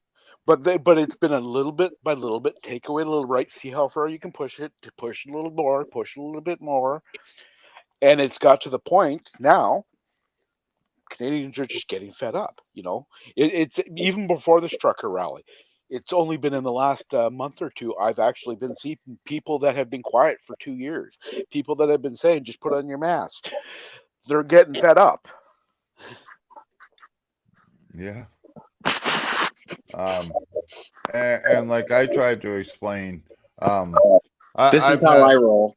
I've had 3 heart attacks, and I have a couple of cardiologists and everything telling me that I cannot have this vaccine, period, because my heart is that bad. But not one doctor in Canada will fill out a medical exemption card. So it doesn't matter if you're medically exempt or not, you're fucked. You either take it or you get nothing. It doesn't matter if you have the medical conditions or not. You either do what we say or you get nothing until you do. And if you don't do it in a certain amount of time, well, you know what? We got these new camps that we're opening up. You will go there. Sounds like 1942. Do you think? Do you see how I walk into stores if a mask is required? No. Can you see my cam? Oh, 1 second here. Let me. I was on a different bit. Oh yeah. You know why? I'll tell you why. Because if they want to terrorize me with this mask policy, I'm going to terrorize them with every bit that I can. And if they don't know who I am and I pay in cash, guess what? Well, you know what? They want me to fucking wear a diaper when I go into these places. So guess what? That's my mask. Well, and I like the ones that say "fuck your mask policy." Yeah, fuck COVID. They have the general public so confused that they do things completely illogical. Like the last time I went to Walmart, I bring my own reusable bags. They refused to bag my grocery because they didn't want to touch my bags because apparently they got smallpox on them or something. But everything they just rang through the register, I touched. Think for a fucking minute, right? That's what they are causing. That is the point that I was making with your opposite logic. Yeah. Because nothing is correct and everything's wrong. Do you understand the metaphor? Yep. You know, so it causes the brain for those that are not strong-minded and not strong-willed. It causes the brain to do, like, you look at any of the old school research studies on the mind, and you'll see all this shit coming to fruition. You ever want a good research study? Look at the rats of NIM. Just look up NIM in the first place. It's a National Institute of Mental Health. You're going to look at it and be like, holy fuck, that's today's society. They planned it. Prairie, to answer your question, essentially indefinitely. I believe in BC it's declared state of emergency only lasts 28 days at a time, but they just keep renewing it. Yeah. Because since March 3rd of 2020, BC has been in a state of emergency the entire time. They have not stopped it at all once. They just keep renewing it every day, 28 days. Yeah. We're right here. I don't know about the rest of Canada right now. And I think it's pretty much the same, but right now we're on the highest level 3 of this lockdown. No restaurants are open for dine-in service, and it's only takeout service or delivery. Almost every weed shop, other than the government ones, are closed. You can only get delivery. Most stores, if you look at my video that I just put out, if they're not closed, they packed up and they literally closed, or nobody's in there, nobody's shopping. I walked through the mall. I think I ran into maybe 6 people total, and one of them was a security guard. So honestly, I think we're going to come to a point. You're muted. We're going to come to a point where shots are going to start firing. Oh no, yeah, no, it's I don't get out of the house much because of my health. But if I got out of the house, I'd probably already be in jail for something, because I would have been fucking going across that border. They can't say they say I can't go across, and prove it. It's here I see so many people walking down the street by themselves wearing a fucking mask. Nobody's within 100 feet of them. I'm just waiting for somebody to say something to me. Put on your fucking mask. Fuck you, motherfucker. It's one thing to put it on going to the store. That's what I say. Take off yours and breathe a little. But yeah, no. I recently here in when they just shut that things down again just before Christmas, they were telling people they can have up to 10 people. You can have up to 10 people over to your house for the holidays, but they have to be vaccinated. I'm sorry, you're not gonna fucking tell me who I can have in my fucking house. You're not gonna tell me how many. You're not gonna do any of that. Fuck you. I will do what the fuck I want. I'm sorry. It's I mean, I'm not in the position where I've got a bunch of people coming over, but if I was, it would have come to a head a long time ago. And yeah, if I went to that border and the cops wouldn't let me through, it's going to get physical.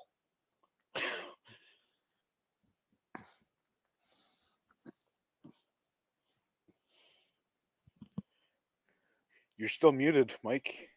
The only difference between me and a police officer is I've got the balls not to wear a badge and the gun and still stand up for what's right. Oh yeah, no, it's this was probably I don't know, 10 years ago. I was not in a great mental state, and I had a friend that knew I wasn't in a great mental state, but I was not suicidal. That's not me. That will never be me. That's not my mindset. I'm not that type of person. You were just fucked up. Yeah, I was just not in a great mental state. But they called the cops and they said I was suicidal. And yeah, let me tell you, I was pissed at them for a while. But with friends like that, fuck. Yeah, I was not happy. But I'm walking down the street and this cop comes and he grabs my arm from fucking behind. And he's lucky I wasn't in that far gone of a mental state, because at first I turned and I fucking looked at him, and this guy, I easily had 50-60 pounds on this guy, and I know how to handle myself. But I'm like, get your fucking hand off me. He's like, put your hands behind your back, you're going down the ground. But I ended up just fucking going along, blah blah blah. I was just like, I don't need this today. But they called out a mental health worker to come out and talk to me on the scene and stuff like that. And the mental health worker agreed, I'm not a danger to myself or anybody else, and they ended up turning me away. But I was talking to the cop, and after I was there and he saw I wasn't going to fucking be out of control and shit, he took the cuffs the cuffs off me and let me smoke and stuff. And I was talking to him, and I told him, I said, "You're lucky I decided to comply, because if I didn't, you're in trouble." He's like, I said, "I'm fucking 220 pounds and I know how to handle myself." And he's like, "Well, that's why I got this." And he showed me his billy club. I'm like, "Dude, that would not have helped you." That would have pissed me off. Like, Yeah. I had a similar situation. Do you guys have Menards up there? yeah. No. It's a hardware store on steroids. Okay, no, I thought you were talking about the candy. Okay. No. You guys have Lowe's or Home Depot? Yeah. Oh yeah, we have Okay, Home Depot. It's And the same Lowe's, thing actually. as that, just a different brand. But I was in one of those during the height of the COVID bullshit, and they required masks. Well, I had walked in multiple times with my shame muzzle there, just like I showed you, and the young what I assume to be either Somalian or Ethiopian, I assume more Somalian just by the way he looked. That was regardless, but he saw me as an Arab coming in every time. Well, then the one time I came in, I was talking on the phone, and you could see my whole face, and he was so butt sore that he had been saying hello. He mandated me to put my mask on. I was like, "All right, dude, just chill. I'm on the phone. I'll be done in 2 seconds." And I kept on walking.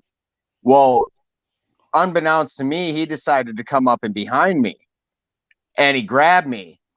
And if I didn't see that little shiny badge and recognize who he was, that little brother would have been something of a issue for himself. Because, I mean, don't get me wrong, but like yourself, I know how to handle myself. I grew up on the streets of South Minneapolis during the 90s, which equals a very bad neighborhood. I'll put it that way. Yeah. And then I subsequently have trained martial arts throughout my life, etc. And when cops decide that they want to go to the ground, that's not a great situation for them, because that's where, not to say that I have by any means ever done anything, but in the right situation, if I'm in the right on something, that would be a really difficult situation for them, because I know how to handle myself on the ground better than I know how to handle myself up hand to hand. Yeah.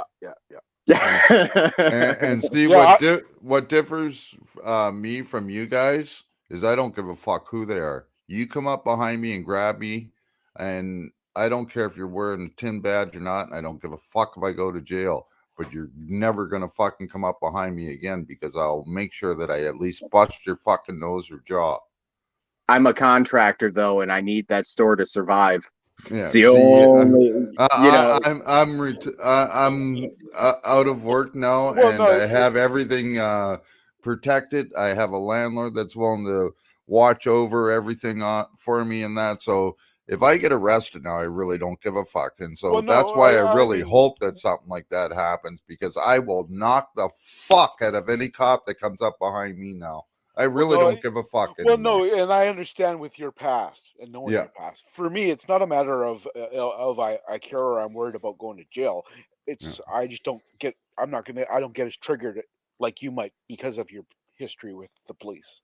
Yeah, like a lot of people don't understand. Like, I took a bad fucking beating. Like they left me for dead. I almost died because of the cops in Toronto. Like. I spent over 3 months in the hospital recuperating because of the beating I took from them. And people think that, oh no, you should just forget about it, blah, blah, blah. But because of that, I ended up having to sue them. And now I can't even be in the province where my fucking own granddaughter and my kids live. And they need to live there because of, my son's got a fucking good job. Both of my boys up there have good jobs.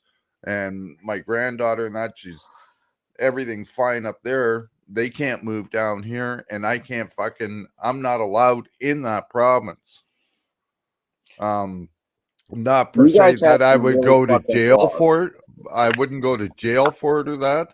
But when I sued the police there, the Crown attorney and that in the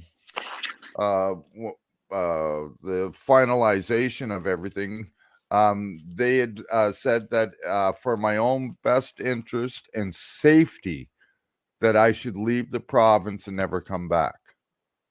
And the only safety concerns that I would have is from the police, because it was the police that did it to me. It was the police that I sued and had put in jail, and they're the only ones that were threatening me. Yeah, no, I have no issue potentially getting physical with a cop if I need to in the right circumstances. A lot of Canadians don't think you're allowed to, but if a cop is acting unlawfully, you're allowed to defend yourself in Canada. Yeah, from an unlawful arrest. You're right. I can show you court precedences. I can show you court cases where Yeah. fucking cop has acted unlawfully and fucking the guy fucking fought the cop and guy got off. Fucking the particular there's a particular case, I can't remember the name of the case right now, but the particular case I'm thinking of, the actual judge said in the court transcript, this was contempt of cop. That's why you went after the guy. Yeah. Yeah. Remember that? Was that a thing more I was? recent case? It's actually probably about 15 years old. Remember that video I was telling you about, CRR? Which one? About that the Newfoundland premier that helped with the Charter of Rights and Freedoms in Canada. Yeah. Well, it is on Rebel News. I have it here. It's kind of long to play. It's a 51-minute interview with the ex-premier Brian Peckford of Newfoundland when he was the premier there, and he was one of the founding members of the Charter of Rights and Freedoms in Canada that helped write it. And he's the one that explains in this interview everything that the Canadian government is doing is totally opposite of what the Charter of Rights and Freedoms stood for, and that this is why Justin Trudeau is getting so many lawsuits against him right now. Mm-hmm. But that's the same here in America. That's the same, because if you think about it, in America, the Constitution itself is a contract between some men that have been dead for quite a while. Therefore, anybody that has 2 cents of knowledge worth of contract law knows that that contract is then null and void. All that contract is expressing from the people to the government their limitations. It has nothing to do with defining our rights. Our rights come from our Creator, same as yours. You know, that's our human right. There's human rights. Now, listen, I'm not going to start arguing or anything like that. And no, I have no argument. And don't get me started on this. But here in Canada, and you have to remember, you are on a Canadian show right now. This is Canada we're talking about. Here in Canada, under the Charter of Rights and Freedoms, this guy here that is in this helped design and write this for Canada back in 1986. This guy is still alive, and he is telling everybody, including politicians, everything that they're doing is completely backwards from what it was originally set out to be from the beginning. And nobody wants to listen to this, and everybody wants to twist it. And I'm absolutely agreeing, saying it's the same thing here, just in different words. That I have no argument with you. That'd be foul with me to do. Yeah, it's just you don't know how many fucking people literally lip off to me, and I end up. This has been a passion of mine. I've been doing this since 1985. Okay, that's how long I've been as an activist. I don't know if you heard me ramble on about some of my qualifications, but I actually helped with the group I was with make legal changes to the Privacy Act in Canada and the Human Rights Act in Canada. How many people in the States can say that they actually done something like that, let alone here in Canada? I bet you there's not many. The most You I've know. ever done for something like that is I got a crappy postmaster removed from her position. Now she has to drive farther every day. Well, I had 5 cops fired and put in jail. Damn. Just in Toronto alone because of the beating and what they were doing to people in Toronto. I've been doing this for a long time. I've been exposing government corruption for years. People haven't really heard about me because I haven't been on YouTube except for the last 2 years. It's just been over 2 years that I've been on YouTube. And it's finally starting to pick up only after I got arrested in my bedroom. Up until then, up until April of last year, I only had 47 subscribers on my channel. But as soon as I got arrested in my bedroom, right up to over 500 by the time I got home out of the jail 8 hours later. And now my message is starting to get out there a little bit by little bit. And that's why I've been trying to do shows like this with, I wanted to do this show with the People's Party of Canada. I want to do a show with the Liberal Party, the NDP, the Green Party, the Conservative Party, the Independents. I've been working on trying to get interviews with the chief of police here, with the superintendent of the RCMP for New Brunswick. I've been working on trying to get a hold of the mayor here. The mayor in Moncton refuses to talk to me. City council refuses to talk to me. I've had interviews with the Kathy Rogers, which is a finance minister for New Brunswick. I've talked to these people all over. I've been doing this for years, and nobody seems to want to listen. I keep telling everybody this shit's going to happen. I told everybody on the Epic's channel over a year ago that we would need a passport just to go from one province to the other. Yep. And everybody on that panel told me that I was full of shit, that it never happened. And what happened? No, You need a passport to go to fucking Tim Hortons in your own fucking corner store now. If you can see the big picture, the writing was on the wall from my buddy Alex. Yeah. Went from the first 2 weeks to flatten the curve. Yeah. I was talking about this shit with him. I was like, fuck, man, this is not going to go well. No. As soon as I heard they were starting to shut things down, like the very first, oh, well, we've got some emergency situations. We're going to have to set some standards here. As soon as that happened, I looked at it and I was like, you know what? We as a world, not just the U.S., but as a world, we're headed into 1937. And except there's lots of Hitlers. Yeah. Hitler has not, he is the, to take a part out of Marvel, you cut off the head and what happened? It multiplied, right? It multiplied. Now we got 8, which made 16, which made, I'm sure you could go into that math problem a lot faster. And that's really what happens, because if you look at it, the same people that were in power because of Project Paperclip and shit, they're the same people that are in power now, or their kids. Yeah. Well, I mean, even some of it is just, common sense. I spent,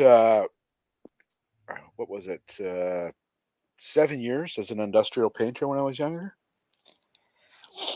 I wore masks a lot during those 7 years. Probably had a pretty good understanding of what masks actually do. Right. Yeah. And if you remember when this first started, they were saying, don't wear a mask. It doesn't do anything. It's not going to help you. Remember that? Does everybody remember that? Oh, yes. Don't wear a mask. It's not going to help you. It's not going to do anything. But the powers that be wanted to change that message, didn't they? You can thank Fauci mainly in America, at least, for that. Probably.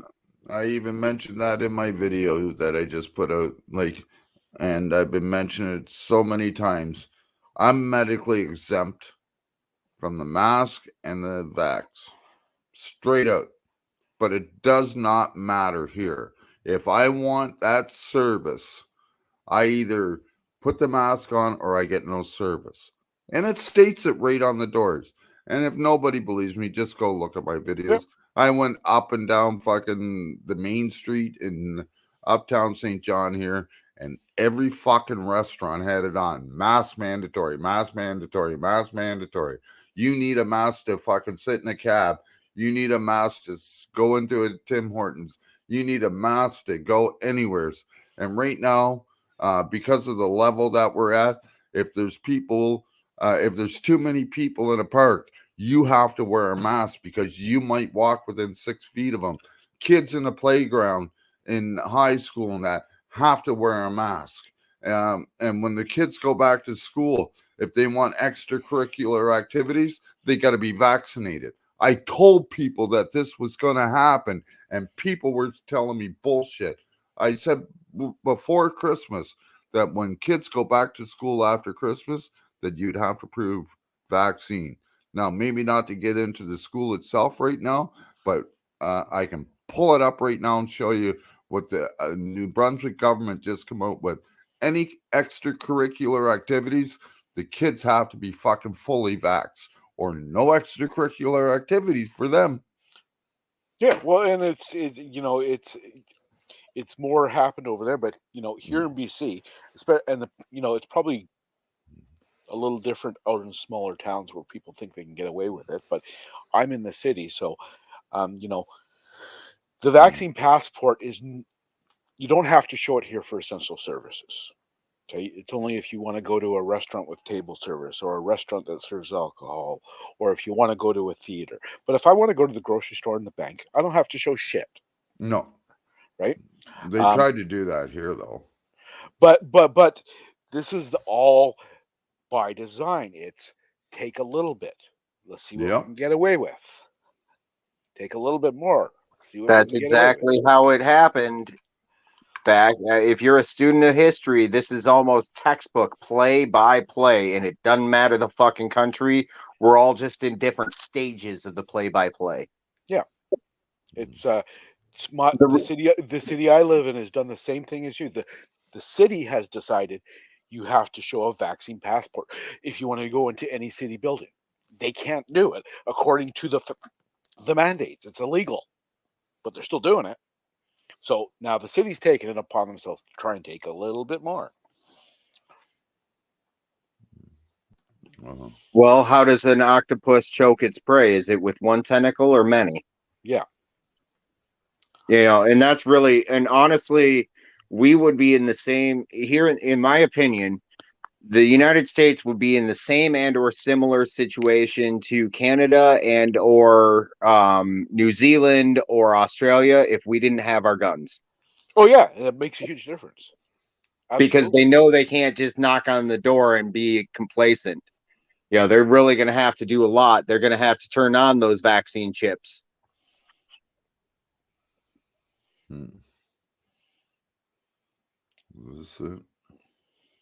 And to my understanding, the advantages of not being vaxxed to being vaxxed, I would say that if you're vaxxed, you can get the virus. If you're not vaxxed, you can get the virus. Mm-hmm. If you're vaxxed, you could have complications to the vaccine. If you're not vaxxed, you could not have complications to the vaccine. Like that list could continue to go on and on and on. And there's definitely a lot more pros to the freedom of choice than the force of the hand. Well, and it doesn't make you think. Look at even what the government is saying now and use your fucking brain. If you get vaccinated, they've admitted you can still get COVID. You're more likely, the numbers here say that you're more likely to get COVID. Well, even if you're not more likely, the vaccine is not stopping you from getting it. The vaccine is not stopping you from carrying it. The vaccine is not stopping you from passing it on to other people.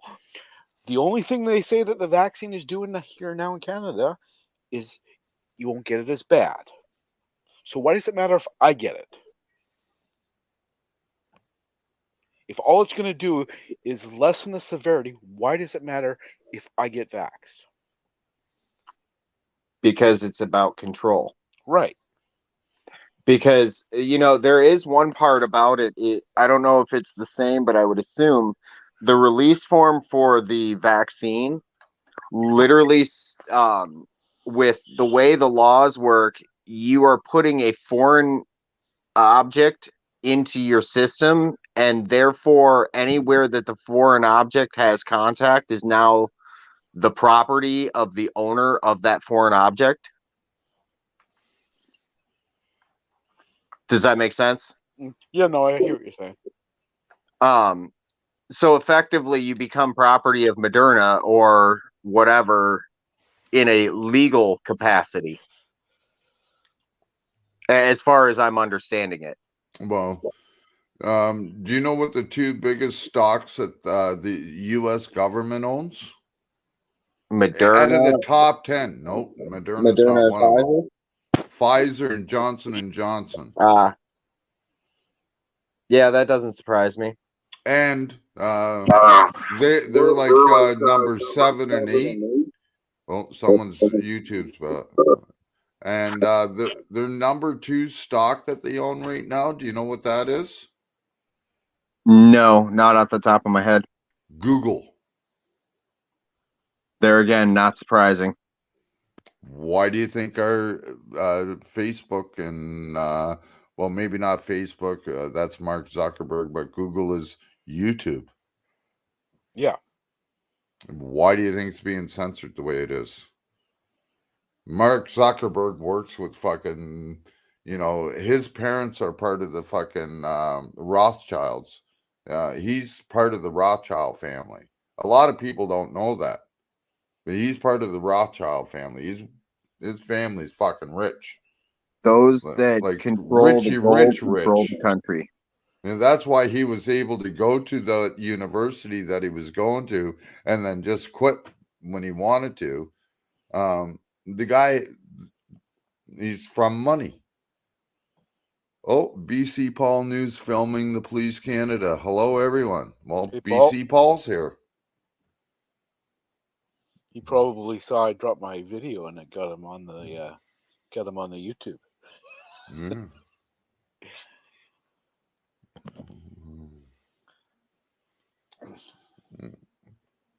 Honestly, I think in this situation, we're all kind of fucked. Well, fingers crossed with this truckers rally. The mainstream media is really trying to minimize it. Fuck, Trudeau's trying to minimize it, saying it's a small fringe group. This small fringe group, let me go check right now. I watched 2 minutes of straight trucks and then some cars. The main Facebook group currently has 737,500 members. Just a small fringe group. You see this, folks? I'd say that that's a small enough group that started a country down here. Well, and put it in terms of Canada's population. We've only got 38 million people. $750,000 people is pretty significant against 38 million. Right, but what I'm saying though is, there was in America, because I keep on going to America because I don't know Canadian history, so please don't take it offensively. I know what I know, and that's where I go. Yeah. But there was a shot that was heard around the world that started the quote unquote Revolutionary War. Well, any student of history will tell you, no, that's not necessarily the exact truth. But nevertheless, for conversation's sake, effectively, you had one thing that critically happened that started a revolution in thinking. And to be quite honest with you, that many trucks going what police force is going to stand in their way? Well, here's some staggering news for you. What I was trying to show here about the hospitalizations and that. Did you know that from reported on the 1st of December 2021, 33.16% of the people that were hospitalized were fully protected. 66.84 were partially or not protected. So, out of that 66%, if I'm not mistaken, it brought it right up to around 75% of people had at least one shot. Least one shot that are hospitalized. That this is supposed to stop. We had almost 24.55% of them that were protected are in the ICU. And 75.45% are partial or not protected. Well, and then to us that's no surprise because the death rate because we've 33.33% protected. Yeah, well, and it's I wonder if that's hold up. That's a very interesting number. 33.33. Hold on. If you know anything about if you know anything about communities that are rather secretive, you'll know that number is a particular number. Yeah, well, yes, and everybody says that 666 is the number of the beast too, but that's bullshit too. That's not what I'm talking about. That's not what I'm talking about. I'm talking about specific numbers putting into major news things to tell people certain information. Oh, yeah. We all know that. That's what I'm saying. Like you have a blatantly, it's 33. Yeah, that's not too hard to figure out if you know a thing or two about a thing or two.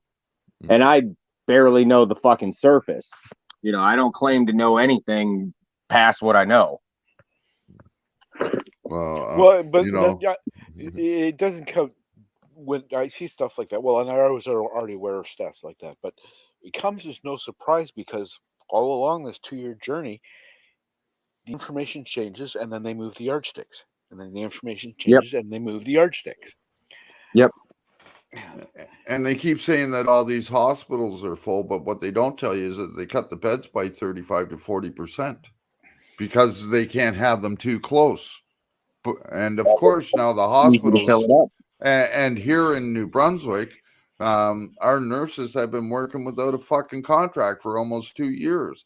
At any given point during that whole fucking pandemic, these nurses could have walked off the job and went on strike, but they didn't. They still tried to work through it all. And then our government forced them the vaccine on them. And then because a lot of them wouldn't take it, they lost their job.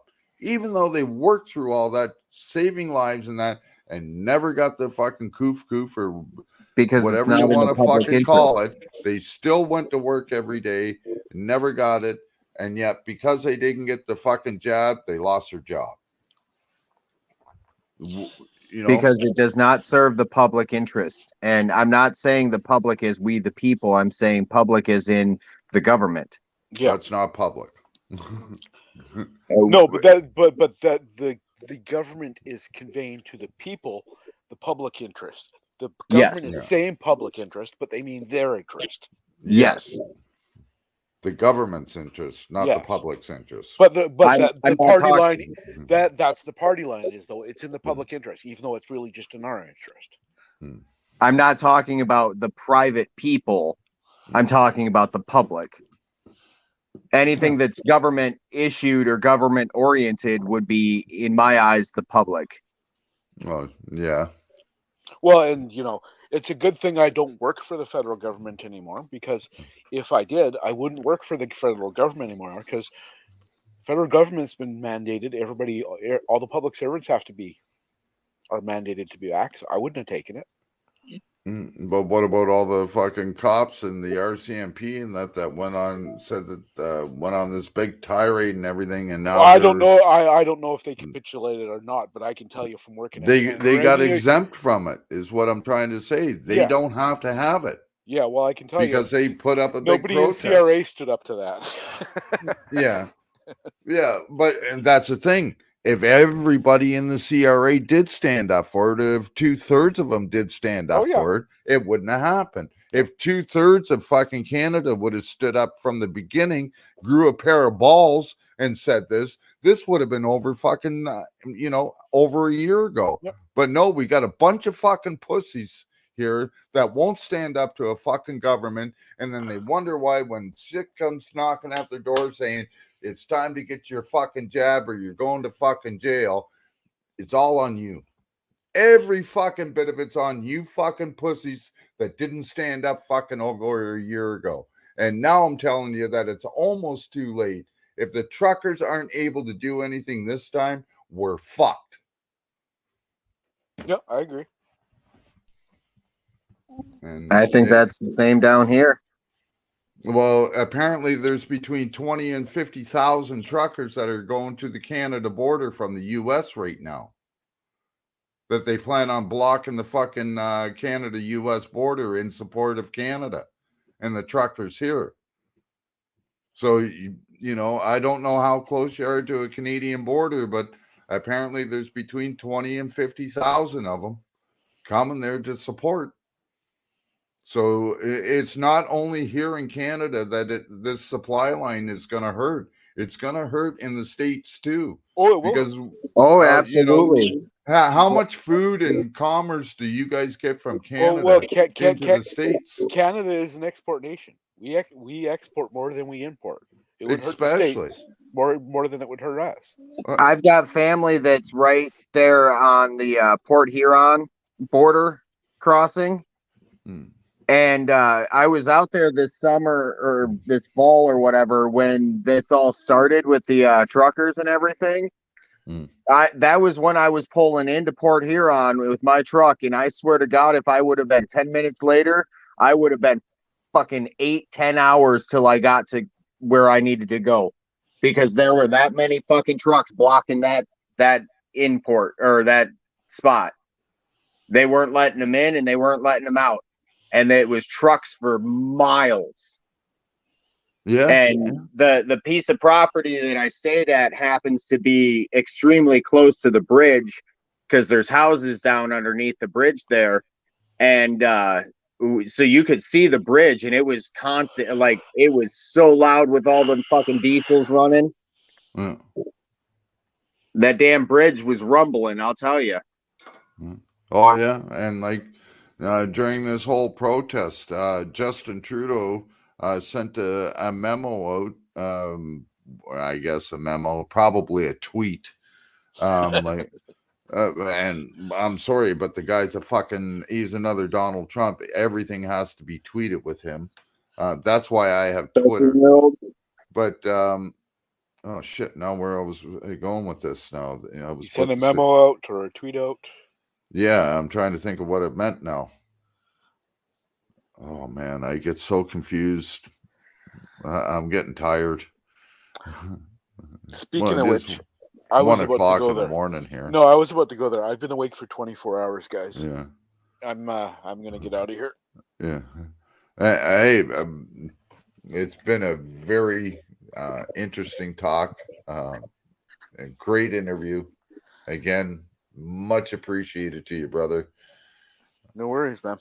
And Stumpy, thank you. I do get very passionate. Please don't take me the wrong way. I'm just a very passionate man.